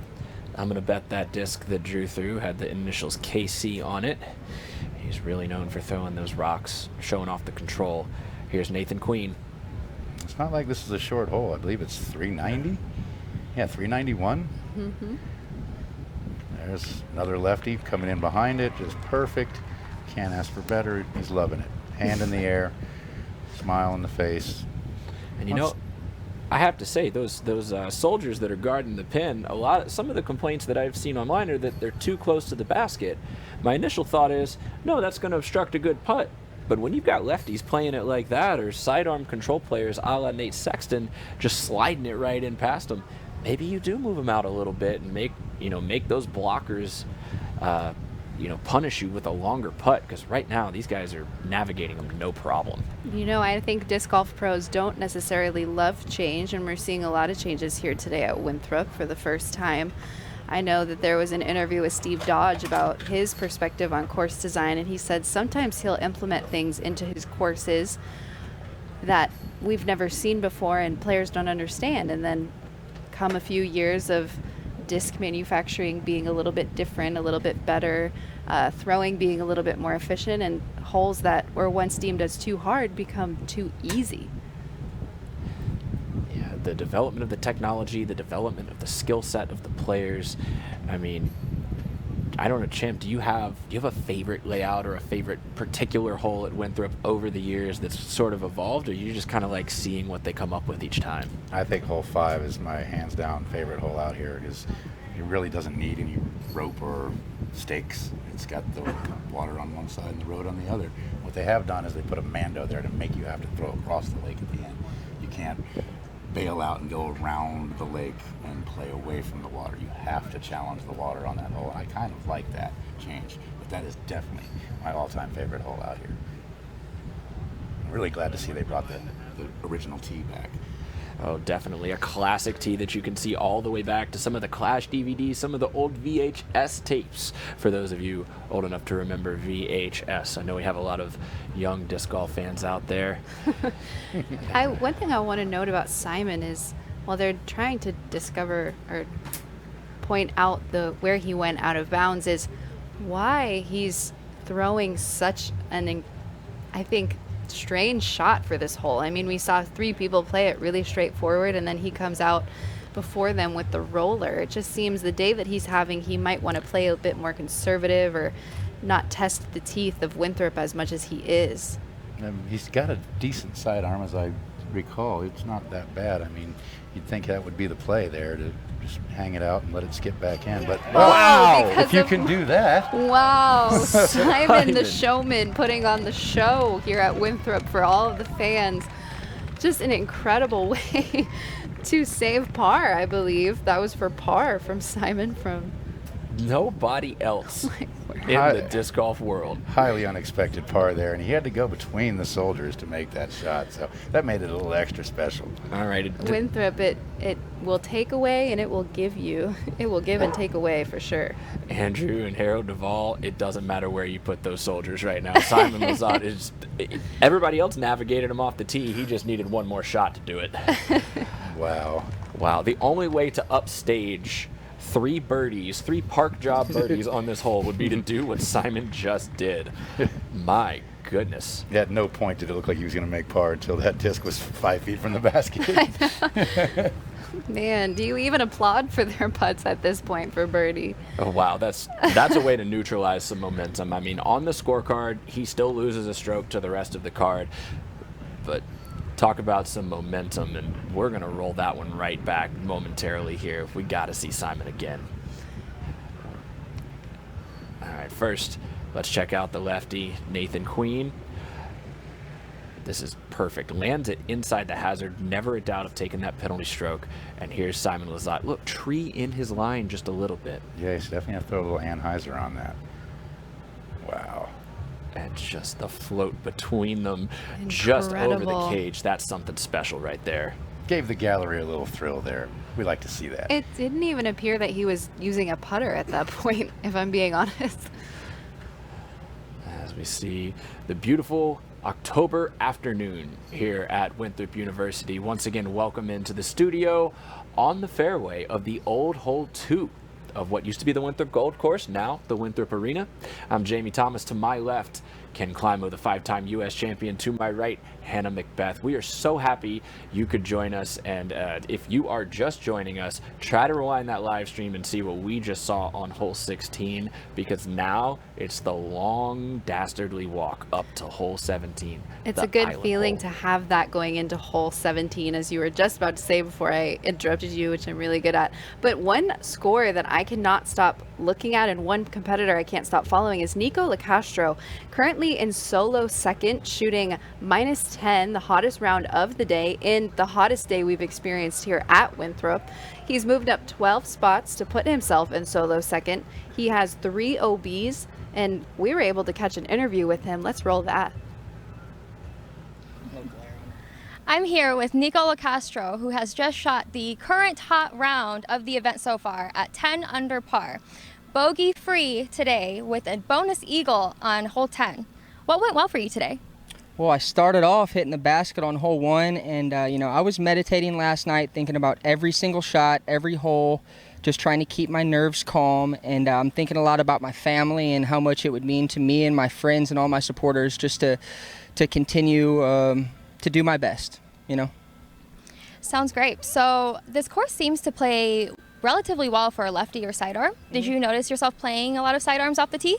Yeah, I've been working a lot on my sidearm the last season or two, and I'm feeling very confident on every shot inside 400 feet. And like I said, I'm just trying to keep my nerves calm and visualize and then execute.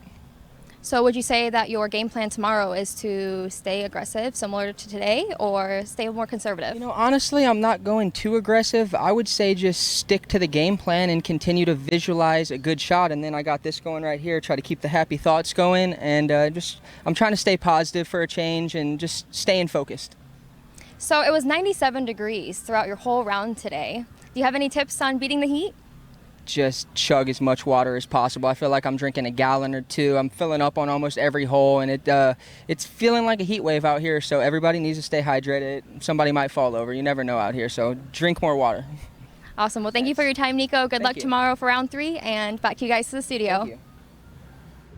And happy thoughts on the hat, happy thoughts in the mind. The U.S. champion Nico LaCastro talking about his process to shoot a 10 down as we look at the sunlight glistening off the lake over 17. These drone shots are incredible. And it just gives you a different perspective on what is a very tight green on the shortest hole on the entire course, and the one with we've seen matter so dramatically, deciding the champion many years running in this event. And once again, not bad to be a lefty or to have that sidearm like Nico was talking about. No, it's not, Jamie, but I think one thing that is really important to point out, and something that I think contributes to so much of the success out here at Winthrop, is the mental game. We talk about the physical game, we've talked about the heat, we've talked about, the backhand, sidearms, putting, circle 2 putting, jump putting, everything in between. But these players that are at the top right now, that are rising in the midst of all of this chaos that can be Winthrop for some people, they have all maintained composure, whether they're bogeying, hitting the fairway, going out of bounds. I think of Eagle McMahon coming off of a little bit of a break from the tournament scene and now coming out shooting one of the hotter scores of the day, -7 going into hole 18. We have Nathan Queen, a newcomer on tour. Chris Clemens up on the tee pad, our leader, shooting a 16 down for the total. All of them. Oh, this is a great ace run hole for a lefty or a sidearm. You can just go right at it. If you just miss the chains like he did, you'll end up in bounds. He's trying to skip right over 17, get to 18 real quick. He's ready. And Hole 17, of course, one of the most iconic and decorated holes here at Winthrop. For being such a short hole, it has produced some of the highest numbers that we've seen in this championship. And some of the lowest numbers getting on SportsCenter. Paul Ulibarri, Ricky Wysocki among those names. Here's Drew Gibson to see if he can add to that. Just got to make sure you get it far enough with this spike sidearm or lefty, and he did not. It's the one thing you make sure you have to do, because it's kind of hard to throw it long. If you throw it high and spiky, it's really hard to get long, but it's very easy to come up short. That's right. For those of you watching at home who don't know, competitors are throwing down to an island green, which is surrounded by hay bales on one side and water on the other. The first 3 OB throws from anywhere on the hole, you must play from your previous lies. So we're seeing Drew Gibson re-tee on the tee pad of 17. And those hay bales make this hole really difficult. If there were no hay bales there, you'd see probably 95% of people in bounds on the tee shot. But those hay bales, they'll catch anything that's short and keep it short. And that was a great correction. Drew going to the more aggressive line, that lower kind of at it, just floating and putting it right down by the basket, should be able to get his bogey save. So crucial to put a quick tourniquet on that. Here's Nathan Queen, the other lefty. Should see another good run here, being left-handed backhand. Just a little inside. Whoa, just like Chris's. Stopped a little faster. He's going to have a shorter birdie putt, but that is advantageous to be lefty. I can hear out of my right ear, which is facing hole 17's green, the screams from the crowd reacting to that incredible shot. Simon going back to the Anheuser. Got to get up, stay up. Yes. Oh, my did that hit the goodness. basket? That hit the basket. This lead card right now, anything you can do, I can do better. Sidearms, Anheisers, everybody's down on the green. Only Drew is going to be looking at a bogey or worse. We should expect everybody else to birdie, and that's a great feeling going into 18. We had 3 discs within a foot of going in the basket there, I think. You can't bring the OB much tighter than this. I mean, everybody here can see there's the water, there are the hay bales. Look how close the basket is to the OB. It doesn't matter which pin position, and these players are still finding a way to put it on a dime. Hole 17 coming in as the 3rd most difficult hole on the day. I think it's just because of the mentality that it takes to make corrections like we saw Drew make, or commit to your shots. Yeah, the strokes add up quickly since it's stroke and distance. And with that basket being so close to the hay bales, if you play safe, which is long and right, now you've got a really long putt with OB behind it. So it makes it that much tougher to run if you're trying to save the score And just, it's not even an elevated basket. It's a natural height basket, and you can still easily, by putting it chain high, go out of bounds. Chris, a little bit of work to do for as close of a shot as that was. This is from circle 2. Oh, he hits the bail fairly high up, so he's happy to stay in there. I think Kevin Jones putted this one OB last year during the final round. Yeah, it cost him a few spots and a few $100, if I remember correctly, in 2018. Correct. Yeah, Chris, good. I mean, still a confident stroke. You can't fault him for that. And here goes Nathan. He's got a little bit more of that pitch style. It's going to give him a little more cushion from that OB. Yeah, he could be a little more aggressive with his style because it's dropping out of the sky. If he misses chains, it'll probably still sit short. He doesn't miss anything. Putt. That's dead center. Wow, stretches out, grabs it, shows the horns. Beautiful putt. He wants to be part of that lead group tomorrow. You can tell by the way he grabbed that disc out of the basket. Like, come on, let's go. I'm in there tomorrow. He definitely will be. He's currently tied with Nico going into hole 18, minus 14 overall for the tournament. Drew Gibson. Headwind putt for bogey. Yeah. Just enough. Limits the damage. Mistake was made off the tee. He did as good as he could from there. Still stays double-digit under par for the tournament. Absolutely, and I'm hoping that's what his caddy will be telling him right now on the short walk to hole 18. And Simon waiting for the hole 18, or the chase card on 18 to tee. Nice show of etiquette there. And how about Simon? All of a sudden, Simon Lizotte is going to be back inside the top 20, I believe. Let's see if my my U-disc is updated properly. He went from 2 down to 5 down with the quickness, and that's a big shift in the trajectory of his tournament as the weekend approaches. Yeah, that enables him to play a couple good rounds and still get, you know, maybe top 6, 7, 5 even if he plays well the rest of the way. And if he plays out of his mind, he might be able to get in the top 3 from where he is. But there's a lot of people there, and everybody's good these days. It's hard to pass lots of people. And you've seen 2 of the 3 ace runs. Here is Simon's bit. Look how close this is. Oh, I can feel Might it. have gotten cage. It was hard Just to tell kiss from the that left camera bottom angle. corner of the That's cage, right. it looked like. Look at this solid putt. Nathan Queen has just dominated the putting green all week so far. And there it is, hole 18, the only one left, and the hole that has inspired so many other courses that we have played for major championships in recent memory. This is what your top 10 looks like. This may not be what your top 10 looks like after this hole. There is no relaxing on this tee pad. You got the 2 lefties holding on up top. Simon's a little bit better spirits now that he's had a few good holes under his belt. Thanks for watching. Saying, You want me to reach the pin? I'll try. well, he was talking yesterday about how he was trying to go past that tree OB. And he just said, I'm going to throw it past the tree, throw it OB, and take the par. Take the par, just to limit the damage. If any possible damage could come, he can take that out of play with a really good drive here. Yesterday, I think he ended up inbounds by a foot. Off that massive drive past the second tree up there. He was rewarded with that birdie, and that probably allowed him to stay on that lead card. As you can see, that is Simon just on the tee pad right there, the chase card, midway up the fairway, right by that Mando tree that everybody's trying to get to.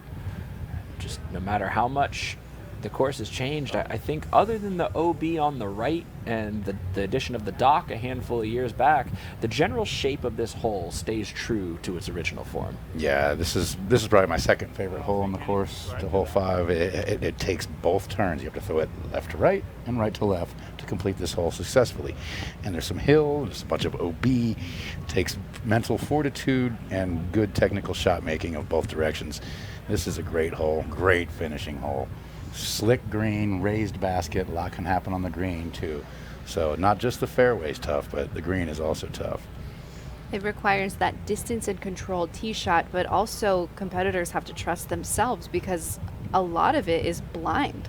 You know, a lot of it is just trusting your body mechanics and your motor programs that you've built through practice to get you to where you need to go. And then It's also decision making. I mean, hole 18, if you can throw a good tee shot, you still have to throw a great second shot if you want to get the birdie here.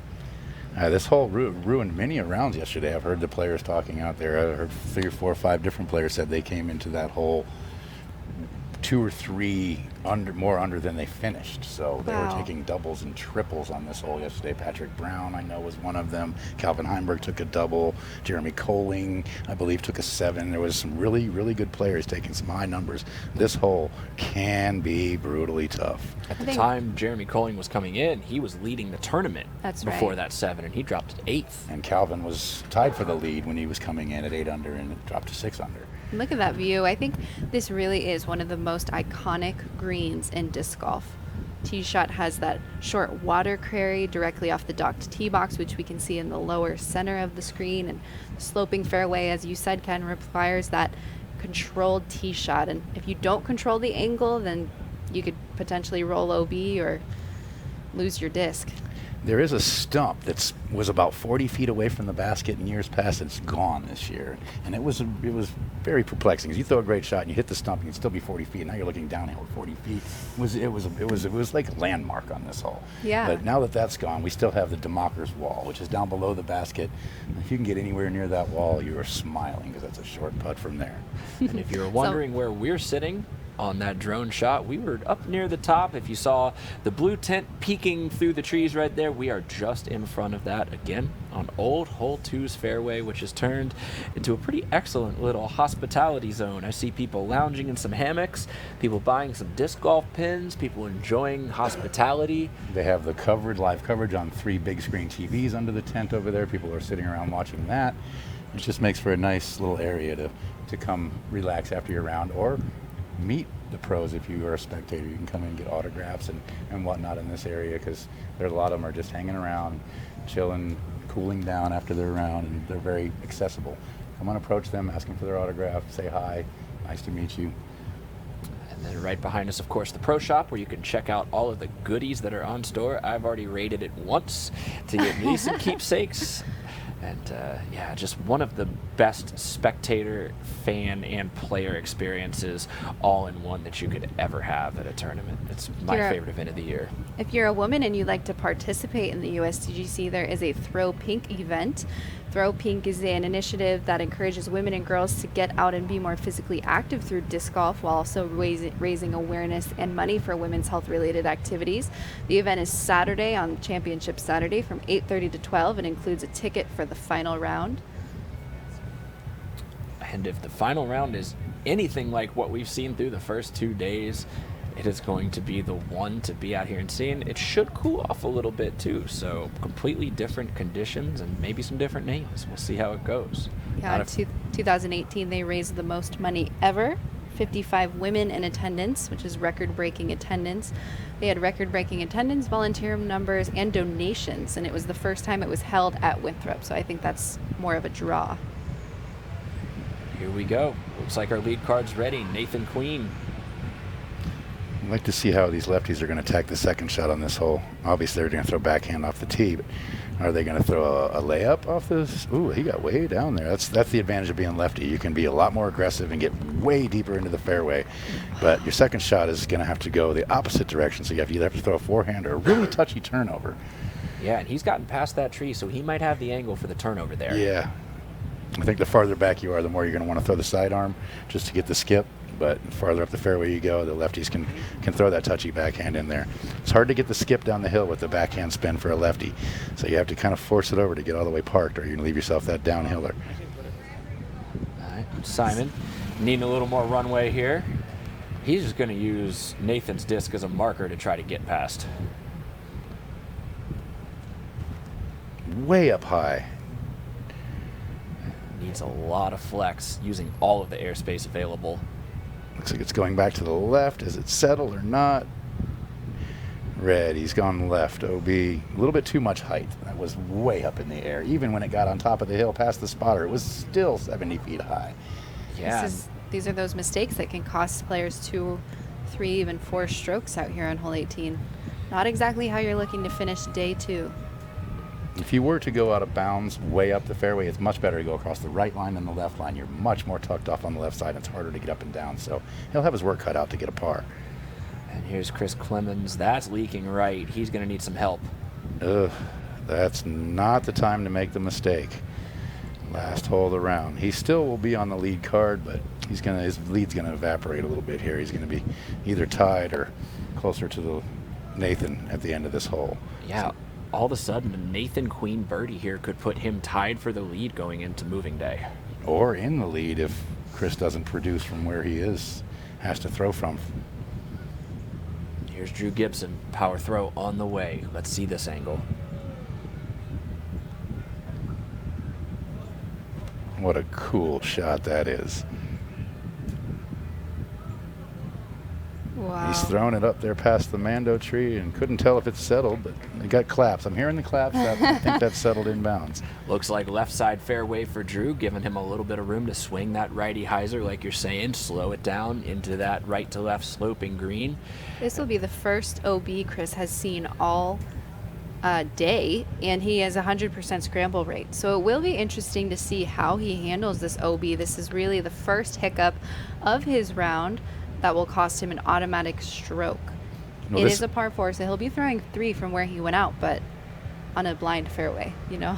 Well, he went out well before the Mando tree, I believe, which is on a large slope, so your run up is really tough when you're near that OB line on the right hand side short of the Mando. It's hard to get power, it's hard to get enough on it, it's hard to get the right accuracy, plus he's left-handed. So it's all adding up to be a very difficult shot for him. If he gets us up and down, that'll be one heck of a save. And the silver lining here is he's shown great proficiency with the forehand. He's not been afraid to use it. If he, like you're saying, if he can just get out of here with a bogey, that's still a win. I think so. Finishing at 15 under for 2 rounds is a great spot to be.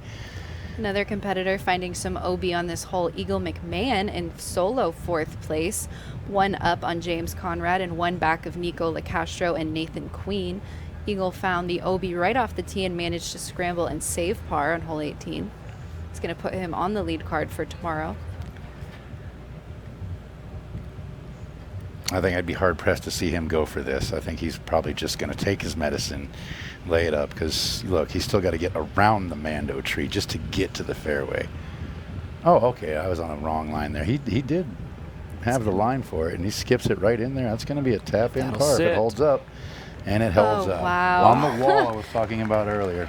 That's huge. That is very big. I think Chris is going to make a donation to the course just to make sure that there's wood chips on hole 18 at all times. Oh, wow, what touch with the forehand. I mean, it's so much more difficult with the way you deliver a forehand versus a backhand to slow the rotation down, and especially like we've been talking about that green.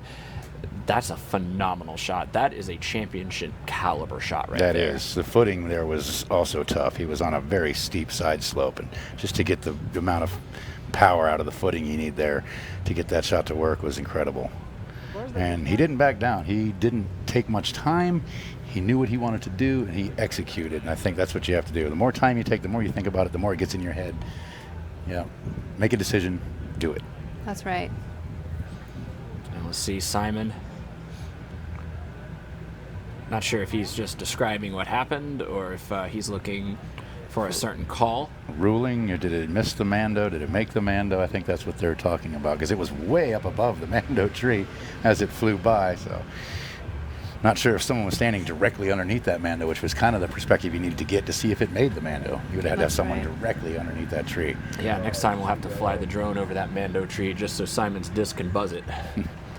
There is a drop spot for missed mandatories on this hole. It's located right near the Mando, so drives that don't cross inbounds from the tee must re-tee with a penalty.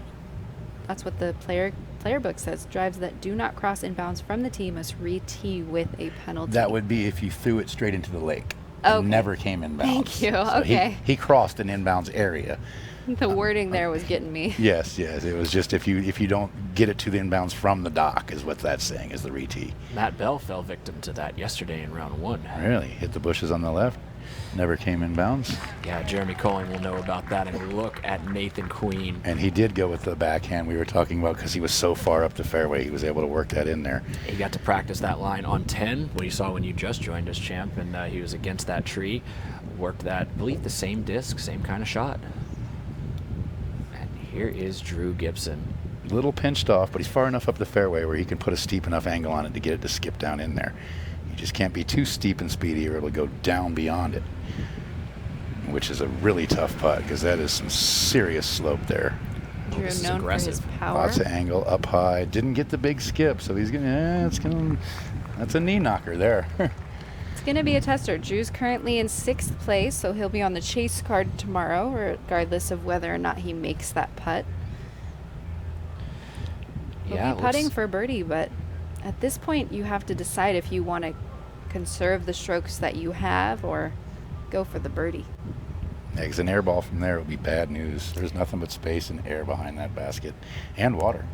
He is 88% from the circle. But Yeah, while I don't wouldn't know. advise Drew to start looking at UDisc right now with so much golf left to play, I mean, there's a part of me that hopes that if he's less than 100% confident in this putt, that he just lays it up and goes into moving day sitting in a good position to watch what most of the rest of the top 10 is going to do. that's true. Another thing to note is when Drew has missed his putts, they've really just sat under the basket. I don't think we've seen him go, miss and miss long. Simon. He found his disc, looks like. And he's using the new OB rule to where you can take it back on line with the basket as far as you'd like from the OB line to give himself a little better angle, which is smart because you're really pinched off if you're up against that line. And it allows him to execute that shot. That's good knowledge right there by Simon. That's still going to leave one of those little downhill knee knockers that if you airball it, you are not going to like the consequences. and this is for par, though, and every stroke in someone in Simon's position right now is crucial right now. He needs to be a difference between a 5-under and a 4-under going into tomorrow could be a world of difference in terms of his mentality teeing off on 1. Yes, I think he started the day at 7 under, so it'd be the difference between a 2 over and a 3 over, or possibly more if it's an air ball and gets down into that wetness down there. Drew wants all of this right here. They seem to be a little closer than it looked on camera. I don't think those are but 18 to 20 feet rather than 25 to 30. That's a quality putt to end his round. Drew Gibson. And with that basket being raised, it makes it not such a downhill putt as to make the putt, but it's still a very downhill putt if you miss. We're finally seeing a reaction from Drew Gibson, a smile on hole 18. That's because the round is over. The weight of the world lifted off the shoulders of right. both Gibson and Lizotte here. Generally smiling the whole round, not smiling too much now. Yeah, the bad thoughts start to creep in if you hold him off the whole round. Nathan getting to within 1 stroke of the lead with that birdie. It's just so impressive. These are not veterans of this event. These are not players with big tour wins to their name. These are not the players that make you nervous when you're playing against them on the card. No. But they are doing all the right things to turn into that player if they can just keep this momentum going. That's right. This is Nathan Queen's first year on tour. He had a breakout performance at last year's USDGC and decided to go pro and take it all on. And as you see the lead card walking away from hole 18, that's going to wrap up all the competitive play for the day at the 2019 United States Disc Golf Championship. This is your after 2-round top 10 leaderboard, or at least up to tied for 8th. Again, like we said, Chris Clemens 16 down, Nathan Queen 1 stroke behind him. We're going to cycle out Drew Gibson and Simon Lizotte. We're going to add Nicola Castro and Eagle McMahon to the lead card, and a lot of talent right behind them on the chase card as well. I'd like to get the reactions from my analysts here. First of all, Hannah, we have once again seen another round at this tournament, and there's not a ton of separation. There's a little bit by the top 2, but it's still a pretty flat top 10. Anybody's ball game. That's right, and I think it just goes to show how these competitors are handling their mistakes. We all know how we handle the good things here at Winthrop, but how are we going to handle that first time that we go OB? What about that second, third, or even fourth time that we go OB here at Winthrop? It's 4 days of disc golf, 4 days of highly competitive disc golf. Every competitor who's here qualified to be here. You're not necessarily playing the hometown heroes like you would, you really have to work. And right now, I think at the top, we're just seeing mental exhaustion happening on these players towards the end of the rounds. We see big smiles, sighs of relief, we see them walking in the hospitality, beet red, covered in sweat and cold towels. And I mean, the adrenaline's going to wear off and people are going to start thinking now about their performance. And how is that going to affect tomorrow? Yeah, big moving day ahead, champ.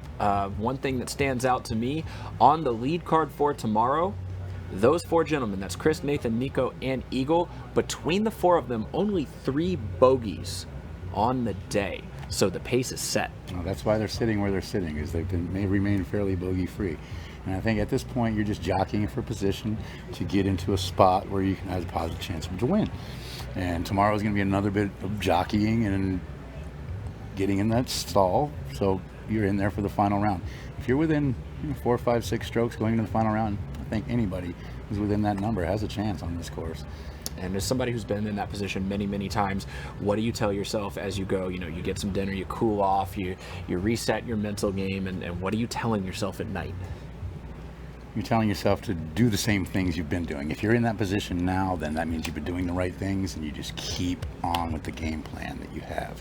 You're doing it right. If you're in that position, stay with the game plan, trust yourself, make the shots. Every last one of these players has done the right things up to this point to earn their spot. We have moving day tomorrow and then championship Saturday on the way. This has been the 2019 United States Disc Golf Championship broadcast, second round Thursday. We're so happy that all of you could join us. I want to thank my co-commentators once again, Ken the Champ Climo, 5-time U.S. champion, and Hannah Macbeth. I'm hungry. I don't know about you guys. We're going to go join those players in the hospitality tent, and we will see you tomorrow for more lead card coverage at the 2019 USDGC.